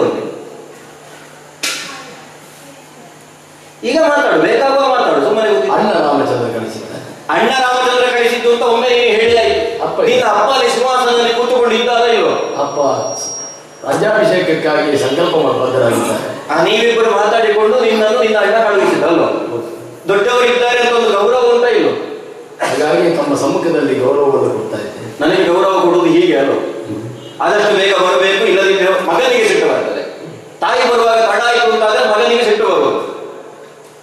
ಚಕ್ರವರ್ತಿ ಪದವಿಯಲ್ಲಿ ಇರುವ ಅಣ್ಣ, ಚಕ್ರವರ್ತಿ ಪದವಿಯಲ್ಲಿ ಏನಿದೆ ತಾಯಿಗೆ ಮಗ ಅಲ್ಲ ಅಂತ ಆಗ್ತದೆ. ಆಮೇಲೆ ಎಂತದ್ದು ನಿನ್ನಲ್ಲಿ ಏನ್ ಹೇಳುದು? ನಿನಗೆ ಹೇಳಿದ ಅರ್ಥ ಆಗ್ತದ ಇಲ್ಲ ಅಂತ ನನಗೆ ಸಂಶಯ ಉಂಟು. ಮಾತೆ ಅಲ್ವೇ, ಸನ್ನಿಧಾನದಲ್ಲಿ ಕೈ ಮುಗಿದು ಕೇಳ್ತಾ ಇದ್ದೇನೆ, ಬನ್ನಿ ನಾಳೆ ಮಾತೆ ಅಂತ ಹೇಳಿ ಮಾತಾಡಬೇಕು ಅಂತ ಮಾತು ಮೂಕ ಆಗಬಾರದು. ಇವತ್ತು ಪಟ್ಟಾಭಿಷೇಕದಲ್ಲಿ ಸೇರಿದರೆ ನಾಳೆ ರಾಮನ ನೆರಳಲ್ಲಿ ಮಾತಾಡುವುದೇ ನಿನ್ನೊಳ ಆಡುವುದೇನು? ಹಾಗಿದ್ರೆ ನೀನು ಲಕ್ಷ ಮಾತುಗಳನ್ನಾಡು, ಲಕ್ಷ ಮಾತುಗಳಿಂದ ನನ್ನನ್ನು ಸಂಪ್ರೀತಿಗೊಳಿಸುವುದಕ್ಕೆ ಪ್ರಯತ್ನಿಸು. ನಾನು ಬರುವುದಿಲ್ಲ. ಬರ್ಬೇಕಮ್ಮ. ಗೊತ್ತಾಯವ ನಿಂದು? ಕೈ ಮುಗಿದು ಕೇಳು. ಒಳ್ಳೆ ಆಭರಣಗಳಿಂದ ಅಲಂಕರಿಸಿಕೊಂಡಿದ್ದಿ. ಪಟ್ಟಾಭಿಷೇಕ ನಮಗೆಲ್ಲ ನಿನ್ನೆ ಗೊತ್ತಾಗಿದೆ ಅಲ್ವಾ ಪಟ್ಟಾಭಿಷೇಕ ಅಂತ. ನಿನ್ನ ಅಪ್ಪ ಇದ್ದಾರಲ್ಲಿ? ತಮ್ಮ ಪತಿ. ಅದು ನನಗೆ ನೀನು ಹೇಳಬೇಕು ಅಂತಿಲ್ಲ, ನನಗೆ ಗೊತ್ತಿಲ್ಲ. ನಾನು ನಿನ್ನ ಸಂಬಂಧ ಹೇಳಿದ್ದು. ನಿನ್ನ ಅಪ್ಪ ಹೌದಾ? ಅಪ್ಪ ಇದ್ದಾರಲ್ಲಿ? ಹೇಳುವವರು ಅಮ್ಮ ಬರುವುದಿಲ್ವಂತೆ, ಅವರಿಗೆ ಅಗತ್ಯವಾಗಿ ನಿಮ್ಮಲ್ಲಿ ಏನೋ ಮಾತಾಡುವುದಕ್ಕುಂಟಂತೆ. ದಶರಥ ಬಿತ ನೋಡು ಅಂತ ಹೇಳು, ಮಾತನಾಡ್ಲಿಕ್ಕುಂಟು ಅಂತ. ಹೋಗ, ಆದಷ್ಟು ಬೇಗ ಹೋಗಿ ಅವಳನ್ನು ಕರ್ಕೊಂಡು. ಅಲ್ಲ, ನೀನು ಬರಬೇಕು ಅಂತಿಲ್ಲ, ಅವರು ಬಂದ್ರೆ ಸಾಕು.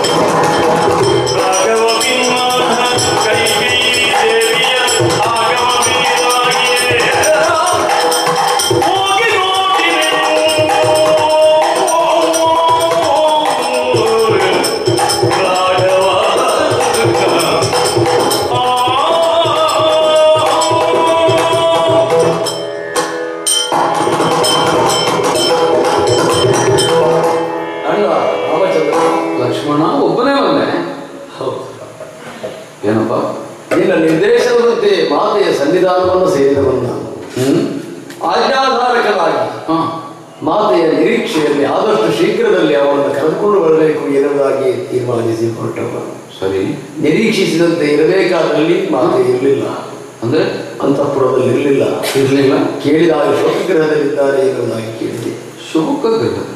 ಬಾಗಿಲನ್ನು ಮುಚ್ಚಿ ಮಣ್ಣಿನ ವಸ್ತ್ರಧಾರಣೆಯಾಗಿ ಇದ್ದಂತಹ ಮಾತೆಯ ಸಂವಿಧಾನವನ್ನು ಸೇರಿದೆ. ನಿರೀಕ್ಷಿಸಿದರೆ ಎಲ್ಲರ ನಿರೀಕ್ಷೆಯಂತೆ ಮಾತೆ ಇಲ್ಲ. ಆಕೆಯ ಆಗಮವೇ ಬೇರಾಗಿದೆ. ಹೌದು, ಆಗಮವೇ ಬೇರು ಎಲ್ಲದಕ್ಕೂ. ಹೌದು, ತಾಯಿ ಆಗಮ ಬೇರಾಗಿದೆ ಅಂದ್ರೆ ರೀತಿ ಬೇರಾಗಿದೆ. ಆದರೂ ಗಮನವನ್ನು ಸೆಳೆಯುವುದಕ್ಕಾಗಿ ಪ್ರಾರ್ಥನಾ ಮುದ್ರೆಯೊಂದಿಗೆ ನಿವೇದಿಸಿಕೊಂಡೆ. ಕೇಳಲಿಲ್ಲ. ಬರಬೇಕು, ಸನ್ನಿಧಾನವನ್ನು ಸೇರಬೇಕು ಅಂತ ಕೇಳಿದರೆ ಅಣ್ಣನ ಆಜ್ಞೆ ಆಗಿದೆ ಅಂತ ಹೇಳಿದರೆ ಮುನಿಸಿಕೊಂಡೆ. ನೀನು ನುಡಿದದ್ದು ಕೇಳಿಸದೆ ಅಲ್ಲ, ನೀನು ನುಡಿದಂತೆ ಅವರು ಕೇಳಲಿಲ್ಲ. ಓಹೋ, ಮುಗ್ಗರವಾಗಿ ಹೇಳಿದರು. ನಿನ್ನಲ್ಲಿ ಹೇಳುವುದಕ್ಕೆ ನಾನು ಜನವಲ್ಲವಂತೆ. ಕೇಳುವುದಕ್ಕೂ ಇಲ್ಲವಂತೆ. ಹೇಳಬೇಕಾದವರು ಒಂದು ಹೇಳಿದರು ಅಂತಾದರೆ ಮಾತನಾಡಲಿಕ್ಕುಂಟು. ಹಾಗಾಗಿ ದಶರಥ ಭೂಪತಿಯೇ ಬಂದರೆ, ತಂದೆಯವರು ಅಂತ ಹೇಳಿಲ್ಲ, ದಶರಥ ಭೂಪತಿಗಳೇ ಬಂದರೆ ಆಗ ಮಾತನಾಡ್ತಾನೆ. ಲಕ್ಷ್ಮಣ, ನಾವು ತಂದೆಯವರಾಗಲೂ ಇಲ್ಲ, ಭೂಪತಿಗಳು ಅಲ್ಲ, ದಶರಥರು ಅಲ್ಲ. ಹಾಗಾದ್ರೆ ತಂದೆಯವರೇ ವಿಚಾರಿಸಬೇಕಾದದ್ದು ಅಂತ ಸ್ಪಷ್ಟ ಆಯ್ತಲ್ಲ. ನಾವು ಸ್ವಲ್ಪ ಹಿಂದೆ ನಿಲ್ಲುವ. ಆದಿತ Yeah.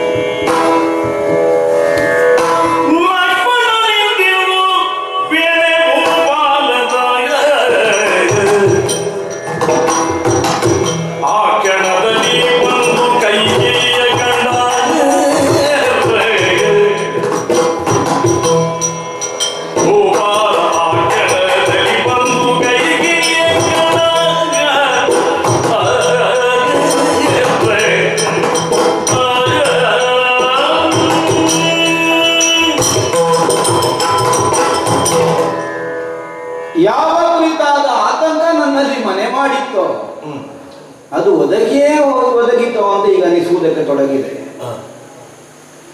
ಮಗನಾದ ರಾಮಚಂದ್ರನ ಸ್ವಭಾವವನ್ನು ನಾನು ತಿಳಿಯದವ ಏನೂ ಅಲ್ಲ. ಯಾವ ಕಾಲಕ್ಕೂ ಅಪವಾದಕ್ಕೆ ಅಳುಕುವಂತಹ ಸ್ವಭಾವವನ್ನು ಅವನು ಹೊಂದಿದವ. ನಿನ್ನೆ ದಿನ ನನ್ನ ಸೂಚನೆಯಂತೆ ಪಟ್ಟಾಭಿಷೇಚನಕ್ಕೆ ಬೇಕಾದಂತಹ ಸಕಲ ಸಿದ್ಧತೆಗಳನ್ನು ವಸಿಷ್ಠರ ನಿರ್ದೇಶನದಲ್ಲಿ ಕೈಗೊಂಡವ. ಇನ್ನೇನು ಒಂದು ಕ್ಷಣದಲ್ಲಿ ಆಗಿ ಹೋಗ್ತಿತ್ತು ಪಟ್ಟಾಭಿಷೇಚನ. ಅಷ್ಟಾಗುವಾಗ ಬಂತಲ್ಲ ಒಂದು ವಿಘ್ನ. ಇನ್ನು ಹೇಳಿಯೂ ಪ್ರಯೋಜನ ಇಲ್ಲ. ಕೈಕೇಯಿ ಬಾರದೇ ರಾಮ ಪಟ್ಟಾಭಿಷೇಚನಕ್ಕೆ ಒಪ್ಪಿಸಿಕೊಳ್ಳುವುದಿಲ್ಲ ಅನ್ನುವುದು ಸ್ಪಷ್ಟವಾಗಿದೆ. ನೋಡೋಣ, ಎಷ್ಟೆಂದ್ರೂ ನಮ್ಮ ಪ್ರಿಯ ಪತ್ನಿ ಅಲ್ವೋ, ನೋಡುವ, ಹೋಗಿ ನೋಡೋಣ. ಶೋಕಾಗಾರವನ್ನು ಸೇರ್ತೇನೆ.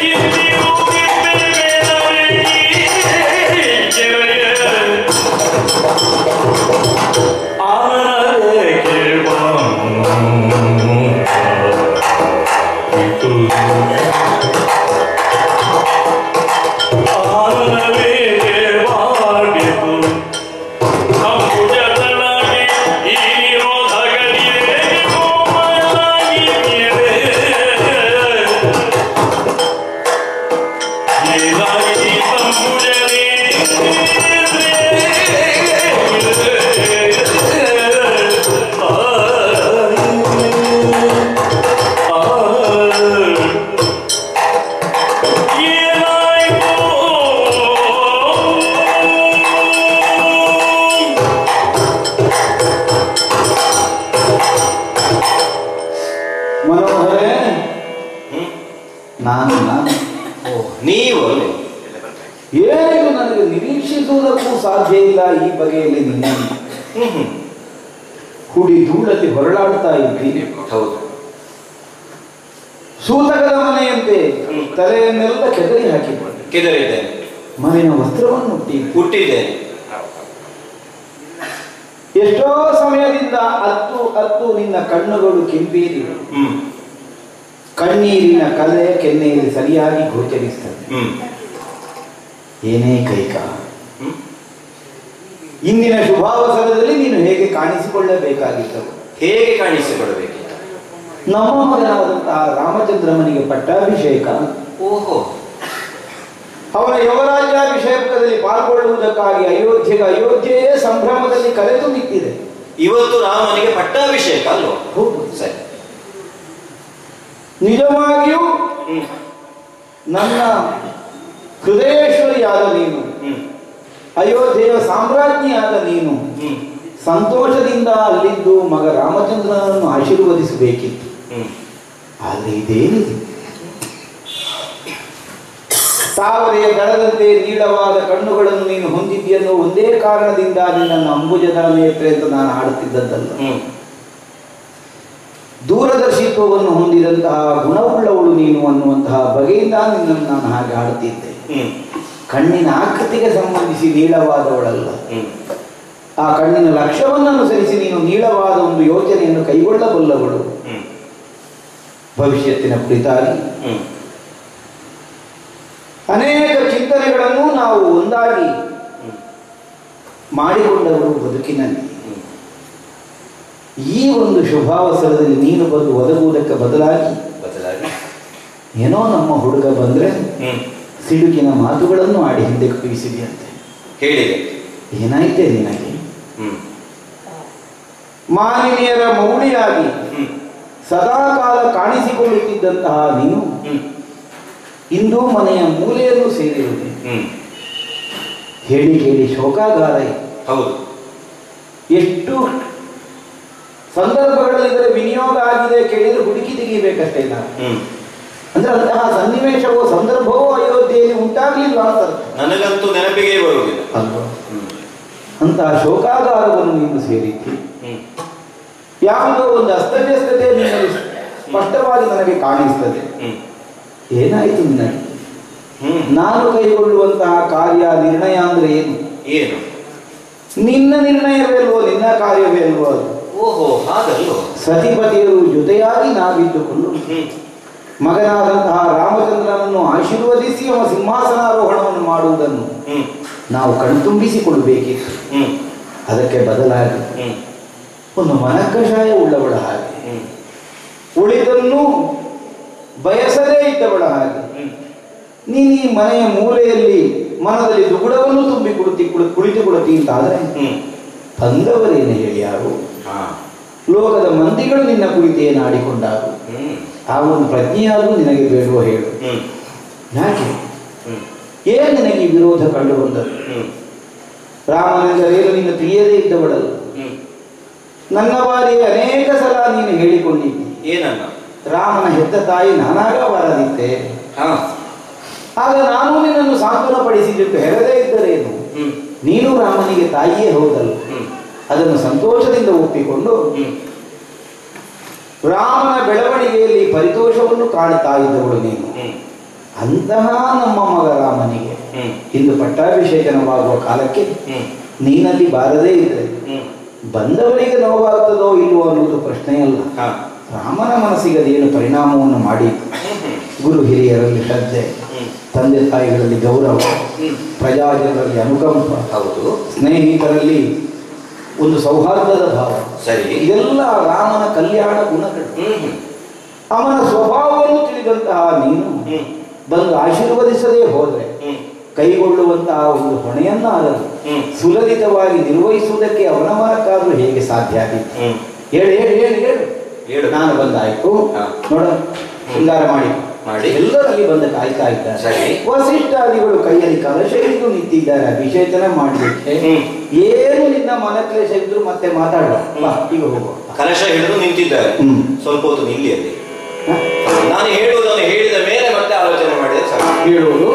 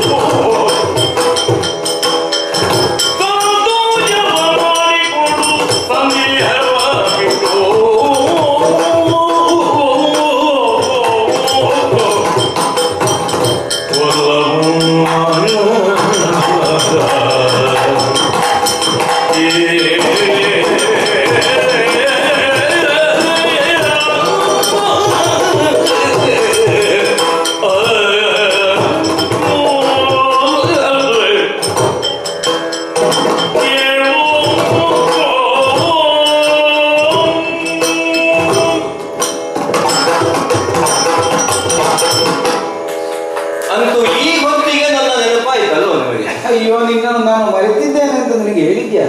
ಹಾಗಾದ್ರೆ ಪಟ್ಟಾಭಿಷೇಕಕ್ಕೆ ಸಿದ್ಧನಾಗಿ ರಾಮ ಇರುವ ಕಾಲದಲ್ಲಿ ಯಾಕೋ ನನ್ನ ನೆನಪಾಗಲಿಲ್ಲ?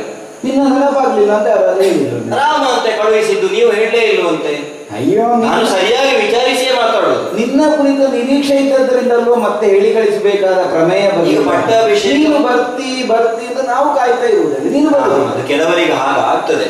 ಆ ಮನೆಗೆ ಹೇಳಿಕೆ ಹೇಳಿರುವುದಿಲ್ಲ, ಆಮೇಲೆ ಮನೆಯಲ್ಲಿ ಕೂತು ಆಲೋಚನೆ ಮಾಡುದು. ಸಮಾರಂಭಕ್ಕೆ ನೀವು ಬರಬೇಕಿತ್ತು, ಕಾಯ್ತಾ ಇದ್ದೆ ಅಂತ. ಹೇಳಿಕೆ ಇಲ್ಲ. ಅಯ್ಯೋ, ಹೇಳಿಕೆ ಒಂದು ಮಾತು ನನಗೆ ಹೇಳಿಲ್ಲ. ಈಗ ಅಲ್ಲಿ ಕೂತು ಕಾಯುವುದಲ್ಲ ನಾನು, ನೀವು ಬರ್ತಿ ಅಂತ. ಅಯೋಧ್ಯೆಯೇ ಸೇರಿಕೊಂಡಿದೆ, ಅಲ್ಲಿ ಎಲ್ಲರಿಗೂ ಸುದ್ದಿ ಗೊತ್ತಾಗಿದೆ, ನಿನಗೆ ಗೊತ್ತಾಗಲಿಲ್ಲ. ಊರಿನವರಿಗೆಲ್ಲ ಗೊತ್ತಾದ ಹಾಗೆ ನನಗೆ ಗೊತ್ತಾಗಬೇಕು ಅಂತ ಹೇಳೋದ ನೀವು? ಅಲ್ಲ, ಈಗ ತಿಳಿಯುವ ಮನಸ್ಸುಂಟು ಅಂತಾದ್ರೆ ಹೇಗೂ ತಿಳ್ಕೊಳ್ಳಿಕ್ಕೆ ಸಾಧ್ಯ ಆಗ್ತದೆ. ಹಾಗೆ ಹೌದು ಅಂತಾದ್ರೆ ಈಗ ನೀವು ಬರಬೇಕಾದ ಅಗತ್ಯವೇ ಇರಲಿಲ್ವಲ್ಲ? ಅಲ್ಲ, ನಾನು ಬಾರದೆ ನೀನು ಬರುವುದಿಲ್ಲ ಅನ್ನುವುದಕ್ಕಾಗಿ ಬಂದದ್ದು, ನಿನಗೆ ವಿಷಯ ಗೊತ್ತಿಲ್ಲ ಅಂತ ಬಂದದ್ದಲ್ಲ. ನೀವು ನಿನ್ನೆ ಯಾಕೆ ಬರಲಿಲ್ಲ? ನಿನ್ನೆ ಸಂದರ್ಭ ಆಗಲಿಲ್ಲ. ಮೊನ್ನೆ ಯಾವಾಗ? ಮೊನ್ನೆ 2 ದಿನ ಆಯ್ತು ನೀವು ಬಾರದೆ. ಪ್ರತಿ ರಾತ್ರಿಯೂ ಪ್ರತಿನಿತ್ಯವೂ ನನ್ನ ಅಂತಃಪುರಕ್ಕೆ ಬಂದುಕೊಂಡಿದ್ದಂತಹ ನೀವು ಯಾಕೆ ಬರಲಿಲ್ಲ? ಓಹ್, ಈ ಹೆಮ್ಮಕ್ಕಳ ಸಿಟ್ಟಿನ ಗುಟ್ಟೆಲ್ಲ ಪಕ್ಕನೆ ನನಗೆ ಗೊತ್ತಾಗುವುದಿಲ್ಲ. ಈಗ ಮೊದಲಿನ ಆಗೋ ಹೇಳು, ನಮ್ಮ ಮಕ್ಕಳ ವಯಸ್ಸಿಗೆ ಬಂತು, ನಾಚಿಕೆ ಆಗುದಿಲ್ಲ. ಯಾಕೆ ಬರಲಿಲ್ಲ ಅಂತ ಕೇಳಿದ್ರೆ ಅದೊಂದೇ ವಿಷಯ ಗಂಡಸರಿಗೆ ಈಗ ಹೊಣೆ ಹೆಚ್ಚುಂಟು. ಮಕ್ಕಳನ್ನು ಒಂದು ಹೊಣೆಗೆ ತಗಲಿಸುವ ತನಕ ನಮಗೊಂದು ಹೊಣೆ ಉಂಟು. ನನಗೊಂದು ಯುವರಾಜ್ಯ ಪಟ್ಟಾಭಿಷೇಕ ಇನ್ನು ನೀನು ಕೇಳಬೇಕು, ನೀವು ಯಾಕೆ ಇಲ್ಲಿಂದ ಹೋಗುದಿಲ್ಲ ಅಂತ. ನಿನ್ನೊಟ್ಟಿಗೆ ನಿನ್ನೆವರೆಗೆ ಇತ್ತು, ಒಂದು ದಿನದಲ್ಲಿ ನಿಮಗೆ ಎಚ್ಚರ ಆಗಲ್ವ? ಹೌದಾ? ಆತುರಾತುರವಾಗಿ ಕೈಗೊಂಡ ತೀರ್ಮಾನ ಆಯಿತು ನನಗೆ. ಇನ್ನು ನನ್ನ ಮಗನಾದಂತಹ ರಾಮನಿಗೆ ಪಟ್ಟವನ್ನು ಕೊಡಬೇಕಷ್ಟೇ. ಕೈಕೇಯಿ ಅಂತಃಪುರಕ್ಕೆ ಬರುವುದಕ್ಕೆ ಆ ಕಾರಣದಿಂದಾಗಿ ಸಮಯ ಅವಕಾಶ ಆಗಲಿಲ್ಲ. ಅದರ ಹಿನ್ನೆಲೆಯನ್ನೆಲ್ಲ ನಾನು ನಿನ್ನಲ್ಲಿ ಹೇಳಲಿಲ್ಲ. ನಿನ್ನೆಲ್ಲ ನಾನು ಬಹಳ ನಮ್ಮ ಯಾವ ರಾಣಿ ಅಂದ್ರಲ್ಲೂ ಆ ವಿಷಯ ಹೇಳಲಿಲ್ಲ. ನನಗೆ ನೀವು ಉಳಿದ ಕಂಡಂತಹ ದುಸ್ವಪ್ನ ಕಾರಣವಾಗಿ, ನಿರ್ನಿಮಿತ್ತ ಕಾರಣವಾಗಿ ಶೀಘ್ರವಾಗಿ ರಾಮನಿಗೆ ಯುವರಾಜ್ಯಾಭಿಷೇಕ ಆಗಬೇಕು ಅನ್ನೋ ನಿರ್ಣಯಕ್ಕೆ ನಾನು ಬರಬೇಕಾಗಿ ಬಂದದ್ದು. ನಿನಗೆ ಯಾಕೆ ಹೇಳಲಿಲ್ಲ ಕೇಳಿದ್ರೆ, ನಿನ್ನಲ್ಲಿ ಹೇಳಕೂಡದನ್ನುವ ಕಾರಣಕ್ಕಲ್ಲ. ಈ ಗಂಡಂದಿರು ಹೆಂಡತಿಯಲ್ಲಿ ಯಾಕೆ ಗುಟ್ಟು ಮಾಡೋದು ಗೊತ್ತಿಲ್ಲ. ಯಾಕೆ ಗುಟ್ಟು ಮಾಡೋದು? ಹೆಂಡತಿಗೆ ಗೊತ್ತಾದ್ರೆ ಕಷ್ಟ ಆಗ್ತದೆ ಅಂತಲ್ಲ, ಮತ್ತೆ ಕೇಳಿದ್ರೆ ಸಹಿಸಿಕೊಳ್ಳಿಕ್ಕೆ ಕಷ್ಟ ಆಗ್ತದೆ. ನಿನ್ನ ಮೇಲಿನ ಕಾರುಣ್ಯದಿಂದ ಹೇಳದೆ ಉಳಿದ್ರು ಎಂತ ಆಪತ್ತು ಬರ್ತದೋ ಏನೋ ಕಥೆಯೋ ಹಾಗೆಲ್ಲ ನೀನು ಎಣಿಸುವುದು ಬೇಡ. ನಮ್ಮ ಗುಟ್ಟು ನಮ್ಮಲ್ಲೇ ಇರಲಿ ಅಂತ ಇಟ್ಟುಕೊಂಡದ್ದು. ಪ್ರಾಯ ಆದ್ರೂ ಬುದ್ಧಿವಂತಿಕೆ ಕಡಿಮೆ ಆಗಲಿ ಅಲ್ಲ, ಅದು ಕಡಿಮೆ ಆಗುವುದಕ್ಕಿಂತ ಮೊದಲೇ ಒಂದು ರಾಮನ ಪಟ್ಟಾಭಿಷೇಕ ಆಗಲಿ ಅಂತ. ಈಗ ಯಾವಾಗ ಬುದ್ಧಿ ಬೀಳುತ್ತದೆ ಗೊತ್ತಿಲ್ಲ. ಅಲ್ಲ, ಈಗ ಗೊತ್ತಾಗ್ಲಿಲ್ಲ ನನಗೆ. ಸುಸ್ವಪ್ನವಿತ್ತು, ಹಾಗಾಗಿ ರಾಮನಿಗೆ ಪಟ್ಟಾಭಿಷೇಕ ಮಾಡುವುದು. ಈಗ ನನಗೆ ಏನಾದ್ರೂ ಆಯ್ತಾ? ಅಲ್ಲ, ಈಗ ಕಾರಣ ಹೇಳಬೇಕಾದ ಅನಿವಾರ್ಯ ಇದ್ದದ್ದರಿಂದ ಹೇಳಿ. ಈಗ ನಿನ್ನಲ್ಲಿ ಯಾವ ಕಾಲಕ್ಕೂ ಹೇಳುವುದಿಲ್ಲ ಅಂತಲ್ಲ. ಈಗ ಪಟ್ಟಾಭಿಷೇಕಗಳಿಗೆ 4 ದಿನ ಕಳೆದ ಮೇಲೆ ನಾನೇ ಹೇಳ್ತಿದ್ದೆ, ಇಷ್ಟಿಷ್ಟು ಅವಸರದಲ್ಲಿ ಮಾಡಿದ್ಯಾಕೆ ಗೊತ್ತುಂಟಲ್ಲ, ನಿಮಗೆ ಈಗ ಸ್ವಪ್ನ ಬಿದ್ದಿತ್ತು, ಈಗ ಇನ್ನತೆ ಹೇಳದೆ ಉಳಿಯುತ್ತೇನೆ ಅಂತ ಅರ್ಥ. ಕೌಸಲ್ಯಲ್ಲಿ ಹೇಳದಿದ್ರೆ ತೊಂದರೆ ಇಲ್ಲ, ಸುಮಿತ್ರೆಯಲ್ಲಿ ಮಾತನ್ನು ಆಡದೇ ಇದ್ರೆ ನನಗೇನು ಸಮಸ್ಯೆ ಇಲ್ಲ.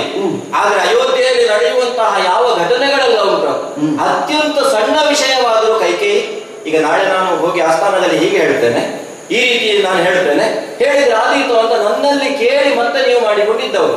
ಈಗ ರಾಮನ ಪಟ್ಟಾಭಿಷೇಕದಂತಹ ಅತ್ಯಂತ ಮಹತ್ವದ ವಿಷಯ ನನ್ನಲ್ಲಿ ಹೇಳಿಕ್ಕೆ ಆಗಲಿಲ್ಲ ಅಲ್ವ ನಿಮಗೆ? ಅಲ್ಲ, ಇದು ಎಂದಾದ್ರೂ ಒಂದು ದಿನ ಆಗುವುದು ಅಂತ ಎಲ್ಲರಿಗೂ ಗೊತ್ತಿದ್ದ ವಿಷಯ. ಈ ಕೆಲವೆಲ್ಲ ಬಹಿರಂಗವಾದ ಗುಟ್ಟು ಅಂತ ಉಂಟು, ಎಲ್ಲರಿಗೂ ಗೊತ್ತಿದ್ದದ್ದು. ಅದನ್ನ ಹೇಳಲಿಕ್ಕೆ ಅಂತ ಮತ್ತೇನಿಲ್ಲ. ರಾಮನಿಗೆ ಅಯೋಧ್ಯೆಯಲ್ಲಿ ಪಟ್ಟಾಭಿಷೇಕ ಆಗ್ತದೆ, ಇದು ಯಾರಿಗೂ ತಿಳಿಯದೇ ಇದ್ದ ವಿಷಯ ಅಲ್ಲ. ಎಲ್ಲರಿಗೂ ಯಾವಾಗ ಆಗ್ತದೆ ಅಂತ ಮಾತ್ರ. ಅದನ್ನೇ ನಾನು ಕೇಳಿದ್ದು, ಯಾವಾಗ ಆಗ್ತದೆ ಅಂತ ನನ್ನಲ್ಲಿ ಯಾಕೆ ಹೇಳಿಲ್ಲ ನೀವು ಅಂತ. ಈ ತೀರ್ಮಾನವನ್ನು ಕೈಗೊಂಡ ಮೇಲೆ ಮತ್ತೆ ಪಟ್ಟಾಭಿಷೇಚನಕ್ಕೆ ಬೇಕಾದ ಹಾಗೆ ರಾಮನನ್ನು ಸಿದ್ಧಗೊಳಿಸುವಲ್ಲೇ ಸಮಯ ಹೋಯ್ತು. ಅಲ್ಲದಿದ್ದರೆ ನಿನ್ನ ಹತ್ರ ಬರುವುದಿಲ್ಲ. ನಾನು ಎಲ್ಲಿಗೆ ಹೋಗ್ಲಿಕ್ಕೆ, ಕೌಸಲ್ಯ ಹತ್ರಕ್ಕೆ ಹೋಗ್ಲಿಲ್ಲ, ಸುಮಿತ್ರ ಹತ್ರಕ್ಕೆ ಹೋಗ್ಲಿ, ಎಲ್ಲಿಗೆ ಹೋಗ್ಲಿಲ್ಲ. ಪಾಪ ಹುಡುಗನಿಗೆಲ್ಲ ಹೇಳಿಕೊಡ್ಬೇಡ. ಈಗ ಇವತ್ತೇ ಆಗಬೇಕು ಪಟ್ಟಾಭಿಷೇಕ. ಹೌದು, ಪಟ್ಟಾಭಿಷೇಕ ಅಂತ ಜೀವನದಲ್ಲಿ ಒಂದೇ ಬಾರಿ ಅಲ್ವ ಆಗುದು?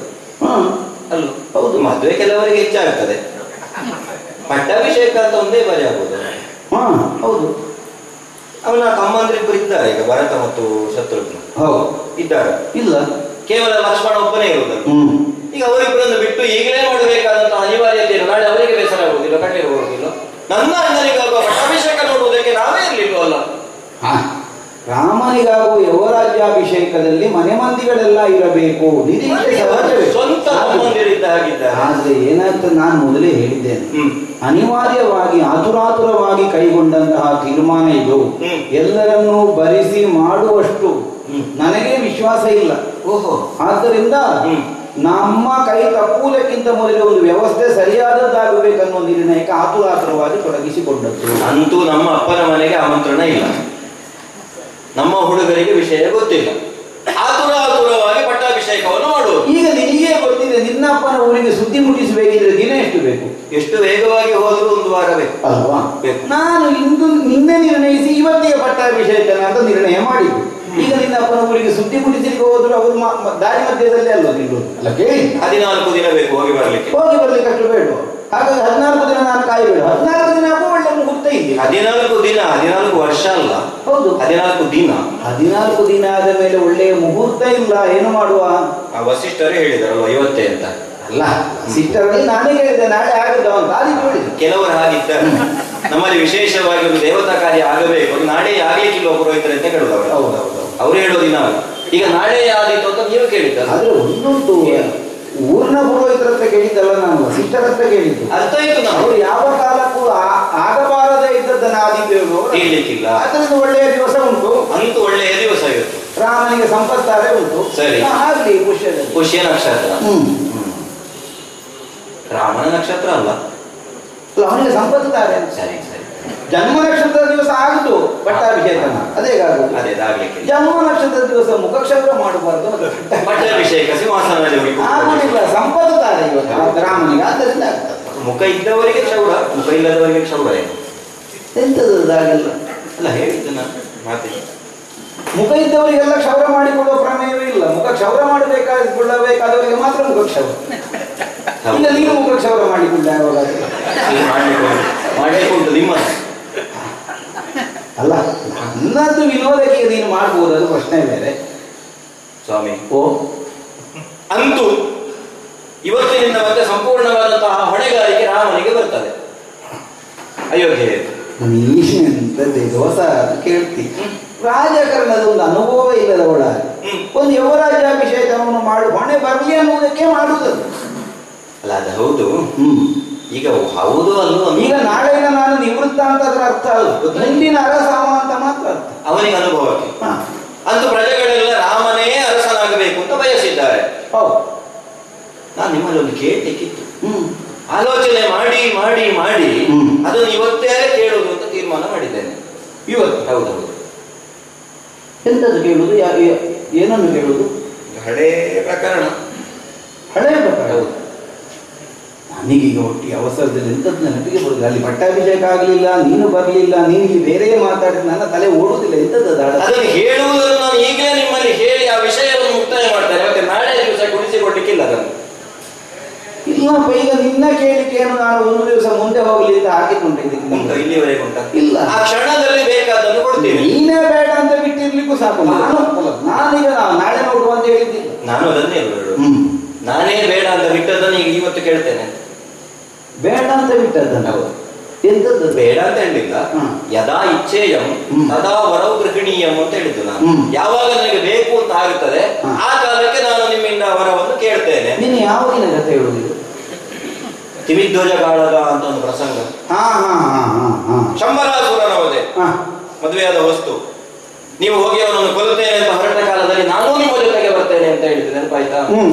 ನೆನಪಾಯ್ತಾ? ಆಯ್ತಾ? ಹೌದು. ಬಂದದ್ದು ಹೌದಾ? ಬಂದದ್ದು ಹೌದು. ಹೋರಾಟವನ್ನು ಮಾಡಿ ನೀವು ಮೂರ್ಛಿತರಾದಂತಹ ಕಾಲದಲ್ಲಿ ನಿಮ್ಮನ್ನು ದೂರಕ್ಕೆ ಒಯ್ದು ಶಸ್ತ್ರೋಪಚಾರವನ್ನು ಮಾಡಿ ಆಮೇಲೆ ಮರಳಿ ನೀವು ಪುನಶ್ಚೇತನಗೊಂಡು ಆತನನ್ನು ಕೊಂದದ್ದು. ಆಗ ನೀವು ಸಂತುಷ್ಟರಾಗಿ ನನಗೆ 2 ಮಾತು ಹೇಳಿದೆ. ನಿನಗೆ 2 ವರ ಕೊಡ್ತೇನೆ, ಬೇಕಾದನ್ನು ಕೇಳು. ಅದಕ್ಕೆ ನೀನು ಹೇಳಿದಲ್ಲ ನನಗೆ ಬೇಡ, ಈಗ ಅದು ನನಗೆ ವರ ನಿಮ್ಮ ಹತ್ರವೇ ಇರಲಿ, ನೀವೇ ನನ್ನ ವರ ಅಂತ ಹೇಳಿ. ಹೌದು. ಈಗ ನಿಮ್ಮಲ್ಲಿ ನ್ಯಾಸವಾಗಿರ್ಲಿ. ಎಲ್ಲಿಯವರೆಗೆ ನಾನು ನಿನ್ನ ವರ ಅನ್ನುವ ಭಾವ ನಿನ್ನ ಮನಸ್ಸಿನಲ್ಲಿ ಉಂಟು ಅಲ್ಲಿಯವರೆಗೆ ನಿನಗೆ ಆ ವರವೇ ಬೇಡ ಅಂತ ನಿನ್ನ ಮಾತಿನ ಧ್ವನಿ ಅಂದಿನ ಅನುಮಾನ ಏನು? ಮತ್ತೆ ಹಿಂದೆ ಆಗ ನೆನಪ ನಿನಗದು. ಅದು ಇವತ್ತು ಮಗ ಇಲ್ಲವಲ್ಲ, ಹಾಗೆ ಮಗ ಇಲ್ಲ. ಈ ಮಕ್ಕಳು ಪ್ರಾಯಕ್ಕೆ ಬಂದ ಮೇಲೆ ಮತ್ತೆ ಗಂಡನಿಗಿಂತ ಹೆಚ್ಚು ಮಕ್ಕಳ ಉದ್ಧಾರದ ಕುರಿತಾಗಿ, ಮಕ್ಕಳ ಔನ್ನತ್ಯದ ಕುರಿತಾಗಿ ತಾಯಿಯಾದವರು ಚಿಂತಿಸಬೇಕಾಗ್ತದೆ. ಅಲ್ಲ, ಮಕ್ಕಳ ಯೋಗಕ್ಷೇಮವೋ ಮಕ್ಕಳ ಭವಿಷ್ಯದ ಬಗ್ಗೆಯೋ ತಂದೆಯೋ ತಾಯಿಯೋ ಚಿಂತನೆ ನಡೆಸುವುದು ಹೌದು. ಹಾಗೆಂತ ತಾಯಿಯಾದವಳಿಗೆ ಮಗನನ್ನು ಮಾತ್ರ ನೋಡಿದರೆ ಸಾಕಾಗುವುದಿಲ್ಲ. ಒಂದು ಹೆಣ್ಣುತನದ ಕರ್ತವ್ಯ ಹೇಗೆ ಕೇಳಿದರೆ ತನ್ನ ಮಾಂಗಲ್ಯದ ಬಗ್ಗೆ ಹೆಚ್ಚಿನ ಪ್ರಜ್ಞೆ ಅಲ್ವ ಇರುವುದು. ಹೌದಪ್ಪ, ಬೇಕೇ ಬೇಕು. ಹಾಗಾಗಿ ಗಂಡನಿಂದ ನಂತರವೇ ಮಗ ಅದು. ನಾನು ಅದನ್ನೇ ಹೇಳುದು, ಗಂಡನಿಂದ ನಂತರವೇ ಮಗ. ಈಗ ನಿಮಗಿಂದ ನಂತರವೇ ರಾಮ. ಹೌದು ಹಾಗೆ ಹಾಗೆ ನಿಮ್ಮಿಂದ ನಂತರವೇ ಭರತ. ಭರತನ ಏಳಿಗೆಯ ಕುರಿತಾಗಿ ಆಲೋಚಿಸಿ ಒಬ್ಬ ತಾಯಿಯಾಗಿ ನಾನು ಒಂದು ನಿರ್ಣಯಕ್ಕೆ ಬಂದಿದ್ದೇನೆ. ನಿಮ್ಮ ಕೈಯಿಂದ 2 ವರವನ್ನು ಇವತ್ತು ಕೇಳುವುದು. ಏನು ಈಗ ವರ ಬೇಕು ಅಂತ ಕಂಡಿದ್ದೇನೆ. ಅಂದು ವರ ಬೇಡ ಹೇಳಿದ್ರು ನೀನೆ. ಹೌದು. ಇಂದಿಗೆ ವರ ಬೇಕು ಅಂತ ಕಂಡು ಇವತ್ತು ಬೇಕು ಅಂತ ಹೇಳ್ತಾ ಇದ್ದೇನೆ. ಅಂದಿಗೆ ನಾನೇ ನಿನಗೆ ವರ ಆಗಿದ್ದೆ. ಹೌದು. ಇಂದಿಗ ನಾನು ಹೇಳಿದ 2 ವರವೇ ಕೊಡುವ 2 ವರ ಬೇಕು. ಅಯ್ಯೋ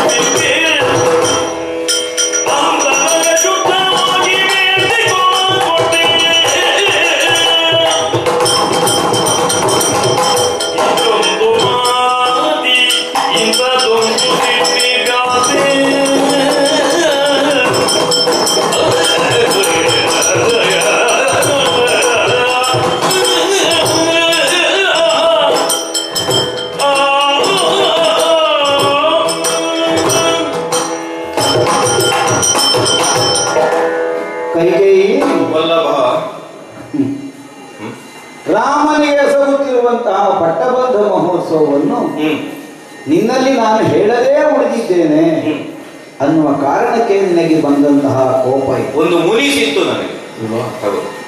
ಅದರ ಹಿನ್ನೆಲೆಯನ್ನು ನಾನೇ ಹೇಳಿದ್ದೆ. ನಿನ್ನಲ್ಲಿ ಹೇಳಬಾರದು, ನಿನ್ನನ್ನು ವಂಚಿಸಬೇಕು ಅನ್ನುವ ಉದ್ದೇಶಕ್ಕೆ ಹೇಳದೇ ಉಳಿದದ್ದಲ್ಲ. ಕಾರ್ಯಾವಸರದಿಂದಲಾಗಿ ಸಂದರ್ಭ ಸೃಷ್ಟಿಯಾಗಲಿ. ಅರಮನೆಯ ಮಂದಿಗಳಿಗೆಲ್ಲ ಸಹಜವಾಗಿಯೇ ಗೊತ್ತಾಗಬಹುದಾದಂತಹ ಸಂಭ್ರಮ ಇದು. ಮತ್ತಿದನೀಗ ಪ್ರತ್ಯೇಕ ಕರೆದಾಡಬೇಕಾದಂತಹ ಅವಶ್ಯಕತೆ ಏನು? ಅಷ್ಟಕ್ಕೂ ನನ್ನ ನಿರ್ಣಯ ಏನು, ನಿನ್ನ ನಿರ್ಣಯ ಏನು, ಇದು ಬೇರೆ ಅಂತ ಕಂಡುಕೊಂಡ್ರಲ್ವ ನಾನು ನಿನ್ನ ಹತ್ರ ಹೇಳಬೇಕು. ಪರಸ್ಪರರು ಅಂತರಂಗ ಅರಿತು ವ್ಯವಹರಿಸುತ್ತಾ ಈ ತನಕ ಬಂದವರಾದ್ದರಿಂದ ರಾಮನ ಪಟ್ಟಬಂಧ ಮಹೋತ್ಸವ ನಿನಗೂ ಪೂರ್ವ ನಿರೀಕ್ಷಿತವಾಗಿರುವುದರಿಂದ ನಾನಿಂದು ಹೇಳಬೇಕಾದಂತಹ ಅನಿವಾರ್ಯತೆ ಬಂದೇ ಬರ್ತದೆ ಅನ್ನುವುದನ್ನು ಗ್ರಹಿಸದೇ ಹೋದೆ.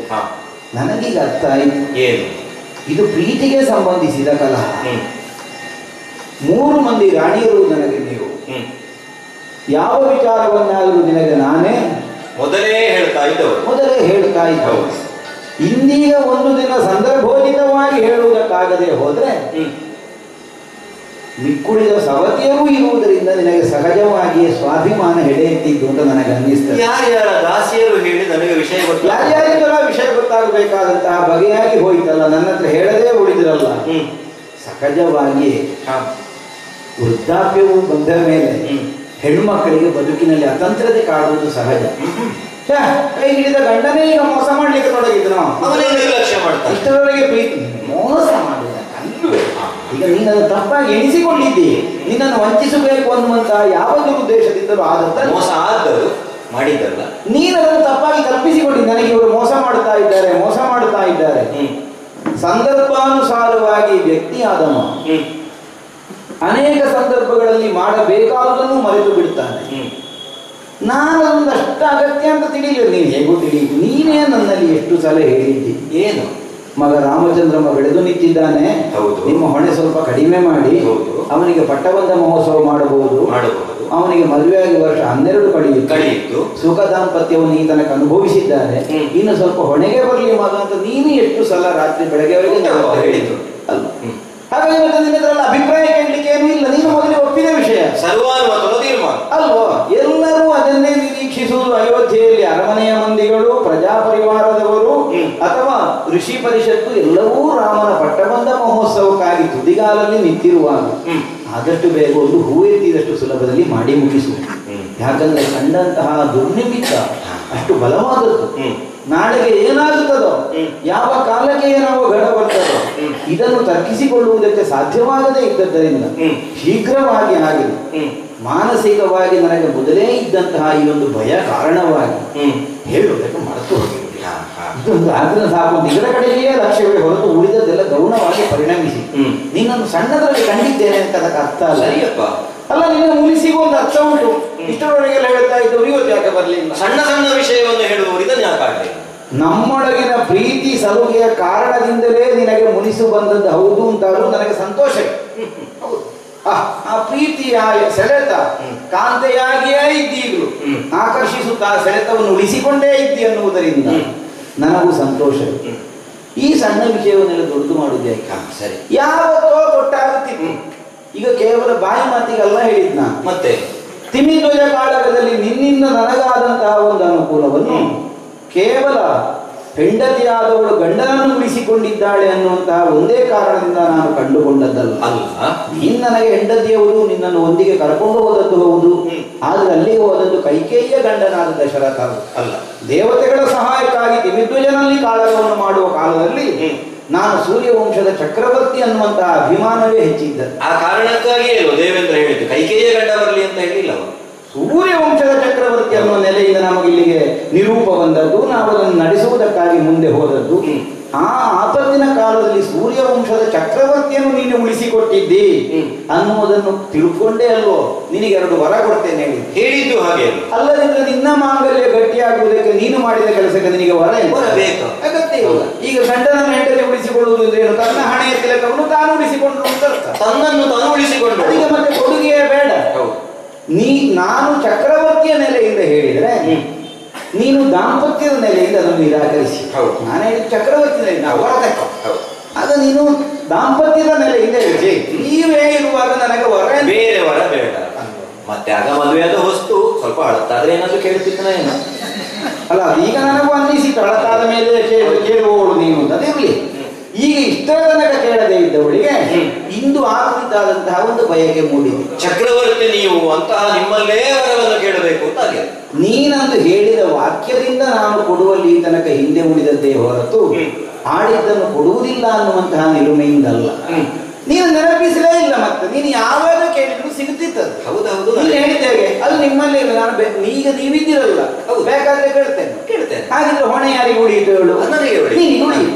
ಹಾಗಾಗಿ ನಾನು ಕೊಡದೆ ಉಳಿದಿನೇ ಹೊರತು ಆವತ್ತೊಂದು ಆಡುವುದಕ್ಕೆ ಆಚರಣೆಗೆ ಇನ್ನೊಂದು ಅನ್ನುವಂತಹ ನಿರ್ಣಯದಿಂದ ನಾನು ಈ ತನಕ ಕೊಡದೆ ಉಳಿದದ್ದಲ್ಲ. ಈಗಲೂ ಹೇಳ್ತೇನೆ, ಅಂತರಂಗ ಶುದ್ಧವಾಗಿ ಏನು ಕಲ್ಮಶ ಇಟ್ಟುಕೊಳ್ಳದು, ಎಲ್ಲರಿಗೂ ಒಳ್ಳೆಯದಾಗಲಿ ಅನ್ನುವಂತಹ ನಿರೀಕ್ಷೆ ನೀನು ನಮ್ಮ ಅಭ್ಯುದಯಕ್ಕೆ ಕಾರಣವಾಗುವ ಹಾಗೆ ಅಂದು ಸೂರ್ಯವಂಶದ ಚಕ್ರವರ್ತಿಯನ್ನು ಉಳಿಸಿದಂತಹ ಕೈಕೇಯಿಯಾಗಿ ಅನ್ನೊಂದು ಚಕ್ರವರ್ತಿಯನ್ನು ಪ್ರಾಣಾಪಾಯದಿಂದ ಉಳಿಸಿದ್ದೀನಿ ಅಲ್ವಾ? ಈ ಮನೆತನದ ಘನತೆಯನ್ನು ಕಾಪಿಟ್ಟಿದ್ದೀನಿ. ಹಾಗಾಗಿ ಅನೂಚಾರವಾಗಿ ಸಾಗಿ ಬಂದ ನಮ್ಮ ಮನೆತನದ ಘನತೆಗೆ ಕೊರತೆಯಾಗದ ಹಾಗೆ ಸೂರ್ಯವಂಶದ ಮನೆತನದ ಮರ್ಯಾದೆಯನ್ನು ಉಳಿಸಿಕೊಳ್ಳುತ್ತಾ ಸರಿ ಸೂರ್ಯವಂಶದ ಚಕ್ರವರ್ತಿಯನ್ನು ಉಳಿಸಿದಂತಹ ನಿನ್ನ ಕೃತ್ಯ ಸದಾಕಾಲ ಸ್ತುತ್ಯರ್ಹವಾಗಿ ಪ್ರಪಂಚದಲ್ಲಿ ತಾಯಿಯಾಗಿ ಉಳಿಯುವುದಕ್ಕೆ ಅವಕಾಶವಾಗುವ ಹಾಗೆ ಅಂತರಂಗ ಶುದ್ಧವಾಗಿ ನೀನು ಈಗಲೂ ಕೇಳು, ನಾ ಕೊಟ್ಟೆ.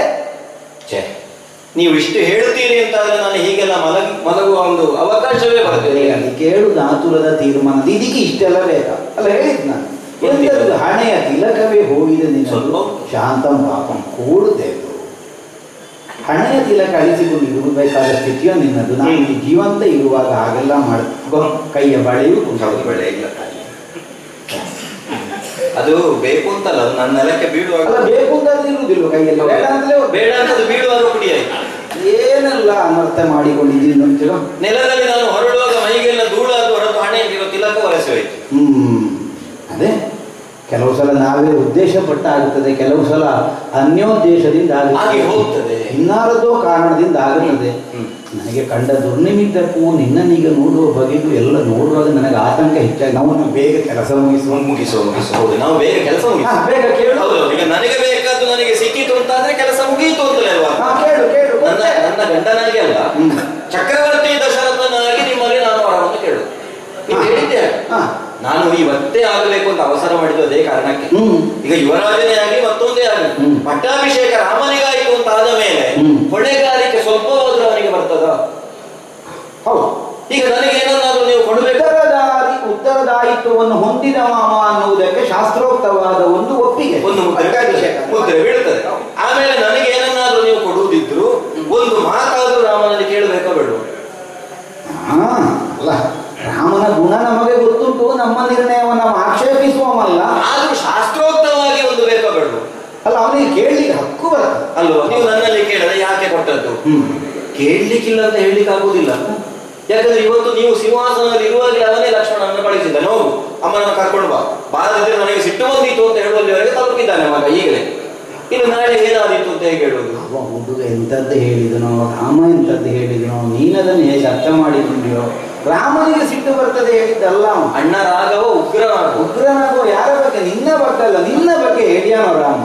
ಲಕ್ಷ್ಮಣನ ಬಗ್ಗೆ ಉಗ್ರನಾಗುವ ಅಂತ ನಿಮ್ಮದು ತಿದ್ದುಪಡಿ. ನಿನ್ನನ್ನು ಕರ್ಕೊಂಡು ಹೋಗದೇ ಇದ್ದರೆ ಲಕ್ಷ್ಮಣನ ಕುರಿತು ಅಣ್ಣ ಉಗ್ರನಾಗುತ್ತಾನೆ. ಹಾಗಾಗಿ ಅಣ್ಣನ ಕೋಪ ಕಡಿಮೆ ಮಾಡ್ಲಿಕ್ಕೆ ನೀನು ಬರಬೇಕು, ನಿನ್ನಲ್ಲಿ ಕೋಪ ಮಾಡಿ. ಲಕ್ಷ್ಮಣ ಆಡಿದ ಮಾತಿಗೆ ವ್ಯಾಖ್ಯಾನ ಮಾಡಿ ಅಂತ ನಿಮ್ಮಲ್ಲಿ ಕೇಳಿದ್ರೆ ಅಲ್ಲ, ಯಾಕೆ ಕೇಳಿದ್ರೆ ಕೋಪದಿಂದ ಅಲ್ಲ ಅವ ಹೇಳಿದ್ದು. ಹೇಳುವ ಕಾಲಕ್ಕೆ ನಾನಿರ್ಲಿಲ್ವ ಲಕ್ಷ್ಮಣನ ನಾನು ಸಾಕ್ಷಿ ಇಲ್ವ?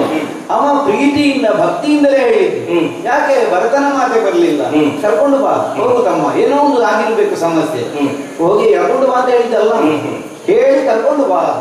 ಇದರಿಂದಲೇ ಗೊತ್ತಾಗ್ತದೆ ನಿನ್ನ ಮೇಲೆ.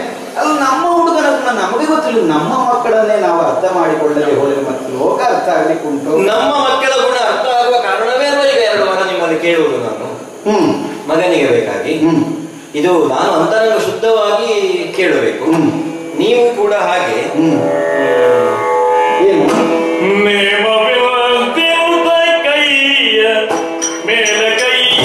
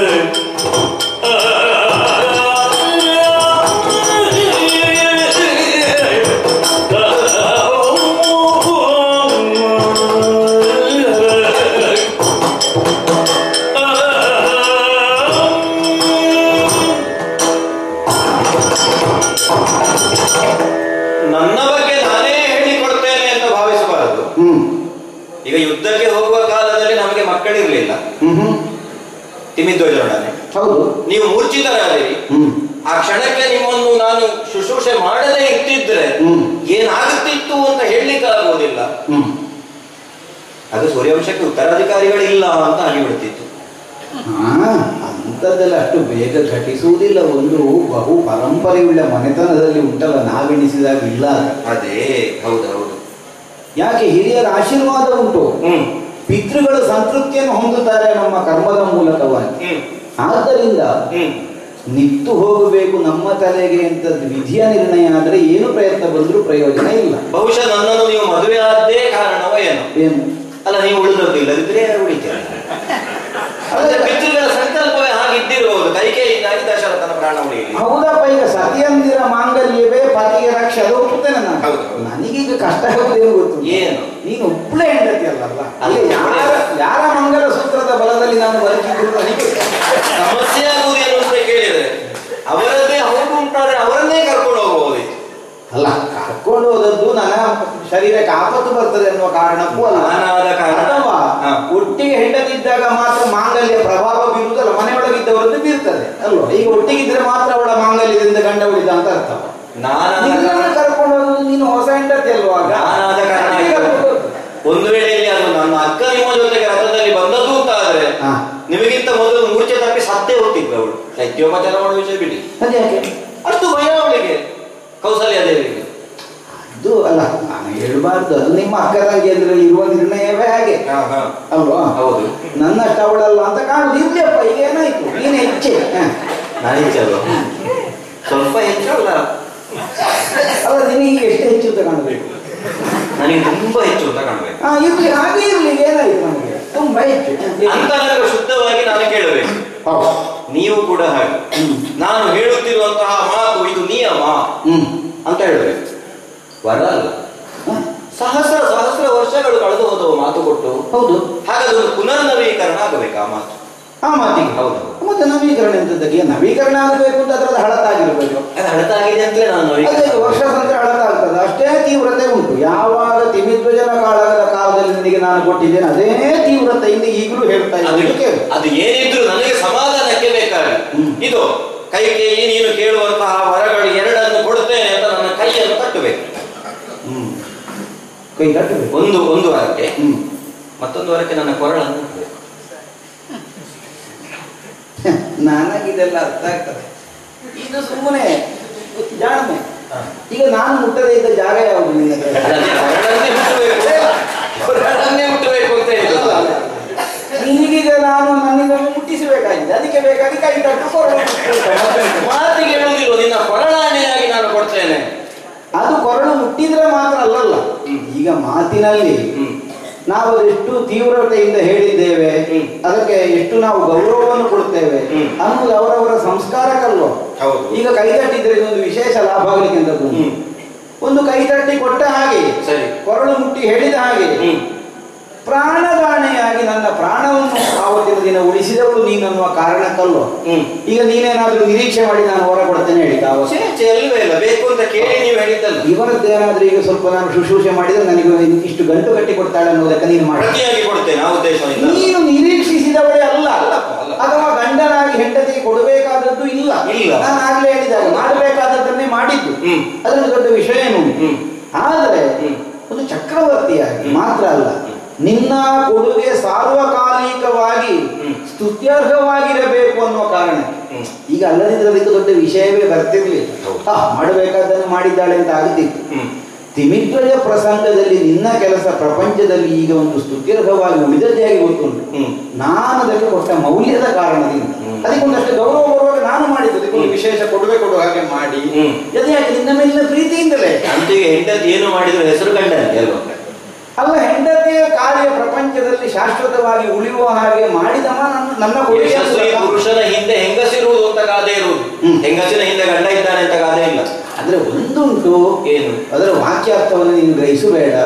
ಯಶಸ್ವಿ ಪುರುಷನ ಹಿಂದೆಯೇ ಹೆಣ್ಣಿರಬೇಕು ಅಂತ ಅರ್ಥ, ಮುಂದೆ ಹೋಗಬಾರದು. ಅರ್ಥ ಏನು? ಮುಂದೆ ಹೋದ್ರೆ ಪುರುಷನ ಯಶಸ್ಸು ಹಾಳಾಗ್ತದೆ. ಹಿಂದೆ ಇರುವಂತಹ ಹೆಂಗಸು ಸೂತ್ರಧಾರಿಯಾಗಿ ಹಗ್ಗ ಹಿಡ್ಕೊಂಡು ಆಡಿಸಿಕೊಂಡಿರ್ತಾನೆ ಗಂಡನನ್ನು, ಇವ ಹೀಗೆ ಹೀಗೆಲ್ಲ ಮಾಡಿಕೊಂಡಿರ್ತಾನೆ ಮುಂದೆ ಅಂತ. ಅದು ನೀವು ಹೆಣ್ಮಕ್ಳು ಮನಸ್ಸಿನ ಸಮಾಧಾನಕ್ಕೆ ಕಂಡುಕೊಳ್ಳುವ ಒಬ್ಬ ಮತ್ತೆ ಮುಂದೆ ಹೋದ್ರೆ ಸೂತ್ರಧಾರಿ ಗೊಂಬೆ ಆಡಿಸೋದು ಹೇಗೆ? ಉತ್ತಮನಾದ ಯಶಸ್ವಿ ಪುರುಷನ ಹಿಂದಿನಿಂದ ಹೆಣ್ಣಿರ್ತಾಳೆ ಅಂದ್ರೆ ಅರ್ಥ ಏನು? ಹೆಣ್ಣು ಸ್ವತಂತ್ರವಾಗಿ ಒಂದು ದಾರಿಯನ್ನು ಕಂಡುಕೊಳ್ಳುವುದಕ್ಕಿದ್ದವಳಲ್ಲ ಅನ್ನುವ ಆಶಯವೇ ಅಲ್ಲಿರುವುದು. ಪುರುಷನ ಹಿಂದಿನಿಂದಲೇ ಅವಳಿರ್ತಾಳೆ ಧ್ವನಿ. ಮತ್ತೆ ಕೊಡುಗೆ ಇಲ್ವ ಅಂತ ಕೇಳಿದ್ರೆ ಉಂಟು. ಯಾಕೆ ಉಂಟು ಕೇಳಿದ್ರೆ, ಇವನಿಗೆ ಸಲಹೆ ಸೂಚನೆಗಳನ್ನು ಕೊಡುವುದಕ್ಕೆ ಅವಳು ಅನಿವಾರ್ಯ, ಅವಳು ಹೇಳಿದ ಹಾಗೆ ಇವ ಕೇಳಬೇಕು ಅನ್ನುವುದ ನಿರ್ಣಯಕ್ಕಾಗಿ ಎಲ್ಲ ಹಿಂದಿರ್ತಾಳೆ ಅನ್ನುವಂತಹ ವಾಕ್ಯ ಹುಟ್ಟಿಕೊಂಡದ್ದು. ಅಲ್ಲಿರುವ ಆಶಯ ಏನು ಗೊತ್ತುಂಟು? ಏನು? ಯಾವುದನ್ನೇ ಒಂದು ಸಾಮಾಜಿಕವಾಗಿ ಒಳಿತನ್ನು ಒಬ್ಬ ಪುರುಷ ಮಾಡಬೇಕು ಅಂತಿದ್ರೆ ಮೊದಲು ಅವನ ಮನೆಯೊಳಗೆ ನೆಮ್ಮದಿ, ಮನೆ ಸರಿ ಇರಬೇಕು. ಅದಲ್ಲದಿದ್ರೆ ಆಗುವುದಿಲ್ಲ. ಆದ್ದರಿಂದ ಒಬ್ಬ ಪುರುಷ ಪ್ರಪಂಚದಲ್ಲಿ ಸಾಮಾಜಿಕವಾಗಿ ಒಂದು ಸರಿಯಾದದನ್ನು ಮಾಡ್ತಾನೆ ಅಂತಾದ್ರೆ ಅವನ ಮನೆ ಸ್ವಸ್ಥವಾಗಿ ಉಂಟು, ಹೆಂಡತಿ ಏನು ರಗಳ ಇಲ್ಲ, ಗಂಡನಿಗೆ ಅನುಕೂಲಳಾಗಿ ಇದ್ದಾಳೆ ಅನ್ನುವುದನ್ನು ಸಮಾಜ ಕಂಡುಕೊಳ್ತದೆ ಅಂತ ಅದಕ್ಕೆ ಅರ್ಥ. ಮತ್ತೆ ಇನ್ನು ವಾಕ್ಯರ್ಥವನ್ನೇ ಗ್ರಹಿಸಬೇಡ. ಹೆಣ್ಣು ಇಲ್ಲದೆ ಇದ್ರೆ ಗಂಡಿನಿಂದ ಆಗುದೇ ಇಲ್ಲ ಅಂತ ಅರ್ಥ ಅಲ್ಲ, ಇರುವ ಹೆಣ್ಣು ಹೆಣ್ಣಿನಾಗಿ ಇರ್ತಾಳೆ ಅಂತ ಇನ್ನೂ ಹೇಳುವುದಾದ್ರೆ ಧ್ವನಿಯ ಅರ್ಥದಿಂದಲೇ ಆಡುವುದು ನಾನು. ನನಗೆ ಬೇಕಾಗಿ ಅಲ್ವಪ್ಪ, ನನ್ನ ಮಗನಿಗೆ ಬೇಕಾಗಿ ಕೇಳುವುದು. ಅಯ್ಯೋ, ಮಕ್ಕಳ ಉದ್ಧಾರವೇ ಅಲ್ವ ತಾಯಿಯ ಕರ್ತವ್ಯ. ಇನ್ನು ಇಷ್ಟು ವಯಸ್ಸಾದ ಮೇಲೆ ಗಂಡ ಹೆಂಡಿದಾದ ನಮಗೆ ಅದೇ ಅಲ್ವ, ಮಕ್ಕಳದೇ ಅಲ್ವ ಯೋಚನೆ. ಅದೌದು, ನೀವು ಮಾತಾಡಿ ಮಾತಾಡಿ ಉಪಾಯದಿಂದ ತಪ್ಪಿಸುವುದು ಬೇಡ. ಈಗ ಕೈ ಕಟ್ಟಿ ಭಾಷೆ ಕೊಡಿ, ಕೊರಳು ಮುಟ್ಟಿ ಆಣೆ ಮಾಡಿ ಅಷ್ಟು ಹೇಳಿದ್ರು ಸಾಲದು. ನಾನು ದೇವತೆಗಳನ್ನೆಲ್ಲ ಕರೀತೇನೆ. ಈಗ ಅವರ ಮುಂಭಾಗದಲ್ಲಿ ನನಗೆ ನೀವು ವರವನ್ನು ಕೊಡೋದು. ನಿಮ್ಮ ಅತ್ಯಂತ ಪ್ರಿಯರು ಯಾರು ಅವರ ಕುರಿತಾಗಿ ಹೇಳಿ ನೀವು ಕೊಡ್ಬೇಕು. ಅಯ್ಯೋ, ನೀನು ಯೋಚನೆ ಮಾಡುದು ಬೇಡ. ಕೇಳು, ಏನು ಈ ಹಿಂದೆ ನಾನು ನಿನಗೆ ಒದಗಿಸಿದಂತಹ ಅವಕಾಶದಂತೆ ನಿನಗೆ ಬೇಕಾದುದನ್ನು ನೀನು ಕೇಳಬಹುದು. ಸರಿ, ಅದನ್ನು ನಾನು ಕೊಡ್ತೇನೆ. ಮಗ ರಾಮನಾಣೆ ಸಾಕು, ಇನ್ನು ಬೇರೆ ಯಾವುದು ಹೇಳುದು ಬೇಡ. ನೀವು ಕೊರಳು ಮುಟ್ಟದಿದ್ರು ಅದಕ್ಕೆ ರಾಮನಾಣೆ ಅಂತ ಹೇಳಿದ್ರಲ್ವ? ಹೌದು, ರಾಮನಾಣೆ ಅಂತ ಹೇಳಿದ್ರಲ್ವ? ಕೇಳ್ಬೇಕು, ಕೇಳ್ತೇನೆ. ಈ ವಾಕ್ಯವನ್ನು ಕೇಳಬೇಕಂದ್ರೆ ವರ ಕೇಳಬೇಕು. ವರ ಏನು ಕೇಳ್ತೇನೆ ಅಂತ ನನಗೊಂದು ಸಮಾಧಾನ ಇದೆ. ಭೂಮಿಯ ನೀನೆಲ್ಲ ಪುತ್ರ ಭಾರತಕ್ಕೆ ಕೊಟ್ಟು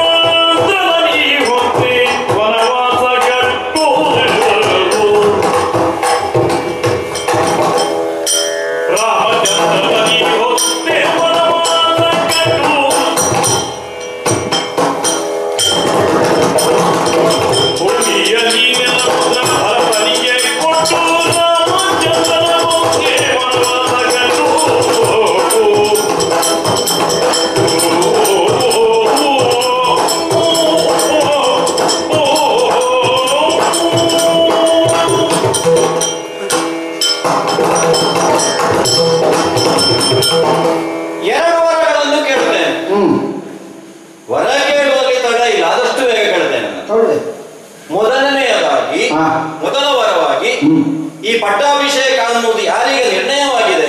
ರಾಮನಿಗೆ. ರಾಮನಿಗೆ. ಹೌದು. ಅವನ ಬದಲಾಗಿ ನಮ್ಮ ಮಗನಾದಂತಹ ಭರತನಿಗೆ ಪಟ್ಟಾಭಿಷೇಕ ಆಗಬೇಕು. ಏನು? ನಮ್ಮ ಮಗ ಅಲ್ಲ ಭರತ. ಅಲ್ಲ, ಭರತ ನಮ್ಮ ಮಗ. ಹೌದು. ರಾಮನ ಪಟ್ಟಾಭಿಷೇಕವನ್ನು ತಿಳಿದಿರುತ್ತಾ ನೀನು ಕೇಳುವವರ? ರಾಮನ ಬದಲಾಗಿ ನಮ್ಮ ಮಗನಾದಂತಹ ಭರತನಿಗೆ ಪಟ್ಟಾಭಿಷೇಕ ಆಗಬೇಕು. ಇದು ಮೊದಲನೇ ವರ. ಈಗ ಯಾಕಪ್ಪ ಯೋಚನೆ ಮಾಡ್ತೀನಿ? ರಾಮನಿಗೆ ಪಟ್ಟಾಭಿಷೇಕ ಅನ್ನುವುದನ್ನು ಅಯೋಧ್ಯೆ ಒಪ್ಪಿಕೊಂಡಾಗಿ ಹೋಗಿದೆ. ಈಗ ನೀನು ಭರತನಿಗೆ ಹೇಳಿದ್ರೆ ರಾಮನಿಗೆ ಅಂತ ವರ ಒಂದಾಯ್ತಲ್ಲ. ಈಗ ರಾಮನಿಗೆ ಏನೂ ಇಲ್ಲ ಅಂತ ನಾವು ಮಾಡುವುದಿಲ್ಲ, ಮಾಡಬಾರದು ಕೂಡ. ನಮ್ಮ ಮಕ್ಕಳ ಭವಿಷ್ಯವನ್ನು ನಾವು ಮೊದಲೇ ಆಲೋಚನೆ ಮಾಡಿಟ್ಟಿರಬೇಕು. ಭರತನಿಗೆ ಪಟ್ಟಾಭಿಷೇಕ ಅಂತ ನಾನು ನಿರ್ಣಯ ಮಾಡುವ ಕಾಲದಲ್ಲೇ ಮುಂದೆ ರಾಮನಿಗೆ ಏನು ಅನ್ನುವುದನ್ನು ನಾನೇ ನಿರ್ಣಯ ಮಾಡಿದವಳಿದ್ದೇನೆ. ಏನು? ರಾಮನನ್ನು 14 ವರ್ಷಗಳ ಕಾಲ ವನವಾಸಕ್ಕೆ ಹಾಕಿ. ಏನು? 14 ವರ್ಷಗಳ ಕಾಲ ರಾಮ ವನವಾಸಕ್ಕೆ ಹೋಗಿ.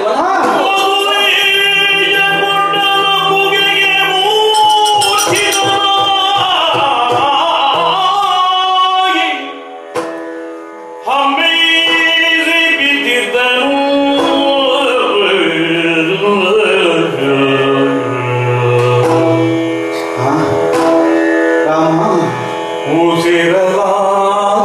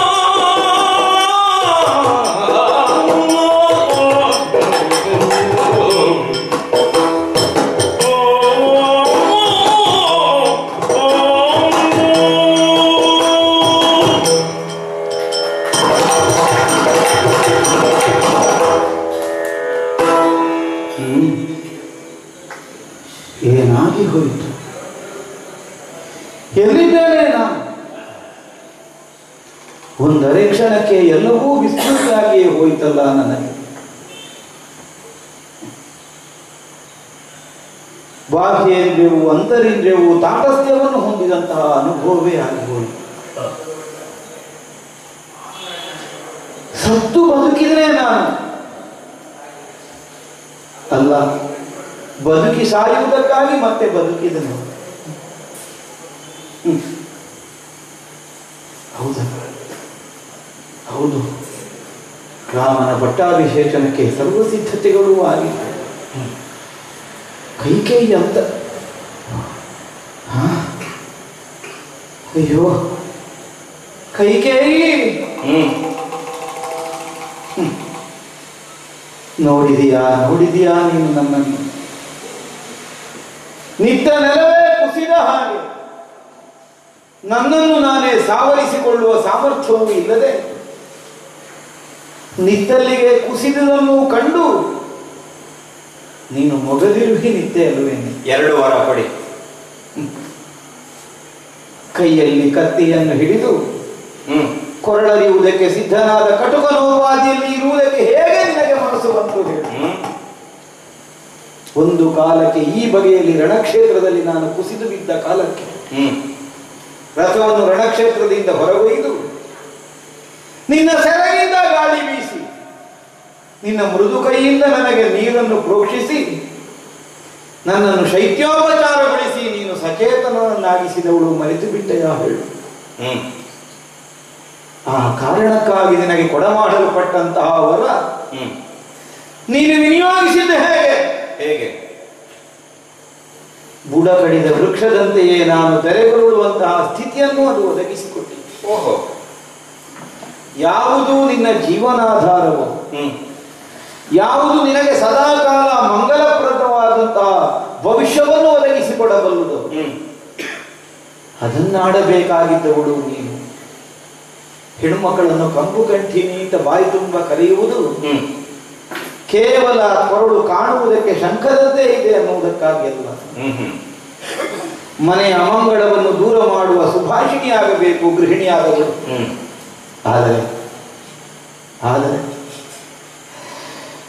ಮನೆಯವನ ಮರಣವನ್ನು ಸೂಚಿಸುವ ಕರೆಯಾಗಕೂಡದು ಹೆಣ್ಣಿನ ಧ್ವನಿ ಎನ್ನುವುದು. ಕಂಬು ಕಂಠಿನಿ ಹೌದು ನೀನು. ಅಮಂಗಳವನ್ನು ಹೊಡೆದೋಡಿಸುವ ನುಡಿಗಳನ್ನಾಡುತ್ತಿ ಅನ್ನೋ ಹಾಗೆ ನಾನು ಎಣಿಸಿದರೆ ದಾರಿಯಲ್ಲೇ ಸಾಗುತ್ತಿದ್ದ ಮಾರಿಯನ್ನು ಮನೆಯೊಳಗೆ ಕರೆಯುವ ಬಗೆಯಲ್ಲಿ ಕೇಳಿಬಿಟ್ಟ ಎಲ್ಲ ವರಗಳನ್ನು ಕೇಳಿಬಿಟ್ಟ ಎಲ್ಲ. ಏನಾಯಿತೇ ನಿನಗೆ? ಏನಾಯಿತು ನಿನಗೆ? ನಿನ್ನ ಮನಸ್ಥಿತಿ ಏನಾಯಿತು? ಪುತ್ಥಳಿಯ ಬೊಂಬೆ ಅಂತ ನಿನ್ನನ್ನು ನಾನು ಕೊಂಡಾಡುತ್ತಿದ್ದೆ. ಯಾಕೆ? ಬಂಗಾರವೇ ಆದರೂ ಆಭರಣ ಆಗಬೇಕು ಅಂತಾದ್ರೆ ಏನಾದರೂ ಸೇರಿಸಬೇಕಾಗುತ್ತದೆ. ನನ್ನ ಕೈಕೇಯಿ ಹಾಗಲ್ಲ, ಶುದ್ಧ ಪುತ್ಥಳಿ. ಇದರಲ್ಲಿ ಯಾವುದೂ ಬೆರಕೆ ಆದದ್ದಿಲ್ಲ ಅನ್ನುವಂತಹ ನಿರ್ಣಯದಿಂದ ನಾನು ಕಂಡುಕೊಂಡಿದ್ದೆ. ಆದರೆ ನಿನ್ನ ಕಿವಿ ಹಿತ್ತಾಳೆ ಅಂತ ಮಾಡಿ ತೋರಿಸಿದೆಯಲ್ಲ ಇವತ್ತು. ಓಹೋ, ಯಾಕೆ? ನಿನ್ನನ್ನು ನಾನು ಬಲ್ಲೆ ಕೈಕ, ನಿನ್ನನ್ನು ನಾನು ಬಲ್ಲೆ. ಅಮೃತ ಕುಂಭಗಳನ್ನೇ ಎದೆಯಲ್ಲಿ ತುಂಬಿ ಬಂದವಳು ನೀನು. ನೀನು ಹೆತ್ತ ಮಗನಿಗೆಲ್ಲ ಮಲಿ ಉಳಿಸಿದ್ದು, ನೀನು ಹೆರದ ಮಗ ರಾಮ. ಆದರೂ ನೀನು ಹೆತ್ತಂತಹ ಮಗನಿಗಿಂತ ಹೆಚ್ಚಿನದ್ದಾದ ಪ್ರೀತಿಯಿಂದ ಅವನನ್ನು ಎದೆ ಎತ್ತರಕ್ಕೆ ಬೆಳೆಸಿ ನಿಲ್ಲಿಸಿದವಳು ನೀನು. ನೆನಪುಂಟಲ್ಲ? ಅಳುತ್ತಿದ್ದ ಭರತನನ್ನಾದರೂ ಮಡಿಲಿಂದ ಕೆಳಗಿಳಿಸಿ ನಗುನಗುತ್ತಾ ಬರುತ್ತಿದ್ದ ರಾಮನನ್ನು ಕರೆದು ತೊಡೆ ಅರಿಸಿದ ಕೈಗೆ ನೀನು. ಅದೇ ಕೈಗೆ ಇದೀಗ ರಾಮನಿಗೆ ಭವಿಷ್ಯತ್ತಿನಲ್ಲಿ ಕೊರತೆಯಾಗಬಹುದಾದ ಮಾತುಗಳನ್ನು ಕೇಳುವಷ್ಟು ನಿಷ್ಠೂರಳು ನೀನು ಹೇಗಾಗಿ ಹೋದೆ? ಅಮೃತದ ಸವಿಯೇ ತುಂಬಿರಬೇಕಾದ ನಿನ್ನ ಎದೆಯಲ್ಲಿ ವಿಷದ ಕಾರ್ಪಣ್ಯವನ್ನು ಯಾರು ಹರಿಯಪಟ್ಟರು? ಕೈಕ ಯಾರು ಹರಿಯಪಟ್ಟರು? ಪ್ರತಿ ರಂಬೆಯಾಗಿ ನನಗೆ ಈ ಮನೆತನದ ಬೆಳವಣಿಗೆಯಾಗುವಲ್ಲಿ ಪರಿಪೂರ್ಣವಾದ ಸಹಕಾರವನ್ನು ನೀನು ಕೊಟ್ಟವಳು. ನಿನ್ನನ್ನು ನನ್ನ ಮುಂಭಾಗದಲ್ಲಿ ತೆರೆದುಕೊಳ್ಳುವುದಕ್ಕೆ ಯಾವ ಸಂಕೋಚವನ್ನು ನಾಚಿಕೆಯನ್ನು ನೀನು ಕಾಣಿಸಿದವಳಲ್ಲ ಅಂತರಂಗದ ನಿನ್ನ ಅಂತರಂಗದಲ್ಲಿ ನನಗೆ ಗೊತ್ತಿಲ್ಲದೆ ಇದ್ದ ಈ ಒಂದು ಬಗೆಯ ವಿಷಯವಿದೆ ಅನ್ನುವುದನ್ನು ಈ ತನಕ ಮುಚ್ಚಿಯೇ ಇಟ್ಟೆಯಲ್ಲ ನೀನು. ಮುಚ್ಚಿಯೇ ಇಟ್ಟೆಯಲ್ಲ. ಒಂದು ದಿನ, ಒಂದು ಕ್ಷಣ ರಾಮ ವಿರೋಧದ ಒಂದು ಸೊಲ್ಲಾದರೂ ನಿನ್ನಿಂದ ಬರುತ್ತಿದ್ದರೆ ಈ ಮೊದಲು ನಾನು ರಾಮನ ಪಟ್ಟಬಂಧ ಮಹೋತ್ಸವಕ್ಕಾಗಿ ಸಿದ್ಧನಾಗುವುದಕ್ಕಿತ್ತು. ಖಂಡಿತ ಇರಲಿಲ್ಲ, ಖಂಡಿತ ಇರಲಿಲ್ಲ. ಯಾಕೆ? ಒಂದು ಸಮ್ರಾಟನಾಗುವುದರ ಮೂಲಕವಾಗಿ ಅವನ ಭವಿಷ್ಯವನ್ನು ನಾವು ರೂಪಿಸಿಕೊಳ್ಬೇಕನ್ನುವಂತಹ ಅಪೇಕ್ಷೆಯಿಂದಲ್ಲ ನಾನು ರಾಮನ ಪಟ್ಟಬಂಧ ಮಹೋತ್ಸವಕ್ಕೆ ಆಲೋಚನೆ ಮಾಡಿದ್ದೆ. ಕೇವಲ ಮನೆಯೊಳಗಿನ ಹೆಣ್ಣಾಗಿ ಎಲ್ಲ ನೀನು ಉಳಿಯಬೇಕಾದದ್ದು, ಮತ್ತೆ ಸಂಗ್ರಹಿಸಬೇಕಾದದ್ದು ಲೋಕಾಭಿಪ್ರಾಯವನ್ನು. ಓಹೋ, ಅಯೋಧ್ಯೆಯ ಒಬ್ಬೊಬ್ಬನ ಮನಸ್ಸಿನಲ್ಲೂ ಏನು ನಿರ್ಣಯವಿದೆ ಅದನ್ನು ನೀನು ತಿಳಿಯುತ್ತಿದ್ದರೆ ಇಷ್ಟು ನಿಷ್ಠೂರಳಾಗಿ ನಿನಗೆ ವ್ಯವಹರಿಸುವುದಕ್ಕಾಗುತ್ತಿರಲಿಲ್ಲ. ಕೈಕ ಪ್ರತಿಯೊಬ್ಬನೂ ಹಂಬಲಿಸುವುದು ರಾಮನಿಂದ ತನ್ನನ್ನು ಆಳಿಸಿಕೊಳ್ಳುವಂತಹ ದಿನ ಯಾವಾಗ ಬರ್ತದೆ? ನಾವು ಪ್ರಜೆಗಳನ್ನು ಸಂಕಷ್ಟಕ್ಕೀಡು ಮಾಡಿದ್ದೇವೆ ಅಂತ ಅದರ ಧ್ವನಿಯಲ್ಲಿ ರಾಮನ ಕುರಿತಾಗಿ, ಅವನಿಗಿರುವಂತಹ ಪ್ರಜಾನುರಾಗದ ಕುರಿತಾಗಿ ವಿಶ್ವಾಸವುಳ್ಳಂತಹ ಅಯೋಧ್ಯೆಯ ಮಂದಿಗಳೆಲ್ಲ ಅವನ ಆಳ್ವಿಕೆಗಾಗಿ ಆರ್ಥಿಕವಾಗಿ ಕಾಯುತ್ತಾ ಇರುವಂತಹ ಈ ಕಾಲದಲ್ಲಿ ಎಲ್ಲರ ವಿರೋಧಕ್ಕೆ ಕಾರಣವಾಗಬಹುದಾದಂತಹ ಈ ಒಂದು ವಾಕ್ಯವನ್ನು ಆಡುವುದಕ್ಕೆ ಹೇಗೆ ನಿನಗೆ ಧೈರ್ಯ ಬಂತೆ? ಯಾಕೆ ಕೇಳಿದ್ರೆ ಆಳುವವನು ಆಳಿಗಿಂತ ಕಡೆಯವನು ಅನ್ನುವ ಮನೋಭಾವದಿಂದ ಬದುಕು ಸಾಗಿಸಿದವರು ನಾವು ಅಯೋಧ್ಯೆಯವರು. ಪ್ರಜೆಗಳ ಮೇಲೆ ಒತ್ತಾಯದ ಬಲಾತ್ಕಾರದ ಅಧಿಕಾರವನ್ನು ಎಂದೂ ಪ್ರಯೋಗಿಸಿದವರು. ಪ್ರಜೆಗಳ ಅಭಿಪ್ರಾಯಕ್ಕೆ, ಪ್ರಜೆಗಳದ್ದಾದಂತಹ ಆಲೋಚನೆಗೆ ಮನ್ನಣೆ ಕೊಟ್ಟಂತಹ ಸಿಂಹಾಸನದ ಮಣ್ಣೆ ನಮ್ಮದ್ದು. ಅದನ್ನು ಅರ್ಥ ಮಾಡಿಕೊಳ್ಳಲಾರದೆ ಸಮಸ್ತರ ವಿರೋಧವನ್ನು ಕಟ್ಟಿಕೊಂಡು ನಿನ್ನ ಮಗ ಬರುತ್ತಾ, ನಿನ್ನ ಮಗ ಬರುತ್ತಾ, ಎಲ್ಲಿಯೇ ಮಗ, ನನ್ನ ಮಗನೇ ಇದ್ದನ ಮಗ ಇರಲಿಲ್ಲ, ಇದ್ದನ ಹಂಬಲಿಸಿದ ದಿನಗಳೆಷ್ಟು, ಮಕ್ಕಳಿಲ್ಲದೆ ಬಹಳ ಕಾಲ. ನೀನು ಬಂದ 1 ವರ್ಷದಲ್ಲಿ ಎದ್ದು ಕೊಟ್ಟ ಮಗನನ್ನು ಅಲ್ಲ ಭರತ, ಅಲ್ಲವೇ ಅಲ್ಲ. ಅಂತಃಪುರದಲ್ಲಿ ರತ್ನ ಪಲ್ಲಂಗದ ಮೇಲೆ ಕುಳಿತು ನಾವೆಷ್ಟು ದಿನ ಕಣ್ಣೀರಿಳಿಸಿದ್ದೇವೆ. ಆಲೋಚಿಸು ಕೈಕ, ಆಲೋಚಿಸು. ನಿನ್ನ ಹೆಣ್ಣುತನವನ್ನು ಸಾರ್ಥಕಗೊಳಿಸಿಕೊಳ್ಳಬಲ್ಲ ಅಥವಾ ಸೂರ್ಯವಂಶವನ್ನು ಉತ್ತರೋತ್ತರವಾಗಿ ಬೆಳಗಿಸಬಲ್ಲ ಒಂದು ಪುತ್ರೋದಯವನ್ನು ಕಾಣುವುದಕ್ಕಾಗಿ ರಾತ್ರಿ ಇಡೀ ಜಾಗರವಾಗಿ ಕುಳಿತು ನಾವು ಹಂಬಲಿಸಿದ ದಿನಗಳೆಷ್ಟು ಯೋಚನೆ ಮಾಡಿ. ಪ್ರಾಪ್ತಿಯೇ ಇಲ್ಲೋ ಅಂತ ಎನಿಸಿದ್ದೆವು. ದೈವಾನುಗ್ರಹವಾಗಿ ಹೋಯಿತು. ಗುರುಗಳಾದ ವಸಿಷ್ಠ ನಿರ್ದೇಶನ, ಮಂತ್ರಿಯಾದಂತಹ ಸುಮಂತ್ರನ ಸೂಚನೆ, ಮಹಾತ್ಮರಾದ ವಿಶ್ವಶೃಂಗರ ಧ್ವನಿಯುತನದಲ್ಲಿ ಪುತ್ರಕಾಮೇಷ್ಟಿಯನ್ನು ಕೈಗೊಂಡದ್ದರ ಪರಿಣಾಮವಾಗಿ ಕೈಕ ಋಷಿ ಪಂಚಮಿ ಸಂತ ನೀನು ಹೇರುವ ಹಾಗಾಯಿತು. ಯೋಚನೆ ಮಾಡು. ನಿನ್ನ ಮಗ ಹೇಳಿದೆಯಲ್ಲ, ನಿನ್ನ ದೈಹಿಕ ಸಾಮರ್ಥ್ಯದಿಂದ ಹೇರುವುದಾದ್ರೆ ಮೊದಲೇ ಹೇರಬಹುದಿತ್ತು. ದೇವರು ಕೊಟ್ಟ ಮಕ್ಕಳೇ, 4 ಮಂದಿಗಳು ದೇವರು ಕೊಟ್ಟ ಮಕ್ಕಳು, 4 ಮಂದಿಯು ದೇವರು ಕೊಟ್ಟ ಮಕ್ಕಳು. ಹೇರುವ ಸೌಭಾಗ್ಯವನ್ನೇ ಕಳಕೊಂಡ ಮೇಲೆ ದೇವರು ನಮಗೆ ಫಲೋದಯ ಮಾಡಿ. ಅದರ ಅರ್ಥ ಏನು? ಯಾವ ಕಾಲಕ್ಕೂ ತನ್ನ ಮಗನೆಂದು ಕೇವಲ ಪಕ್ಷಪಾತದ ದೃಷ್ಟಿಯಿಂದ ಯಾರು ಕಾಣಕೂಡದು ಅನ್ನುವುದಕ್ಕೆ ವಿಧಿಯಷ್ಟು ದಿನವನ್ನು ಕಾಯುತ್ತಾ ಕುಳಿತದ್ದೋ ಏನೋ. ಅವರವರ ದೇಹ ಸಾಮರ್ಥ್ಯದಿಂದ ಸಂತಾನವನ್ನು ಪಡೆಯುವ ಅವಧಿ ದಾಟಿದ ಎಷ್ಟೋ ಕಾಲದ ಮೇಲೆ ಮಕ್ಕಳಾಗುವಂತಹ ಅವಕಾಶ ಬಂದಿದೆ ಅಂತಾದ್ರೆ ಅದು ಭಗವಂತನ ಪ್ರಸಾದವಲ್ಲದೆ ಮತ್ತೊಂದಲ್ಲ. ಆದರೆ 4 ಮಂದಿ ಮಕ್ಕಳು ಹುಟ್ಟಿದ ಕಾಲಕ್ಕೆ ಮತ್ತೆ ಯೌವನ ಬಂದಿತ್ತು ನನಗೆ. ನೀನು ಖಂಡಿತ ಚತುರ್ಭುಜಧಾರಿಯಾದಂತಹ ಮಹಾವಿಷ್ಣುವಿನಂತೆ ದಶರಥೇಂದ್ರ ಇಂದಿನ ದಿನ ರಂಜಿಸುತ್ತಿದ್ದಾನೆ ಅಂತ ನಮ್ಮವರೆಲ್ಲ ಬಾಯಿ ತುಂಬ ಕೊಂಡಾಡುವ ಹಾಗೆ ನಾವು ಸಂತೋಷದಿಂದ ದಿನ ಕಳೆದವರು. ಅಂಬೆ ಕಾಲದಿಕ್ಕಿ ಬಾಲಲೀಲೆಯನ್ನು ತೋರಿಸುತ್ತಾ ತೊದಲು ನುಡಿಗಳನ್ನಾಡಿ ನಮ್ಮ ಮುಂಭಾಗದಲ್ಲಿ ಆಡಿ ಬೆಳೆಯುತ್ತಿದ್ದ ಮಕ್ಕಳನ್ನು ಕಂಡಾಗ ಅಮೃತಾನ್ನವನ್ನು ಉಣ್ಣಂತಹ ಅನುಭವವನ್ನು ನಾವು ಹೊಂದಿದವರು. ಕೈಕಿ ಇಂದೀಗ ಸಾಮ್ರಾಜ್ಯವನ್ನೇ ನಿರೀಕ್ಷಿಸುವಷ್ಟು ಬೆಳೆದು ನಿತ್ತನಲ್ವೇ ನಿನ್ನ ಮಗ? ರಾಮನಿಗೆ ಸಲ್ಲಬೇಕಾದಂತಹ ಸಿಂಹಾಸನವನ್ನು ತನ್ನದಾಗಿಸಿಕೊಳ್ಳುವಂತಹ ಒಂದು ಕೆಟ್ಟ ಯೋಚನೆಯಲ್ಲಿ ನಿನ್ನ ಮಗ ಬೆಳೆದಿದ್ದಾನೆ ಎಂದು ನೀನು ತಪ್ಪಾಗಿ ಕಲ್ಪಿಸಿಕೊಂಡೆಯ? ಇಲ್ಲವೇ? ಭರತನನ್ನು ನಾನು ಚೆನ್ನಾಗಿ ಬಲ್ಲೆ. ನನ್ನ ಮಗ ಭರತನ ಗುಣವನ್ನು ನಾನು ತಿಳಿಯದೇ ಇದ್ದವನೇನಲ್ಲ. ರಾಮನಿಗೆ ಸಿಗಬೇಕಾದದ್ದನ್ನು ತನ್ನದಾಗಿಸಿಕೊಳ್ಳಬೇಕು ಅನ್ನುವಂತಹ ಯೋಚನೆ ಯಾವ ಕಾಲಕ್ಕೂ ಅವನಿಗೆ ಬರಲಾರದು. ನಿನಗೂ ಬಂದುದಿಲ್ಲ ಈ ತನಕ. ಆದರೆ ಇಂದು ಯಾಕೆ ಬದಲಾದೆ ನನಗೆ ಅರ್ಥವಾಗುವುದು. ತಾಯಿಯಾಗಿ ಮಗನಿಗೆ ಒಳಿತನ್ನು ಮಾಡಬೇಕು ಅನ್ನುವಂತಹ ಉದ್ದೇಶದಿಂದಲೇ ಮಗನ ಏಳಿಗೆಯನ್ನು ಹಂಬಲಿಸಿ ನೀನು ಭರತನ ಪಟ್ಟಾಭಿಷೇಕವನ್ನಾಗಿ ಕೇಳಿದ್ದಿ ಅಂತಾದ್ರೂ ಕಲ್ಪಿಸಿಕೊಳ್ಳೋಣ. ಸರಿ. ಆದರೆ ರಾಮನನ್ನು ಕಾಡಿಗಟ್ಟಬೇಕು ಅಂತ ಕೇಳಿದೆಯಲ್ಲ ಎರಡನೇ ವರದಲ್ಲಿ. ಕೇಳಿದೆ. ಸಾಧ್ಯವೇ ಇದು? ಸಾಧ್ಯವೇ? ಯೋಚನೆ ಯಾಕೆ ಸಾಧ್ಯ ಆಗುವುದಿಲ್ಲ?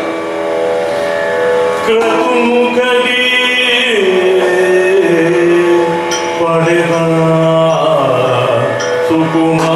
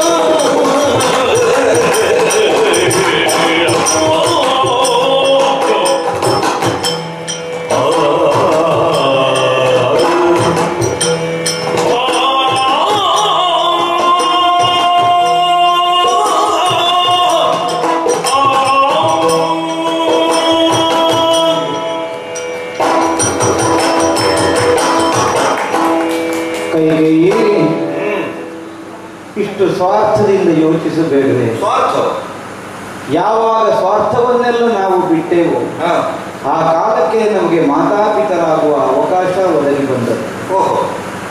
ಬಹುದೀರ್ಘ ಕಾಲ ಸಂತಾನಕ್ಕಾಗಿ ಅಪೇಕ್ಷಿಸಿದೆವು, ನಮಗೆ ಮಕ್ಕಳು ಬೇಕು, ನಮಗೆ ಮಕ್ಕಳು ಬೇಕು. ಆದರೆ ಆ ತನಕ ಪುತ್ರೋದಯವಾಗದೇ ಇರುವ ಕಾಲಕ್ಕೆ ವಸಿಷ್ಠ ನಿರ್ದೇಶನದಿಂದ ನಾವು ಕಸುವನ್ನು ತೊಡಗಿಸಿಕೊಂಡರು. ಸರಿ. ಸರ್ವಪಾಪಹಾರಕವಾದ, ಸರ್ವತ್ಯಾಗ ಸಂಕೇತವಾದ ಅಶ್ವಮೇಧವನ್ನು ನಾನು ಕೈಗೊಂಡನು. ಋಷಿಶೃಂಗರೇ ಬ್ರಹ್ಮರಾಗಿ ಒದಗಿಕೊಂಡ.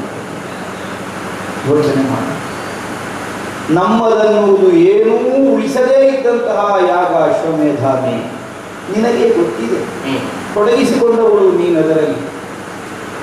ಒಬ್ಬಾತ ಯಾಗದ ಕರ್ತೃ ಯಾಜಮಾನ್ಯವನ್ನು ಹೊಂದಿದಮ್ಮ. ತನ್ನ 3 ವಿಧದ ಸತಿಯರನ್ನೂ ಆಚಾರ್ಯನಿಗೆ ದಾನ ಕೊಡಬೇಕಾದಂತಹ ಯಜ್ಞ ಅಶ್ವಮೇಧಾಮಿ. ನಿಮ್ಮನ್ನವರಿಗೆ ದಾನ ಕೊಟ್ಟಾಗ ಆಮೇಲೆ ಪ್ರತ್ಯಾಮ್ನಾಯ ಕೊಟ್ಟು ಹಿಂದೆ ತಗೊಳ್ಳುವುದು. ಆಲೋಚನೆ ಮಾಡಿ.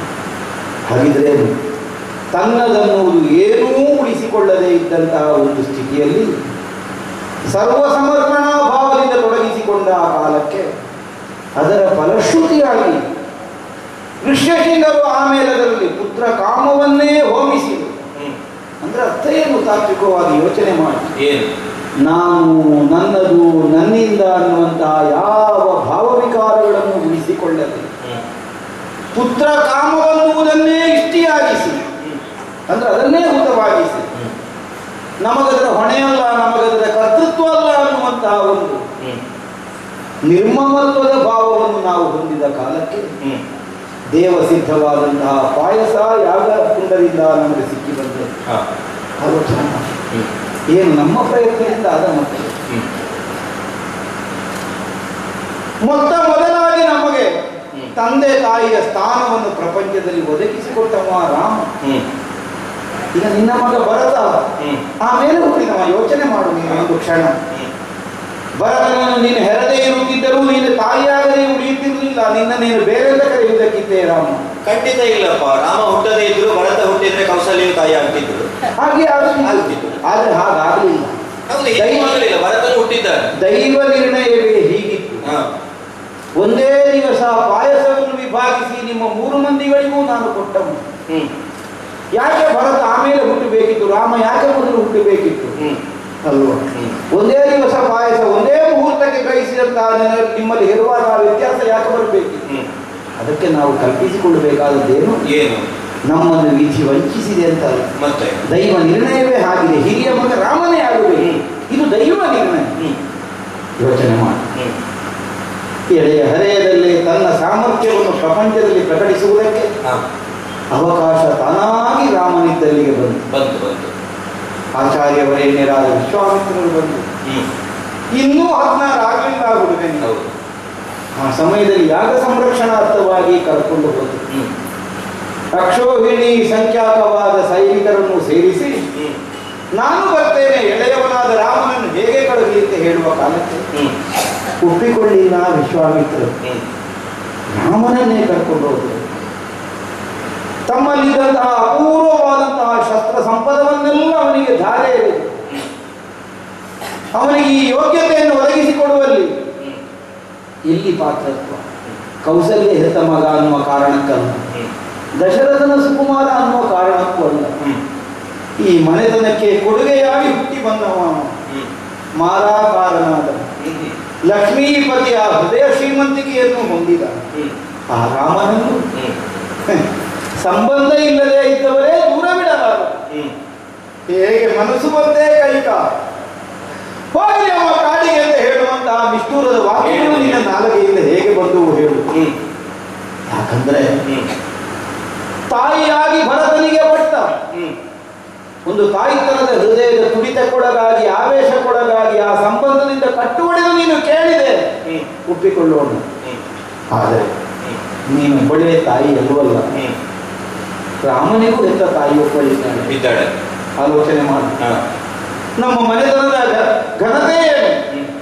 ಅನುಚಾನವಾಗಿ ಆಚರಿಸಿಕೊಂಡು ಬಂದಂತಹ ಸಂಪ್ರದಾಯ ಏನು? ಇದೆಲ್ಲವನ್ನು ಮೀರಿದಂತಹ ಒಂದು ನಿರ್ಣಯವನ್ನು ಈ ಮನೆತನದ ಸೊಸೆಯಾಗಿ ಕೈಗೊಳ್ಳುವುದಕ್ಕೆ ನಿನಗೆ ಹೇಗೆ ಸಾಧ್ಯ ಆಗುತ್ತದೆ? ಇನ್ನೊಂದು ಪ್ರತ್ಯೇಕವಾಗಿ ಮನೆತನಕ್ಕೆ ಸಂಬಂಧಪಡದವಳೆ ಇದ್ರೆ ಪ್ರಶ್ನೆ ಬೇರೆ. ಒಂದು ಮನೆಗೆ ಭಾಗ್ಯದಾಯಿನಿಯಾಗಿ ಹೆಣ್ಣಾದವಳು ಒಳಗೆ ಕಾಲಿರಿಸಬೇಕಾದವಳು. ಆ ಮನೆತನದ ಗೌರವ, ತಾನು ಹುಟ್ಟಿದ ಮನೆಯ ಗೌರವ, ಎರಡನ್ನೂ ಉಳಿಸಿಕೊಂಡು ಮುಂದಕ್ಕೆ ಸಾಗಿಸಬೇಕಾದಂತಹ ಬದ್ಧತೆ ಇದ್ದವಳು. ಯೋಚನೆ ಮಾಡಿ. ಹಿರಿಯ ಮಗನಾಗಿ ರಾಮನಿರುತ್ತ ಸಮಸ್ತರ ನಿರ್ಣಯವು ರಾಮನೇ ಯೌವರಾಜ್ಯಾಭಿಷೇಕವನ್ನು ಹೊಂದಬೇಕಾದವನನ್ನುವನಿರುತ್ತ ಅವನ ಪಟ್ಟಬಂಧವನ್ನು ಇಲ್ಲ ಅನ್ನುವುದಕ್ಕೆ ಅವನನ್ನು ಪಡೆದ ಅಪ್ಪನಿಗಾದರೂ ಹಕ್ಕೆಲ್ಲಿ ಉಂಟು ಹೇಳು. ನಮ್ಮ ಮನೆತನದ ಈ ತನಕ ಆಚಾರ ಪರಂಪರೆ ಹಾಗಿದ್ದರು. ಅವರ ಸಪುತ್ರನಾದವ ಸ್ವಸ್ಥಮಾನಸನಾಗಿ ಪ್ರಜಾನುರಾಗವನ್ನು ಸಂಪಾದಿಸಿಕೊಂಡಿರುವಾಗ, ಸಕಲ ಕಲ್ಯಾಣ ಗುಣಗಳನ್ನು ಹೊಂದಿರುವಾಗ ಪಡೆದ ಅಪ್ಪನಿಗಾದರೂ ಅವನಿಗೆ ಅಧಿಕಾರ ಇಲ್ಲ ಅನ್ನುವುದನ್ನು ಹೇಳುವುದಕ್ಕಾಗುವುದಿಲ್ಲ. ನಮ್ಮ ಮನೆತನದ ನಿರ್ಣಯ ಹಾಗೆ. ಆದರೆ ಆಗದೇ ಇದ್ದದ್ದು ನನ್ನ ಆಚರಿಸಬೇಕು ಅನ್ನುವಂತಹ ನಿರ್ಣಯದಿಂದ ನನ್ನ ಈ ಬಗೆಯ ಒಂದು ಅಪೇಕ್ಷೆಯನ್ನು ನೀನು ಮುಂದಿಟ್ಟೇ ಅಲ್ಲ.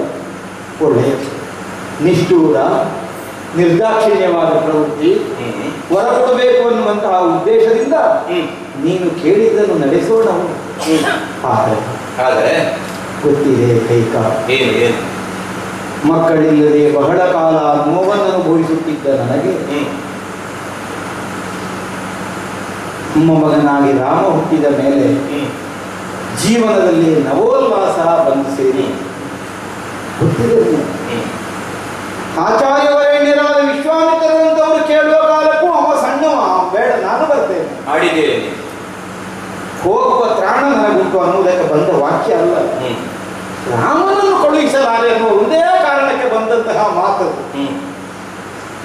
ಆದರೆ ಕ್ಷಣವಾದರು ನನ್ನ ಕಣ್ಣ ಮುಂಭಾಗದಲ್ಲಿ ರಾಮನಿಲ್ಲದೆ ಹೋದರೆ ನನ್ನ ದೇಹದಲ್ಲಿ ಪ್ರಾಣವಾಯುವೆ ಉಳಿಯದು ಕೈಕ, ಉಳಿಯದು ನಿನಗದು ಗೊತ್ತಿದೆ.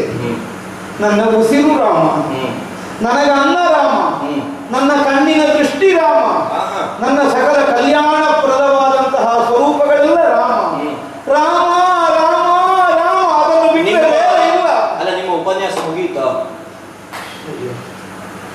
ಮಕ್ಕಳ ಕುರಿತಾಗಿ ಪಕ್ಷಪಾತ ಮಾಡಬಾರದು. ಏನ್ ಹೇಳಿದ್ದು ನೀವು? 4 ಮಕ್ಕಳು ನಮ್ಮ ಪ್ರಯತ್ನದಿಂದ ಪಡೆದ ಮಕ್ಕಳಲ್ಲ, ದೇವತೆಗಳು ಕೊಟ್ಟಂತಹ ಅನುಗ್ರಹ. ಪುತ್ರ ಕಾಮವನ್ನೇ ನಾವು ಇಷ್ಟಿ ಮಾಡಿದ ಮೇಲೆ ಪಡೆದದ್ದು. ಮತ್ತೆ ಅವನ ಮೇಲೆ ನಿಮಗೆ ಪ್ರೀತಿ ಯಾಕೆ? ಪುತ್ರ ಕಾಮ ಇಷ್ಟಿ ಮಾಡಿ ಆಯ್ತಲ್ಲ. ಮತ್ತೆ ರಾಮ ರಾಮ ಇಲ್ಲದಿದ್ದರೆ ನಾನು ಬದುಕುವುದಿಲ್ಲ ಅಂತ ಹೇಳಲಿಕ್ಕೆ ಏನುಂಟು? ನೀವು 4 ಮಕ್ಕಳನ್ನು ಒಂದೇ ರೀತಿಯಾಗಿ ನೋಡಬೇಕು. ಅದೇ ಭರತನನ್ನು ಶತ್ರುಘ್ನನನ್ನು ಕೇಕಾಯಿಗೆ ಕಳಿಸುವಾಗ ನಿಮಗೆ ಕಣ್ಣೀರು ಬಂದಿಲ್ಲ? ಹೋಗಿ ವರ್ಷ ಎಷ್ಟಾಯ್ತು ಅವರು? ಭರತ ಇಲ್ಲ, ಶತ್ರುಘ್ನ ಇಲ್ಲ ಅಂತ ಒಂದು ದಿನ ನೀವು ಹೇಳಲಿಲ್ಲ. ರಾಮ ಒಂದು ಅರೆಗಳಿಗೆ ಇಲ್ಲದೆ ಹೋದ್ರೆ ನಿಮಗೆ ಕಣ್ಣೀರು. ಪಕ್ಷಪಾತ ಮಾಡುವುದು ನಾನು, ನಿಮ್ಮ ಕಣ್ಣಿಗೆ ಕಾಣುವುದು ಪಕ್ಷಪಾತ. ನಿಮಗೆ ರಾಮ ಒಬ್ಬ ಬಿಟ್ಟರೆ ಬೇರೆ ಪ್ರಪಂಚ ಇಲ್ಲ. ನಿನ್ನ ಮನವೇ ಸಂಪೂರ್ಣ ಹಾಳಾಗಿದೆ. ಹೌದು, ನಿಮ್ಮ ತಲೆ ಹಾಳಾಗಿದೆ. ಪಟ್ಟಾಭಿಷೇಕವನ್ನು ನಾನು ನಿರ್ಣಯಿಸುವುದಕ್ಕೆ ಒಂದು ದಿನ ಮೊದಲಾದರೂ ಒಂದು ಸಲ ನೀನು ಭರತನ ಸುದ್ದಿ ಮಾತಾಡಿದ್ಯೋ? ನನಗೆ ನೆನಪಾಗಿಲ್ಲ ಅನ್ನೋದು ನಿನಗೆ ನೆನಪಾಗಿದ್ದು. ನನಗೆ ನೆನಪಾಗಿದ್ದು ಇನ್ನು ಅನ್ನೋದಕ್ಕಿಂತಲೂ ಈಗ ಉಪದೇಶ ಮಾಡುವುದು ನನಗೆ. ನೀನು ಒಂದು ದಿವಸ ಆದರೂ ಭರತನನ್ನು ಕೈಕೈಯಿಂದ ಯಾವಾಗ ಕರೆಸಿಕೊಳ್ತೀನಿ ಅಂತ ನನ್ನ ಹತ್ರ ಕೇಳಿದ್ದುಂಟು? ಕೇಳಲಿಲ್ಲ. ನಿನಗೆ ನೆನಪಾಗಲಿಲ್ಲ. ನೀನು ಹೆತ್ತ ಮಗ ಭರತ, ನಿನ್ನೆವರೆಗೆ ಇಲ್ಲದ ಭರತ ಹಿಂದೆಲಿಂದ ಬಂದ. ನನಗೆ ನೆನಪು ನಾಳೆ ಆಗುವುದಿಲ್ಲ, ಅದು ನಿಮಗೆ ಅಗತ್ಯ ಇಲ್ಲ. ಈಗ ನಿಮಗೆ ಸಮಾನ ಭಾವ ಉಂಟು ಅಂತ ಕೇಳೋದು. ಉಂಟು ಅಂತಾದ್ರೆ ರಾಮನನ್ನು ಬಿಟ್ಟು ಮಾತ್ರ ನಾನು ಬದುಕುವುದಿಲ್ಲ ಅಂತ ಹೇಳುದು ನೀವು. ಭರತನಿಲ್ಲ ಎಂದು ಬದುಕುವುದಿಲ್ಲ ಅಂತ. ರಾಮನನ್ನು ಬಿಟ್ಟ ಕಾಲಕ್ಕೆ ನಾನು ಭರತನನ್ನು ಬಿಟ್ಟು ಬದುಕುತ್ತೇನೆ ಅಂತ ಧ್ವನಿ ಅಲ್ವೇ? ನೀನು ಯಾಕೆ ಹೀಗೆ? ಭರತ ಇಲ್ಲದ ಇಷ್ಟು ದಿನ ಇಲ್ಲದೆ ಇರುವಾಗ ಯಾಕೆ ನೀವು ಹೇಳಲಿಲ್ಲ ಅಂತ? ಭರತ ಹಾಗೆ ರಾಮನನ್ನು ವಿಶ್ವಾಮಿತ್ರರೊಂದಿಗೆ ಕಳುಹಿಸಿ ನಾನು ಜೀವಂತ ಅದನ್ನೇ ನಾನು ಮಾಡಿದ್ದು. ಅದೆಲ್ಲ ಸುಮ್ಮನೆ ಬಾಯಿಯಲ್ಲಿ ಹೇಳಲಿಕ್ಕಿರುವುದು ಮಾತ್ರ. ಅಲೆಕ್ಷಣವಾದರೂ ರಾಮನನ್ನು ಬಿಟ್ಟಿರಲಾರೆ ಅನ್ನುವುದು ಬಿಟ್ಟಿರುವುದಕ್ಕೆ ಹಿನ್ನೆಲೆಯುಳ್ಳ ಕಾರಣ ಏನು ಅನ್ನುವುದರಿಂದ ಸಿದ್ಧವಾಗ ನೀನು ಇಲ್ಲದೆ ಹೋದ್ರೆ ನಿರಪರಾಧಿಯಾದ ಅಮಾಯಕನಾದ ರಾಮನನ್ನು ವಿನಾಕಾರಣವಾಗಿ ಕಾಡಿಗಟ್ಟಿದರೆ ಅಲೆಕ್ಷಣವೂ ನಾನು ರಾಮನಿಲ್ಲದೆ ಬದುಕುವವನಲ್ಲ ಅಂದನೇ ಹೊರತು ಕಾರ್ಯಾರ್ಥವಾಗಿ ಹೋಗಲೇಬೇಕಾದ ಬಗೆಗಾಗಿ ಒಂದು ಕಾರ್ಯ ಸಿದ್ಧಿಗಾಗಿ ರಾಮ ಹೋಗುತ್ತಾನೆ ಅಂತಾದ್ರೆ ಬಿಟ್ಟಿರ್ಲಿಕ್ಕೆ ಆಗುದಿಲ್ಲ ಅಂತಲ್ಲ. ಈಗ ವಿಶ್ವಾಮಿತ್ರರಿಗೆ ಯಾಗಂತ ರಕ್ಷಣೆಗಾಗಿ ಹೋಗಿದ್ದ ಕಾಲಕ್ಕೆ ನಾನು ಬದುಕಲಿಲ್ವ? ಹಾಗಿದ್ರೆ ಹೇಗೆ ಬದುಕಿದ್ದು? ಈ ಬಗೆಯಿಂದ ರಾಮನನ್ನು ವಿನಾಕಾರಣವಾಗಿ ನೀನೊಂದು ದಂಡನಾ ರೂಪದಿಂದ ಕಾಡಿಗಟ್ಟಬೇಕು ಅಂತ ಹೇಳ್ತೀಯಲ್ಲ. ಈಗ ದಂಡನಾ ರೂಪದಿಂದ ಅಂತ ಹೇಳಿದ್ರು, ಮತ್ತೆ ನಾನು ವರ ಅಂತ ಹೇಳಿದ್ದು ಒಂದು ಕಾರ್ಯದ ಸಿದ್ಧಿಯೇ. ಅದೇ ಇನ್ನೊಂದು ತಾಯಿ ಹೆತ್ತ ಮಗನಿಗೆ ಕಾಡಾಗಲಿ ಅಂತ ನೀನ್ ಹೇಗೆ ಕೇಳ್ತೀನಿ? ನಿನ್ನ ಮಗನಿಗೆ ಒಳ್ಳೆಯದಾಗಬೇಕು ಅಂತ ನೀನು ಬಯಸು, ನಿನ್ನ ಮಗನಿಗೆ ಹೇಳಿಕೆಗಾಗಿ. ಈಗ ಕೌಸಲ್ಯ ಮಗನಿಗೆ ಕಾಡಾಗಬೇಕು ಅಂತ ಹೇಳಿದ್ರೆ ನಿನಗೆ ಹಕ್ಕಿಲ್ಲಿ ಉಂಟು. ಬೇಕಿದ್ರೆ ಭರತನ ಅಭ್ಯುದಯಕ್ಕೆ ಇನ್ನೊಂದು ವರ ಕೇಳು, ಆಕ್ಷೇಪ ಅಲ್ಲ. ಕೌಸಲ್ಯ ಮಗನನ್ನು ಕಾಡಿಗಟ್ಟಬೇಕು ಅಂತ ಕೇಳಿದ್ರೆ ನಿನಗೇನು ಪ್ರಶ್ನೆ ಬರುವುದು? ನೀವು ಹಾಗಾದ್ರೆ ಕೊಡುವುದು ಬೇಡ, ನಾನು ಕೊಡುವುದಿಲ್ಲ ಅಂತ ಹೇಳಿ. ಹಾಗಲ್ಲ, ಆ ಯೋಚನೆಯೇ ನೀನು ಮಾಡಬಾರದು ಅಂತ. ನೀನು ಒಂದು ತಾಯಿಯಾಗಿ ನಿನ್ನ ಮಗನ ಎಡುಗೇನು ಬಯಸ್ತಿ ಅಂತಾದ್ರೆ ಮತ್ತೊಬ್ಬಾಕೆ ಹೆತ್ತ ಮಗನಿಗೆ ಕೇಡು ಮಾಡುವುದಕ್ಕೆ ಹೇಗೆ ನಿನಗೆ ಸಾಧ್ಯ? ಕೇಡು ಅಂತ ಹೇಳಿದ್ಯಾರು ನಿಮಗೆ? ಮತ್ತೆ ಇನ್ನೇನು? ಈಗ ವಿಶ್ವಾಮಿತ್ರರ ಜೊತೆಗೆ ಹೋಗುವಾಗ 16 ವರ್ಷ, ಆಮೇಲೆ ಕೆಲವು ದಿನ ಕಳೆದು ಮದುವೆಯಾಗಿ ಬಂದ. 12 ವರ್ಷ ಕಳಿ, ಹತ್ತಿರ 30 ವರ್ಷ ಆಯ್ತು ರಾಮನಿಗೆ. ವಿಶ್ವಾಮಿತ್ರರಿಂದ ಬೇಕಾದಂತಹ ಮಂತ್ರಾಸ್ತ್ರಗಳನ್ನೆಲ್ಲ ಪಡೆದಿದ್ದಾನೆ. ಬಲ್ಲ ಅತಿಬಲ ಇತ್ಯಾದಿ ಎಲ್ಲ ಸಿಕ್ಕಿದೆ. ಈಗ ಕಾಡಿಗೆ ಹೋದ್ರೆ ಏನಾಗ್ತದೆ? ನಷ್ಟ ಇಲ್ಲ, ಅವನಿಗೆ ಏನೂ ಆಗುದಿಲ್ಲ. ಕಾಡಿಗೆ ಹೋದ್ರೆ ಅಭ್ಯಾಸ ಇಲ್ವ ಅವನಿಗೆ ಕಾಡಿಗೆ ಹೋಗಿ? ಅಲ್ಲ, ಯಾವುದೋ ಒಂದು ಕಾಲಕ್ಕೆ ಕಾರಣನಿಮಿತ್ತವಾಗಿ ಕಾಡಿಗೆ ಹೋಗಿದ್ದಾನೆ ಅಂತ ಮಾತ್ರಕ್ಕೆ ಕಾಡಿನಲ್ಲಿ ಇರಬೇಕು ಅಂತ ಅರ್ಥ. ನೀವೊಂದು ಕೆಲಸ ಮಾಡಿ, ಸಂದರ್ಭೋಚಿತವಾಗಿ ನಾವು ದಾರುಣವಾದದ್ದಕ್ಕೂ ಒಟ್ಟಿಕೊಳ್ಳಬೇಕಾಗ್ತದೆ. ಕ್ಷತ್ರಿಯರು ಅಂದ್ರೆ ಹಾಗೆ.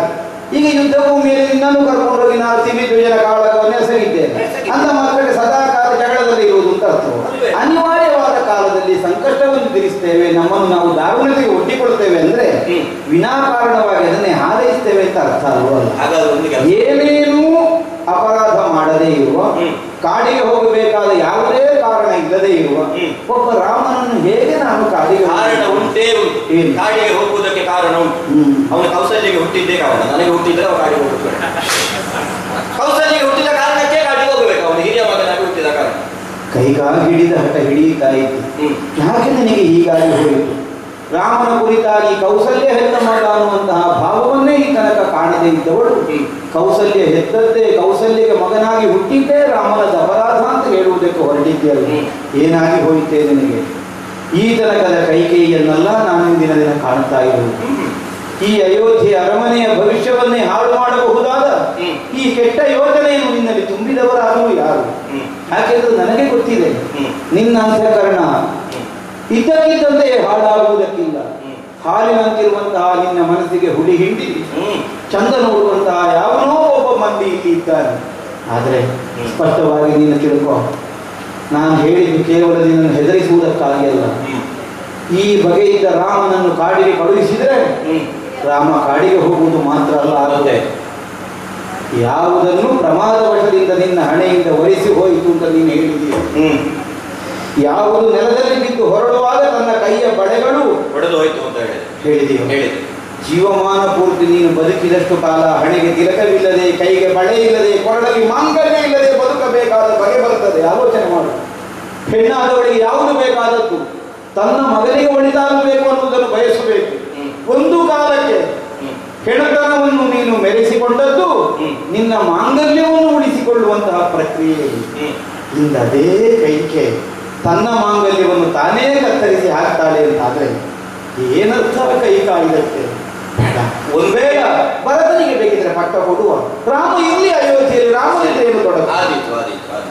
ಒಂದೇ ಒಂದು ಮಾತು ಹೇಳಿ. ನಾನು ಕೈಕೇಯಿಗೆ ವರ ಕೊಟ್ಟದ್ದು ಹೌದು ಹಿಂದೆ. ಈಗ ಅವಳು 2 ವರಗಳನ್ನು ಕೇಳಿದ ಕಾಲದಲ್ಲಿ ಅದನ್ನು ಒಂದನ್ನು ನಾನು ಕೊಡುವುದಿಲ್ಲ. ನಾನು ಸತ್ಯಭ್ರಷ್ಟನಾಗುತ್ತೇನೆ, ಧರ್ಮಭ್ರಷ್ಟನಾಗುತ್ತೇನೆ. ನಾನು ಸೂರ್ಯಾಂಶದಲ್ಲೇ ಹುಟ್ಟಿದ್ರೂ ಕೂಡ ಹೇಳಿದ ಮಾತು ನಡೆಸಿಕೊಡುವ ಜಾಯಮಾನ ನನ್ನದಲ್ಲ ಅಂತ ಒಂದು ಮಾತು ಹೇಳಿ ಸಾಕು, ಕೊಡುವುದು ಬೇಡ. ಅಯ್ಯೋ, ಒಬ್ಬಳ ರಕ್ಕಸಿಯಾಗಿ ಹಾಗೆ ಬದಲಾಗಲು ನನ್ನ ಕೈಗ. ರಾಮ ರಾಮ ರಾಮ ರಾಮ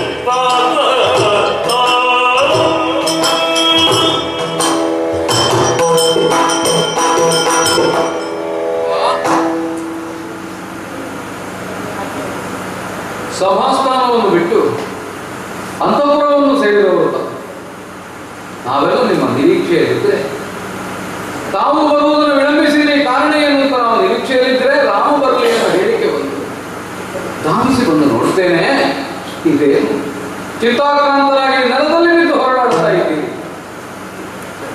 ತಮ್ಮ ಉಡುಪು ವ್ಯಸ್ತವಾಗಿ ಹೋಗಿದೆ. ಅಖಂಡ ಭೂಮಂಡಲವನ್ನಾಡುವಂತಹ ಚಕ್ರವರ್ತಿ ಪೀಠವನ್ನೇ ತಾವು ಈಗ ಹೀಗೆ ಶೋಕಗ್ರಸ್ತನಾಗಿ ನಿಂತಿರುವುದು. ಅಪ್ಪ, ಏನು ಚಿಂತೆ ಬಂತು ತಮಗೆ? ಈ ಭೂಮಿಯ ಮೇಲಿದ್ದ ಯಾವನಾದರೂ ತಮ್ಮ ಚಿಂತೆಗೆ ಕಾರಣನಾದದ್ದೇ ಹೌದು ಅಂತಾದರೆ ಅವನನ್ನು ನಿವಾರಿಸ್ತೇನೆ, ತಮ್ಮ ಚಿಂತೆಯನ್ನು ನಾನು ಹೋಗಲಾಡಿಸ್ತೇನೆ. ಅಲ್ಲ, ಭೂಮಿಯನ್ನು ಮೀರಿದ ಇನ್ನಾವುದೋ ಮಹತ್ತರವಾದಂತಹ ಶಕ್ತಿಯೊಂದು ತಮ್ಮ ಈ ಶೋಕಕ್ಕೆ ಕಾರಣವಾಗಿದೆ ಅಂತಾದರೆ ಅಪ್ಪ ಯೋಚಿಸಬೇಕಾಗುತ್ತೆ. ಶೋಕ ಕಾರಣವಾದಂತಹ ಯಾವುದೇ ಶಕ್ತಿಯನ್ನಾದರೂ ನಿವಾರಿಸಿ ತಮ್ಮ ದುಃಖವನ್ನು ನೀಡುತ್ತೇನೆ. ಇದಕ್ಕೆ ಆತಂಕ ಪ್ರಾಯನಾಗಿ ಪ್ರತ್ಯಕ್ಷ ಪರಮೇಶ್ವರನೇ ಬಂದು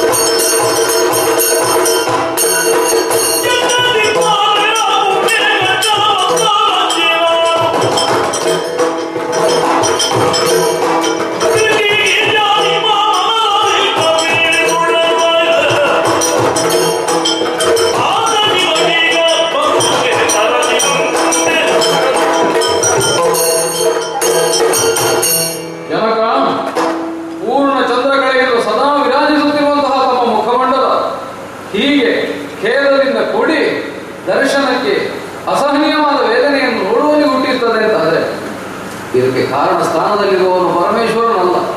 ಅವನನ್ನು ಮುಂದಿಟ್ಟುಕೊಂಡು ಅಷ್ಟದಿಕ್ಪಾಲಕರೇ ಆತಂಕಪ್ರಾಯರಾಗಿದ್ದಾರೆ ಅಂತಾದರೂ ನಾನು ಅವರನ್ನು ನಿವಾರಿಸ್ತೇನೆ, ಯೋಚಿಸಬೇಡಿ. ತಮ್ಮ ಮಗನಾಗಿ ಅಪ್ಪನ ಆತಂಕ ಏನು ಅದನ್ನು ನಿವಾರಿಸುವಲ್ಲಿ ನನ್ನ ಕರ್ತವ್ಯ ಭಾವದಿಂದ ನಾನು ತೊಡಗಿಕೊಳ್ಳುತ್ತೇನೆ. ಜನಕ ಸೃಷ್ಟಿ ಬಾಲಕ, ಸೃಷ್ಟಿ ನಿಯಂತ್ರಕರಾಗಿರಬೇಕಾದಂತಹ ತಾವು ಈಗ ಹೀಗೆ ಅಸಹಾಯಕತೆಯಿಂದ ಇದ್ದೀರಿ ಅಂತಾದರೆ ಇದರ ಹಿನ್ನೆಲೆ ಏನು ನನಗೆ ತಿಳಿಯುವುದಿಲ್ಲ. ನಿಮ್ಮ ಮಗನಾಗಿ ತಮ್ಮ ದಾಣಿಯಾಗಿ ಹೇಳ್ತೇನೆ, ತಮಗುಂಟಾದಂತಹ ಖೇದವನ್ನು ನಿವಾರಿಸುವುದಕ್ಕೆ ನನಗೆ ದಾರಿ ತೋರಿಸಿ ಒಂದು ಆಜ್ಞೆಯ ಮಾತನಾಡಿ ಅಲ್ಲ ತಮ್ಮ ಅಂತರಂಗದಲ್ಲಿ ಉಂಟಾದಂತಹ ದುಃಖದ ಕಾರಣ ಏನು ಅನ್ನುವುದನ್ನು ಹೇಳಿ. ಅಪ್ಪಯ್ಯ, ಹೀಗೆ ಅಂತಃಪುರದಲ್ಲಿ ಎಳ್ತಾ ಇರಬೇಕಾದದ್ದು ತಮ್ಮ ಸ್ಥಿತಿಯಲ್ಲ. ಅದನ್ನು ನೋಡುವಟ್ಟು ಅಸಹಾಯಕವೂ ನಾವಲ್ಲ. ಅಲ್ಲಿ ಮುಹೂರ್ತ ಸಮೀಪಿಸ್ತಾ ಇದೆ, ಇನ್ನೂ ದೊರೆ ಯಾಕೆ ಬರಲಿಲ್ಲ ಅನ್ನುವ ಹಾಗೆ ಎಲ್ಲರೂ ನಿರೀಕ್ಷೆಯಲ್ಲಿದ್ದಾರೆ. ಅನೇಕ ಮಂದಿ ಭೂಪಾಲಕರು ಬಂದು ಸೇರಿದ ಸಭೆಗಳು.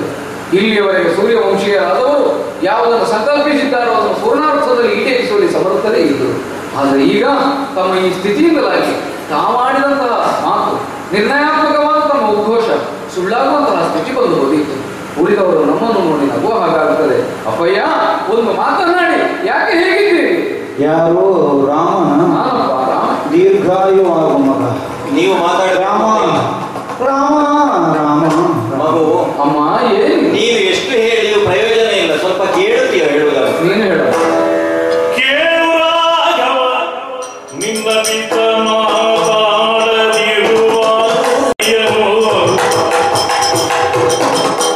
ರಾಘವ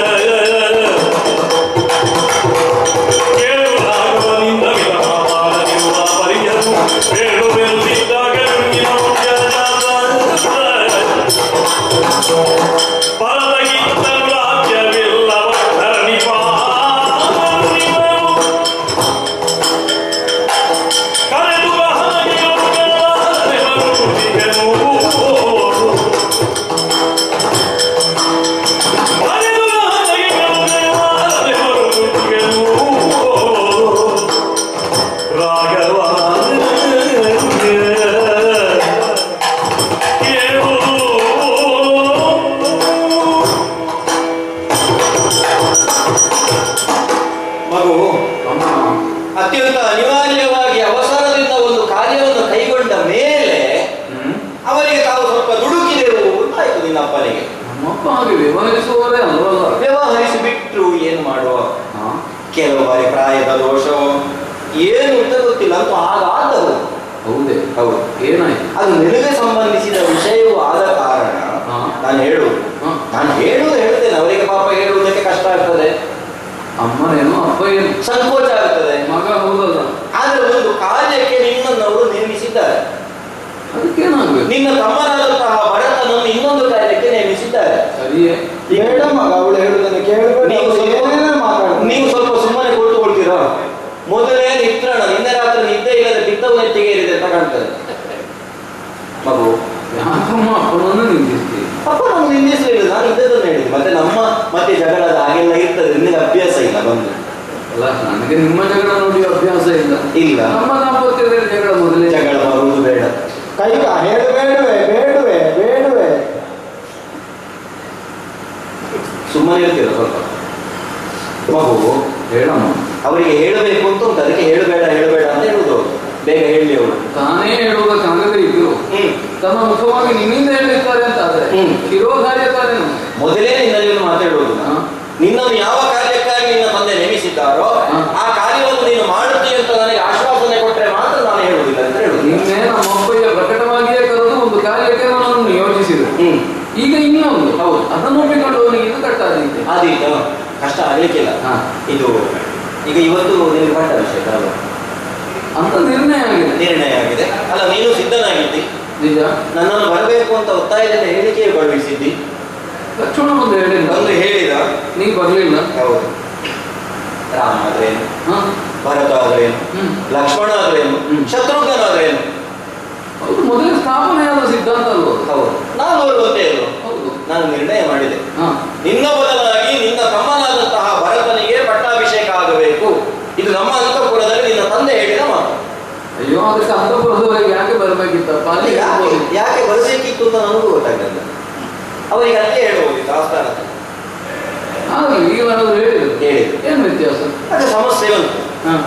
ಈಗ ಪಟ್ಟಾಭಿಷೇಕ ಭರತನಿಗೆ ಅಂತ ಆದ್ರೆ ರಾಮನಿಗೆ ಅಂತ ನಿರ್ಣಯವಾಗಿದೆ. ಅಣ್ಣನಾಗಿ ಇರುವಂತಹ ರಾಮ ಏನು ಮಾಡಬೇಕು? ಏನು ಮಾಡಬೇಕು? ಏನಪ್ಪ ನೀವೇ ಹೇಳಬೇಕು. ವನವಾಸಿ ಆಗಲಿ ಅಂತ ಹೇಳ್ತಾರಪ್ಪ. ವನವಾಸ? ಹೌದು. ಕಾಡಿಗೆ ಹೋಗಬೇಕು ಅಂತ ಅಷ್ಟೇ ಅಲ್ವಾ? ಈ ಸ್ವಲ್ಪ ಕೆಲಸಕ್ಕೆ ಇದೇ ನಮ್ಮ ಕಡೆ.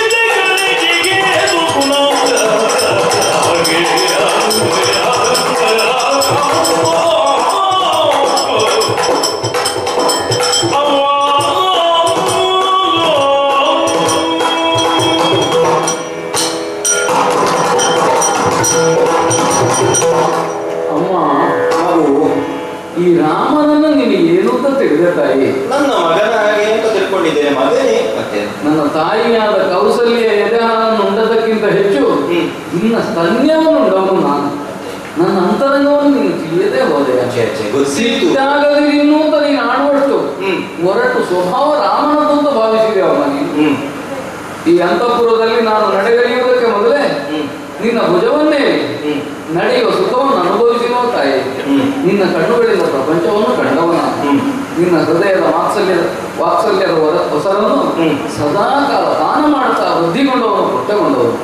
ಇಂತಹ ರಾಮ ನಿನ್ನ ಒಂದು ಅಪೇಕ್ಷೆಯನ್ನು, ಅಲ್ಲ ನಮ್ಮ ತಂದೆಯವರ ಆಜ್ಞೆಯನ್ನು ಮೀರಿ ವ್ಯವಹರಿಸುವುದಕ್ಕೆ ಮನಸ್ಸಾದರೂ ಕನಸಿನಲ್ಲಾದರೂ ಮಾಡಿ ಅಂತ ಯೋಚಿಸಿದ್ರು. ಯಾರ್ಯಾರ ಸ್ವಭಾವ ಯಾವಾಗ ಯಾವಾಗ ಬದಲಾಗುತ್ತದೆ ಅಂತ ಹೇಳಲಿಕ್ಕಾಗುವುದಿಲ್ಲ ಮಗು. ಅದೇನೋ ನಿಜ, ಜಾಗ್ರತೆ ಮಾಡಬೇಕಲ್ಲ. ಆದ್ರೆ ರಾಮನ ಕುರಿತಾಗಿ ನೀನಂತಹ ಶಂಕೆಯನ್ನು ತಡೆಯಬೇಕಾಗುವುದಿಲ್ಲ.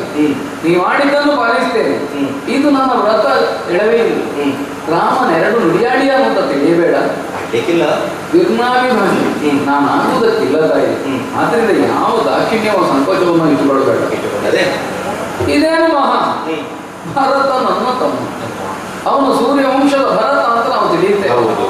ಅಂಥವನು ಸಿಂಹಾಸನವನ್ನೇ ಇರ್ತಾನೆ, ನಾನು ವನವಾಸಿ ಆಗಬೇಕಾಗಿತ್ತು. ಇದನ್ನು ವಿರೋಧಿಸುವುದಕ್ಕೊಂದು ಕಾರಣವಾದರೂ ನನಗೆ ಬೇಕಲ್ಲ. ಏನೂ ಇಲ್ಲ ತಾಯಿ.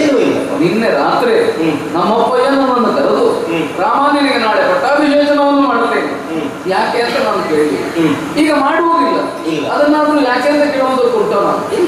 ಯಾವಾತನು ಜೀವನದಲ್ಲಿ ಏನನ್ನು ಒದಗಿ ಬಂತೋ ಅದನ್ನು ಹಾಗೆಯೇ ಸ್ವೀಕರಿಸುವ ಮನೋಧರ್ಮ ಉಳ್ಳವನಾಗಬೇಕೇ ಹೊರತು ಇದ್ಯಾಕೆ ಅದ್ಯಾಕೆ ಅಂತ ಪ್ರಶ್ನಿಸ್ತಾ ಹೋದ್ರೆ ಕೇವಲ ಸುಖಾಪೇಕ್ಷಿಯಾಗಿ ಭೋಗಾಲಸಿಯಾಗಿ ಇರಬೇಕಾಗಿತ್ತು. ನಾನಂತ ಆಲೋಚನೆ ಇದ್ದ ಸ್ವಭಾವವೇ. ಹಾಗಾಗಿ ಇವತ್ತು ವನವಾಸ ಮಾಡು ರಾಮ ಆದೀತಮ್ಮ. ಭರತ ಸಿಂಹಾಸನ ಏರಲಿ, ಏನೀಗ ಅವನ ಸಿಂಹಾಸನ ಏರಿದ್ರೆ ನಾನೇ ಸಿಂಹಾಸನ ಏರಿದಕ್ಕಿಂತ ಅಧಿಕವಾದ ಸಂತೋಷವನ್ನು ನಾನು. ನಿನ್ನ ಸ್ವಭಾವವೇ ಮೊದಲೇ ಹಾಗೆ ಅಲ್ಲ. ಅದು ಒಂದುಂಟು, ವನವಾಸವನ್ನು ಮಾಡಬೇಕು ರಾಮ. ರಾಮ ವನವಾಸಿಯಾಗಿಯೇ ಜೀವನವನ್ನು ಪೂರ್ಣ ಕಳೆಯಬೇಕು ಅಂತ ಇದರ ಅರ್ಥವು ಅಲ್ಲ.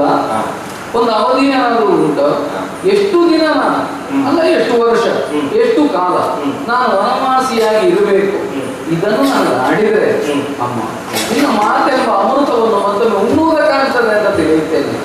ಅಪ್ಪಣೆ ಆಗಿದ್ದಾರೆ. ಅದಕ್ಕೊಂದು ನಿರ್ಣಯ ಉಂಟು. ಏನ ಮಾಡು,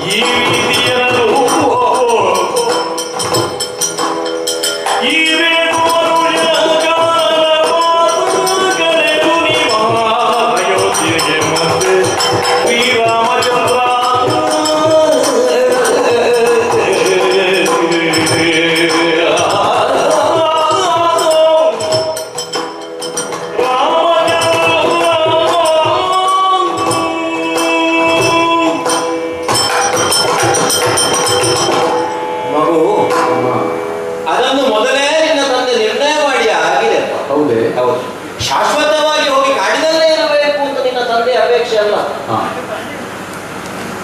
ಎರಡೇಳು ವರ್ಷ ಅಂದ್ರೆ 7 ವರ್ಷ, 7 ಹೌದು, ಅಥವಾ ನವಪಂಚಕ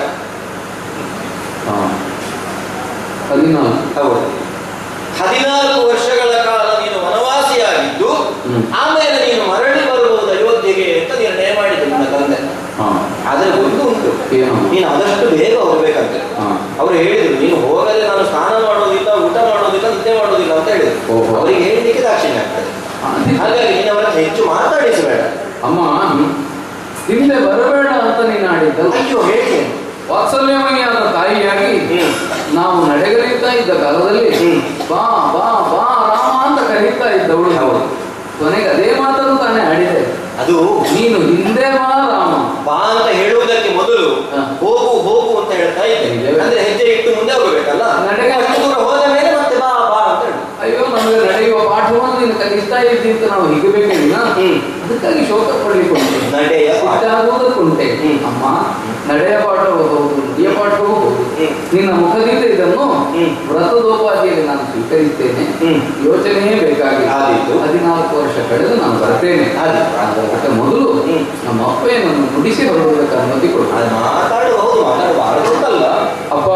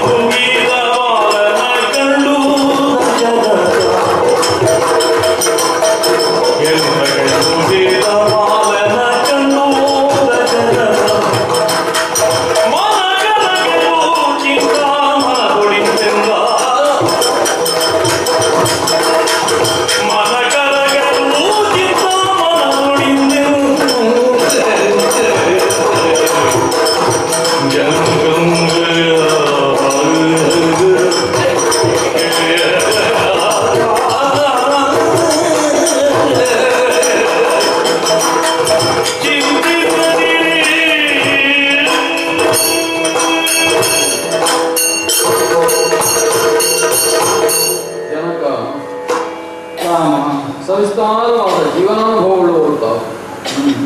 ಜೀವನದವರಿಗೆ ಬರಬಹುದಾದ ದುಃಖ ಪರಂಪರೆಗಳನ್ನು ನಡೆಸಿದರೆ ಇದು ಇಷ್ಟೆಲ್ಲ ವ್ಯಥೆ ಪಡುವುದಕ್ಕೊಂದು ಕಾರಣವಾಗತಕ್ಕದ್ದೇ ಅಪ್ಪ. ಅವುಗಳಿಗೆ ಹೋಲಿಸಿದರೆ ಇದು ಕ್ಷುಲ್ಲಕವಾದದ್ದು ಸಣ್ಣದು. ಸ್ವಲ್ಪ ಕಾಲ ನಾನು ಅರಣ್ಯವಾಸವನ್ನು ಮಾಡಬೇಕು ಎಂಬುದಷ್ಟೇ ತಾನೇ ಅಪೇಕ್ಷಿತವಾದದ್ದು. ತಾಯಿಯವರ ಅಪೇಕ್ಷೆಯನ್ನು ಈಡೇರಿಸುವಲ್ಲಿ ಸನ್ನದ್ಧನಾಗಿ ನಿಂತಿದ್ದೇನೆ. ಅದಕ್ಕಾಗಿ ಚಿಂತಿಸುತ್ತಿರುವುದು ಒಪ್ಪಿಕೊಂಡೆಯ ನಮ್ಮ ಶೋಕ ಭಾರ ನನ್ನ ಅಂತರಂಗವನ್ನು ಬಾಧಿಸುತ್ತದೆಯೇ ವಿನ ಬೇರೆ ಯಾವ ಪ್ರಯೋಜನವೂ ಇಲ್ಲವಲ್ಲ. ಆದ್ದರಿಂದ ತಾಯಿ ಕೋರಿಕೊಂಡ ವರಗಳಲ್ಲಿ ಇದೂ ಒಂದಾದ್ರಿಂದ ಈಡೇರಿಸುವ ಹೊಣೆ ಹೊತ್ತವನಾದ ತಾವು ಅದನ್ನು ಈಡೇರಿಸದೆ ಇರುವಂತಿಲ್ಲವಲ್ಲ. ತಾಯಿ ಒಂದು ಉಪಕಾರವನ್ನೇ ಮಾಡಿದರು. ಒಂದು ಅರ್ಥದಿಂದ ನಮ್ಮ ವಂಶೋದ್ಧಾರದ ವರವನ್ನೇ ನಮಗೆ ದಯಪಾಲಿಸಿದರು ಅಂತ ನಾವು ತಿಳಿಯಬೇಕು. ಕೋರಿಕೊಂಡು ಅಂತಸ್ಥವಾಗಿಯೇ ಅದನ್ನು ಇಟ್ಟುಕೊಂಡಿದ್ದಿದ್ರೆ ಸದಾ ಕಾಲ ನೀವು ಋಣಿಗಳಾಗಿ ಇರಬೇಕಾಗಬೇಕು. ಸೂರ್ಯವಂಶೀಯರಾದವರು ಇಂತಹ ಒಂದನ್ನು ಹಂಗನ್ನು ಇಟ್ಟುಕೊಂಡು ಆ ಹಂಗಿನ ಬಾಧೆಯಿಂದ ಜೀವನವನ್ನು ಕಳೆಯುವುದಕ್ಕಿಂತ ಸೂಕ್ತ ಕಾಲದಲ್ಲಿ ಅದನ್ನು ವ್ಯಾಖ್ಯಿಸಿದ್ದಾಳೆ ತಾಯಿ. ನಾನು ಅದನ್ನು ಈಡೇರಿಸಿ ಬರ್ತೇನೆ. ತಾವು ಪ್ರಸನ್ನರಾಗಿ ದುಃಖಿಸಬೇಕು. ಮಗು ನಿರ್ಣಯವನ್ನು ಕೈಗೊಂಡೇ ಬಿಟ್ಟೆಯೋ ಮಗು. ಕಾಡುವಾಸಕ್ಕಾಗಿ ಸಿದ್ಧನಾದೆ. ದುಷ್ಟಾತ್ಮ ನಾನಯ್ಯೋ ಏಕಿನ್ನ ಜಠರದಿ ಹುಟ್ಟಿದೆ ರಾಮಚಂದ್ರ. ಏಕಿನ್ನ ಜಠರದಿ ಹುಟ್ಟಿದೆ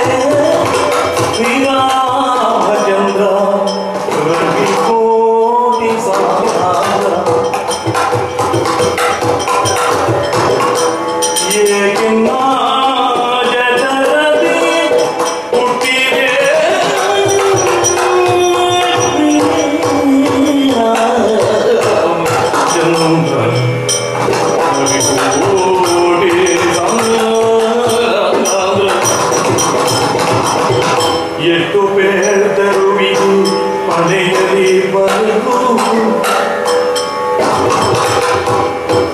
ಎಷ್ಟು ಬೇಡರು ವಿಧಿ ಮನೆಯಲ್ಲಿ ಬರೆದು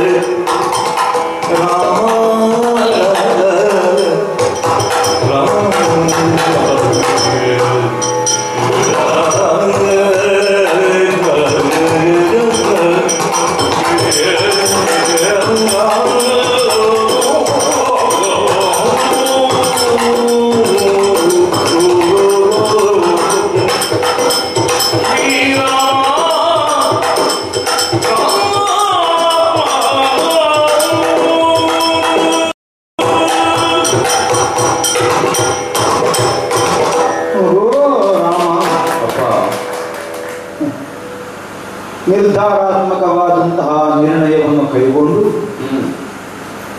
ವನವಾಸಕ್ಕಾಗಿ ಅಣಿಯಾದಂತಹ ನಿನ್ನ ಆಶೀರ್ವಾದಕ್ಕಾಗಿ ಪಾದಕಾನ್ನತನಾಗುತ್ತೇವೆ.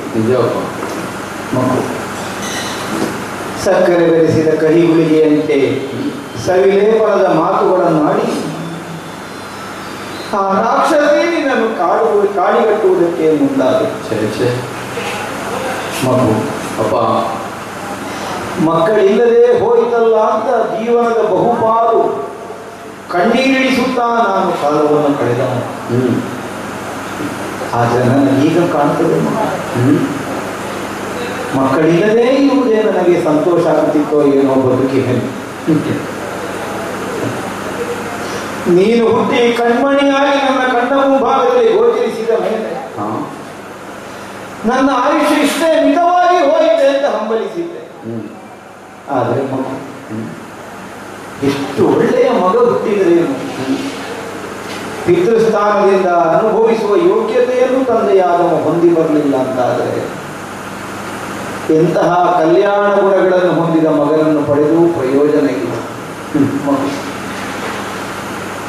ಎಂತಹ ಗುಣಾಢ್ಯಾನಿ, ಕಚ್ಚುವುದಕ್ಕೆ ಬಂದವನಿಗೆ ಮುತ್ತಿಕ್ಕಿ ಹಿಂದೆ ಕಳುಹಿಸುವಂತಹ ಮನಸ್ಥಿತಿಯನ್ನು, ನಿನಗೆ ಅನ್ಯಾಯ ಮಾಡಿದವರಿಗೆ ಸದಾಕಾಲ ಜೀವನದಲ್ಲಿ ಒಳ್ಳೆಯದಾಗಲಿ ಅಂತ ಹಾರೈಸುವವರು, ನಿನ್ನನ್ನು ಅರ್ಥ ಮಾಡಿಕೊಳ್ಳದೆ ನಿಷ್ಠೂರಳಾಗಿ ಕಾಡಿಗಟ್ಟುವುದಕ್ಕೆ ಸಿದ್ಧಳಾದಲ್ಲ ಕೈಕೇಯಿ.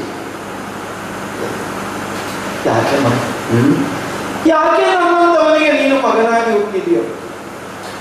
ಒಂದು ಕಾಲಕ್ಕೆ ನಿನ್ನ ಗುಣವನ್ನು ಕಂಡು ಲೋಕದವರು ಹಂಬಲಿಸುವ ಹಾಗಾಗಿತ್ತು. ನಮಗಿಲ್ಲದೆ ಹೋದನಲ್ಲ ರಾಮನಂತಹ ಮಗ, ನಮಗಿಲ್ಲದೆ ಹೋದನಲ್ಲ ರಾಮನಂತಹ ಮಗ.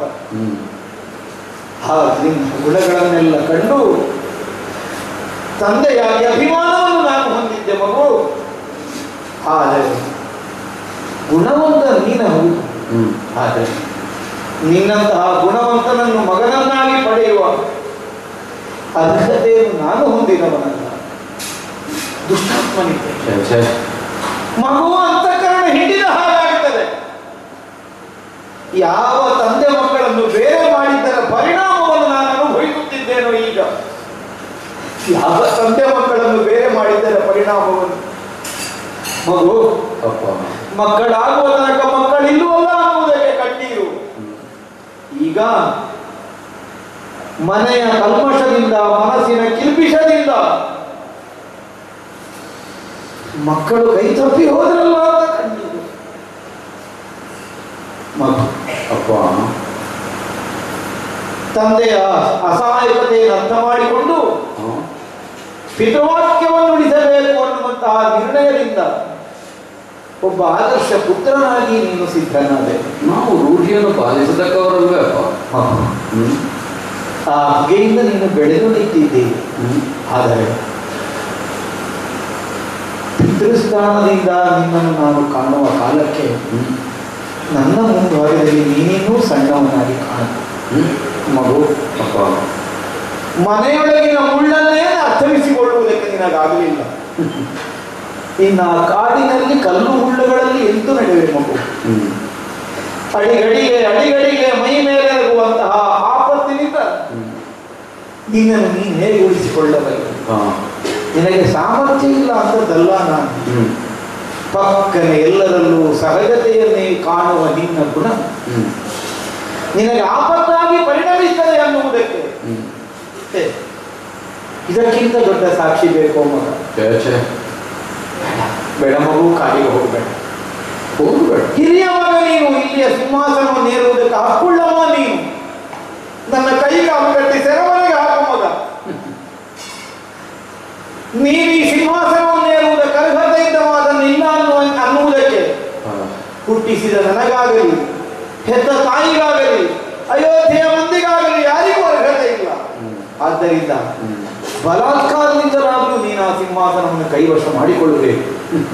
ಯಾವುದೋ ಒಂದು ದುಷ್ಟ ಹುನ್ನಾರದಿಂದ ನಿನ್ನನ್ನು ಕಾಡಿಗಟ್ಟುವುದಕ್ಕೆ ಸಿದ್ಧಳಾದ ಅವಳ ಬಯಕೆ ಯಾವ ಕಾಲಕ್ಕೂ ಕೈಗೂಡಕೂಡದು. ಯಾಕಂದ್ರೆ ನೀನು ಹೊರಟು ಹೋದ್ರೆ ನಾನು ಹೇಗೆ ಉಸಿರಿ ಹಿಡಿದು ಬದುಕುವುದಕ್ಕೆ ಸಾಧ್ಯ ಆದೀತು ಮಗ, ಹೇಗೆ ಸಾಧ್ಯ ಆದೀತು? ಅದರಿಂದ ಒಬ್ಬ ನಿರ್ಧಾರವನ್ನು ಮಾಡಬೇಡ. ಅಪ್ಪಯ್ಯ, ವಿಪರೀತದ ಮಾತನಾಡುವುದಕ್ಕೆ ತೊಡಗಿದೆಯಲ್ಲ.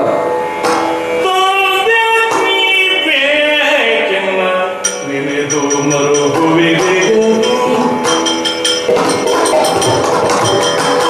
ತಂದೆ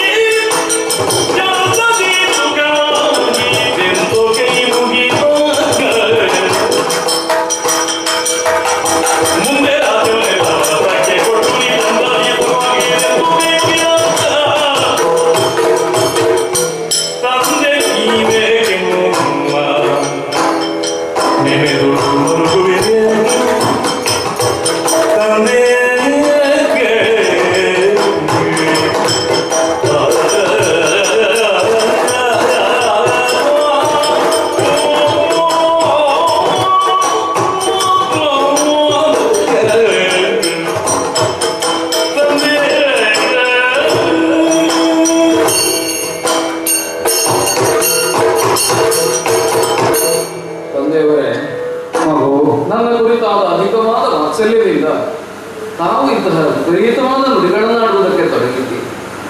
ನಾವು ಭ್ರಮಿತರಂತೆ ವ್ಯವಹರಿಸಕೂಡದಪ್ಪ. ಯಾವುದು ವಿಧಿಚೋದಿತವಾಗಿ ನಮಗೆ ಒದಗಿ ಬಂತು ಆ ಸಂದರ್ಭವನ್ನು ನಾವು ಹಾಗೆಯೇ ಸ್ವೀಕರಿಸಬೇಕಲ್ಲದೆ ಮಾಡ್ತೀರಿ.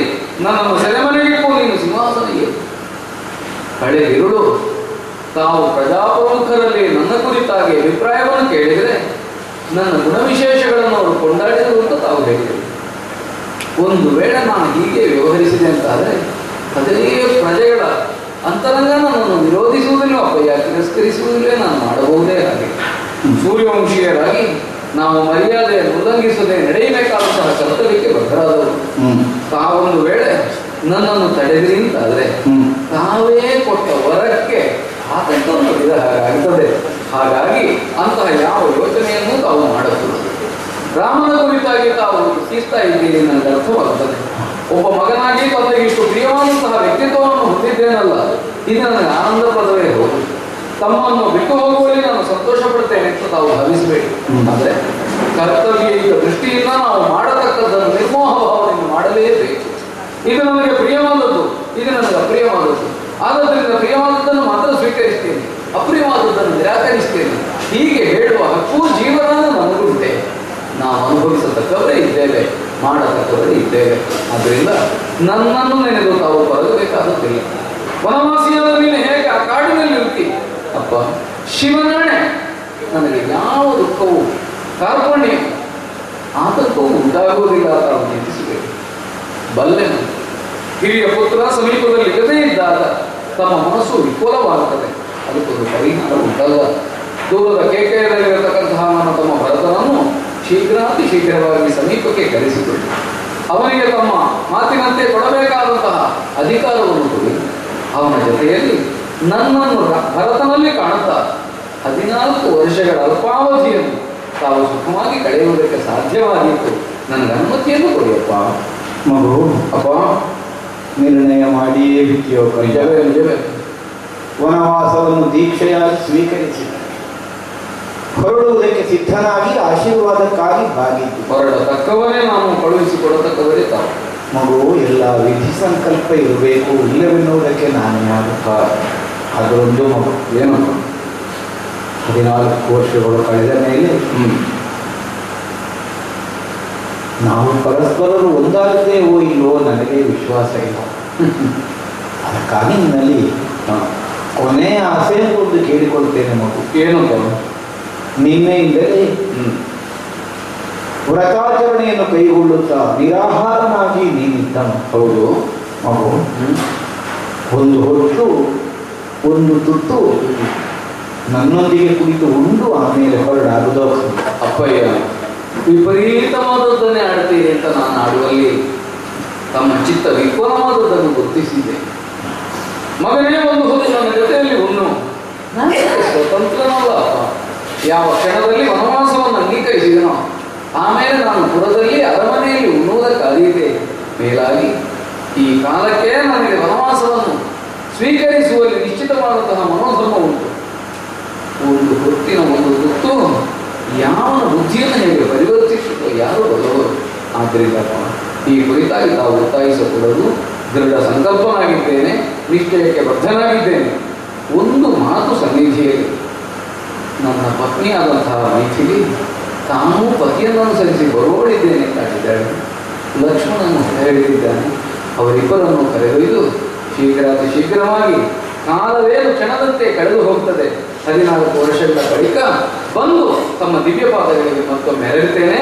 ಅನುಮತಿಯನ್ನು ಕೊಡಿ ಅಪ್ಪ ವನಗಮನಕ್ಕೆ. ಮಗು, ನಿನ್ನ ಜೀವನದ ನಿರ್ಣಯವನ್ನು ನಾನು ಬಲ್ಲೆ. ಒಂದು ನಿರ್ಧಾರವನ್ನು ಕೈಗೊಂಡರೆ ಅದನ್ನು ಬದಲಿಸುವುದಕ್ಕೆ ಮತ್ತಾರಿಂದಲೂ ಸಾಧ್ಯವಿಲ್ಲ. ನಾನು ದೃಢವ್ರತನೆಂದು ಕರೆಯುತ್ತಿರಲ್ಲಪ್ಪ. ಸೀತಾ ಲಕ್ಷ್ಮಣರ ಸಹಿತನಾಗಿ ವನವಾಸಕ್ಕೆ ನೀನು ಹೊರಟು ನಿಂತಿದ್ದ. ನಿಜ ಮಗು, ಅಪ್ಪ. ಒಳ್ಳೆಯದು. ಯಾವ ಶುಭ ಮುಹೂರ್ತದಲ್ಲಿ ವಸಿಷ್ಠರ ನಿರ್ದೇಶನದಿಂದ ನಿನ್ನ ಕೈಗೆ ಪಟ್ಟಾಭಿಷೇಕನಕ್ಕಾಗಿ ಕಂಕಣ ಕಟ್ಟಿದನು. ಇನ್ನೀಗ ಅದೇ ರಾಮಚಂದ್ರ ವನವಾಸಕ್ಕಾಗಿ ಕಂಕಣ ಬದ್ಧನಾಗಿದ್ದಾನೆ. ದೈವ ನಿರ್ಣಯ ಇರಬೇಕು, ದೈವ ನಿರ್ಣಯ ಇರಬೇಕು. ಹಾಗಾಗಿ ಮಗು, ನಮ್ಮ ಮಂತ್ರಿಯಾದ ಸುಮಂತ್ರನಿಗೆ ಸೂಚನೆಯನ್ನು ಕೊಟ್ಟಿದ್ದೇನೆ. ರಥವೇರಿಸಿ ನಿಮ್ಮ 3 ಮಂದಿಗಳನ್ನು ಗಂಗಾಪೂರದ ತನಕ ಕೊಂಡೊಯ್ದು ಬರಬೇಕು. ಒಳ್ಳೆಯದು. ಆ ರಥವನ್ನೇ ಗಮಿಸು. ಒಳ್ಳೆಯದು. ಮತ್ತೆ ಮರಳಿ ನಾವು ಕಾಣ್ತೇವೋ ಇಲ್ಲವೋ ಗೊತ್ತಿಲ್ಲ. ಶುಭ ಪ್ರತೀಕ್ಷೆ, ಶುಭ ನಿರೀಕ್ಷೆ ಮಾನವನ ಬದುಕಿಗೆ ಭರವಸೆಯನ್ನು ತುಂಬುತ್ತದೆ. ನಾಳೆ ಬೆಳಕಾಗುತ್ತದೆ ಎನ್ನುವ ಭಾವದಿಂದಲೇ ಈರುಳನ್ನು ನೆಮ್ಮದಿಯಿಂದ ನಾವು ಕಳೆಯುತ್ತೇವೆ. ರಾಮ ನೀನು ಹೊರಟೆ, ನಿನ್ನೊಂದಿಗೆ ಲಕ್ಷ್ಮಣನೂ ಹೊರಟೆ. ಭರತ ಶತ್ರುಘ್ನರಿಬ್ಬರು ಕೇಕಯದಲ್ಲಿದ್ದಾರೆ. ಶೀಘ್ರವಾಗಿ ಕರೆಸಿಕೊಳ್ಳಿ ಅಪ್ಪ ಅವರನ್ನು. 4 ಮಂದಿ ಮಕ್ಕಳಿದ್ದರೂ ನನ್ನ ಜೊತೆಯಲ್ಲಿ ಯಾರೂ ಇಲ್ಲದ ಹಾಗಾಗಿದೆ. ಹೋಗಿ ಬಾ. ಒಳ್ಳೆಯದಪ್ಪ, ನಡೆಯುತ್ತೇನೆ. ಹೋಗಿ ಬಾ. ಅಯ್ಯೋ ರಾಮ, ಹೋಗಿಯಾ ಬಿಟ್ಟೆ. ಇನ್ನೀ ರಕ್ಕಸಿಯೊಂದಿಗೆ ಅರೆ ಕ್ಷಣವೂ ನಾನಿರಲಾರೆ. ರಾಮನ ತಾಯಿಯಾದಂತಹ ಕೌಸಲ್ಯಗೆ ನಾನು ಮಾಡಿದ ಅನ್ಯಾಯಕ್ಕೊಂದು ಕ್ಷಮೆಯನ್ನಾದರೂ ಕೇಳಬೇಕು. ಯಾರಲ್ಲಿ? ನನ್ನನ್ನು ಕೌಸಲ್ಯ ಅಂತಃಪುರಕ್ಕೆ ಹೊತ್ತುಕೊಂಡು ಹೋಗಿ ಈ ರಕ್ಕಸಿನನ್ನ ನೆರಳನ್ನೂ ಕಾಣಕೂಡದು, ಮುಖಾವಲೋಕನವೂ ಅವಳದ್ದು ನನಗೆ ನಿಷಿದ್ಧವಾಗಿ ಪರಿಣಮಿಸಿದೆ. ನನಗೆ ಅನ್ನ ಬೇಡ, ನೀರು ಬೇಡ. ನಮ್ಮ ಮಗ ರಾಮ ಉಣ್ಣದೇ ಇದ್ದ ಅಯೋಧ್ಯೆಯಲ್ಲಿ ನನಗೆಲ್ಲಿಂದ ಅನ್ನ? ರಾಮ ರಾಮ ರಾಮ ರಾಮ.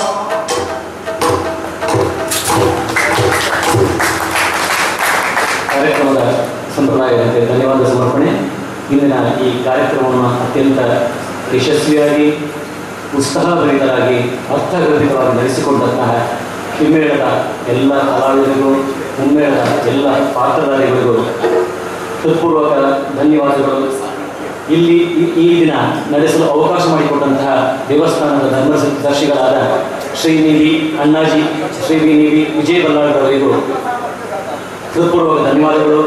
ಮತ್ತು ಇಲ್ಲಿ ದೇವಸ್ಥಾನದ ಎಲ್ಲ ಸಿಬ್ಬಂದಿ ವರ್ಗದವರಿಗೂ ಪರೋಕ್ಷವಾಗಿ ಪ್ರತ್ಯಕ್ಷವಾಗಿ ಸಹಕರಿಸಿದ ಎಲ್ಲ ಅಭಿಮಾನಿಗಳಿಗೂ ಹೃತ್ಪೂರ್ವಕ ಧನ್ಯವಾದಗಳು. ಜೊತೆಗೆ ಕಲಾಭಿಮಾನಿಗಳಾದಂತಹ ನೀವೆಲ್ಲರೂ ಬಂದಿದ್ದೀರಿ, ನಿಮಗೂ ಕೂಡ ಹೃತ್ಪೂರ್ವಕ ಧನ್ಯವಾದಗಳು. ಜೊತೆಗೆ ನಾಳೆ ಅಲ್ಲ ನಾಡಿದ್ದು ಶನಿವಾರ ಇದೇ ವೇದಿಕೆಯಲ್ಲಿ ಇಲ್ಲಿನ ಶ್ರೀ ಲಕ್ಷ್ಮೀ ಜನಾರ್ದನ ಯಕ್ಷಗಾನ ಕಲಾಮಂಡಳಿಯವರು ಪ್ರತಿ ವರ್ಷ ಶ್ರೀಕೃಷ್ಣ ಜನ್ಮಾಷ್ಟಮಿಯ ಪ್ರಯುಕ್ತ ನಡೆಸಿಕೊಂಡು ಬರುವಂತಹ ಯಕ್ಷಗಾನ ತಾಳಮದ್ದಳೆ ವಾದಿ ಮೋಕ್ಷ ಸಂಜೆ 4ರಿಂದ ನಡೆಯಲಿಕ್ಕಿದೆ. ಅದಕ್ಕೂ ಕೂಡ ನೀವೆಲ್ಲರೂ ಬರಬೇಕು ಅಂತ ಕೇಳಿಕೊಳ್ತಾ ನನ್ನ ಮಾತನ್ನು ಮುಗಿಸ್ತಾ ಇದ್ದೇನೆ.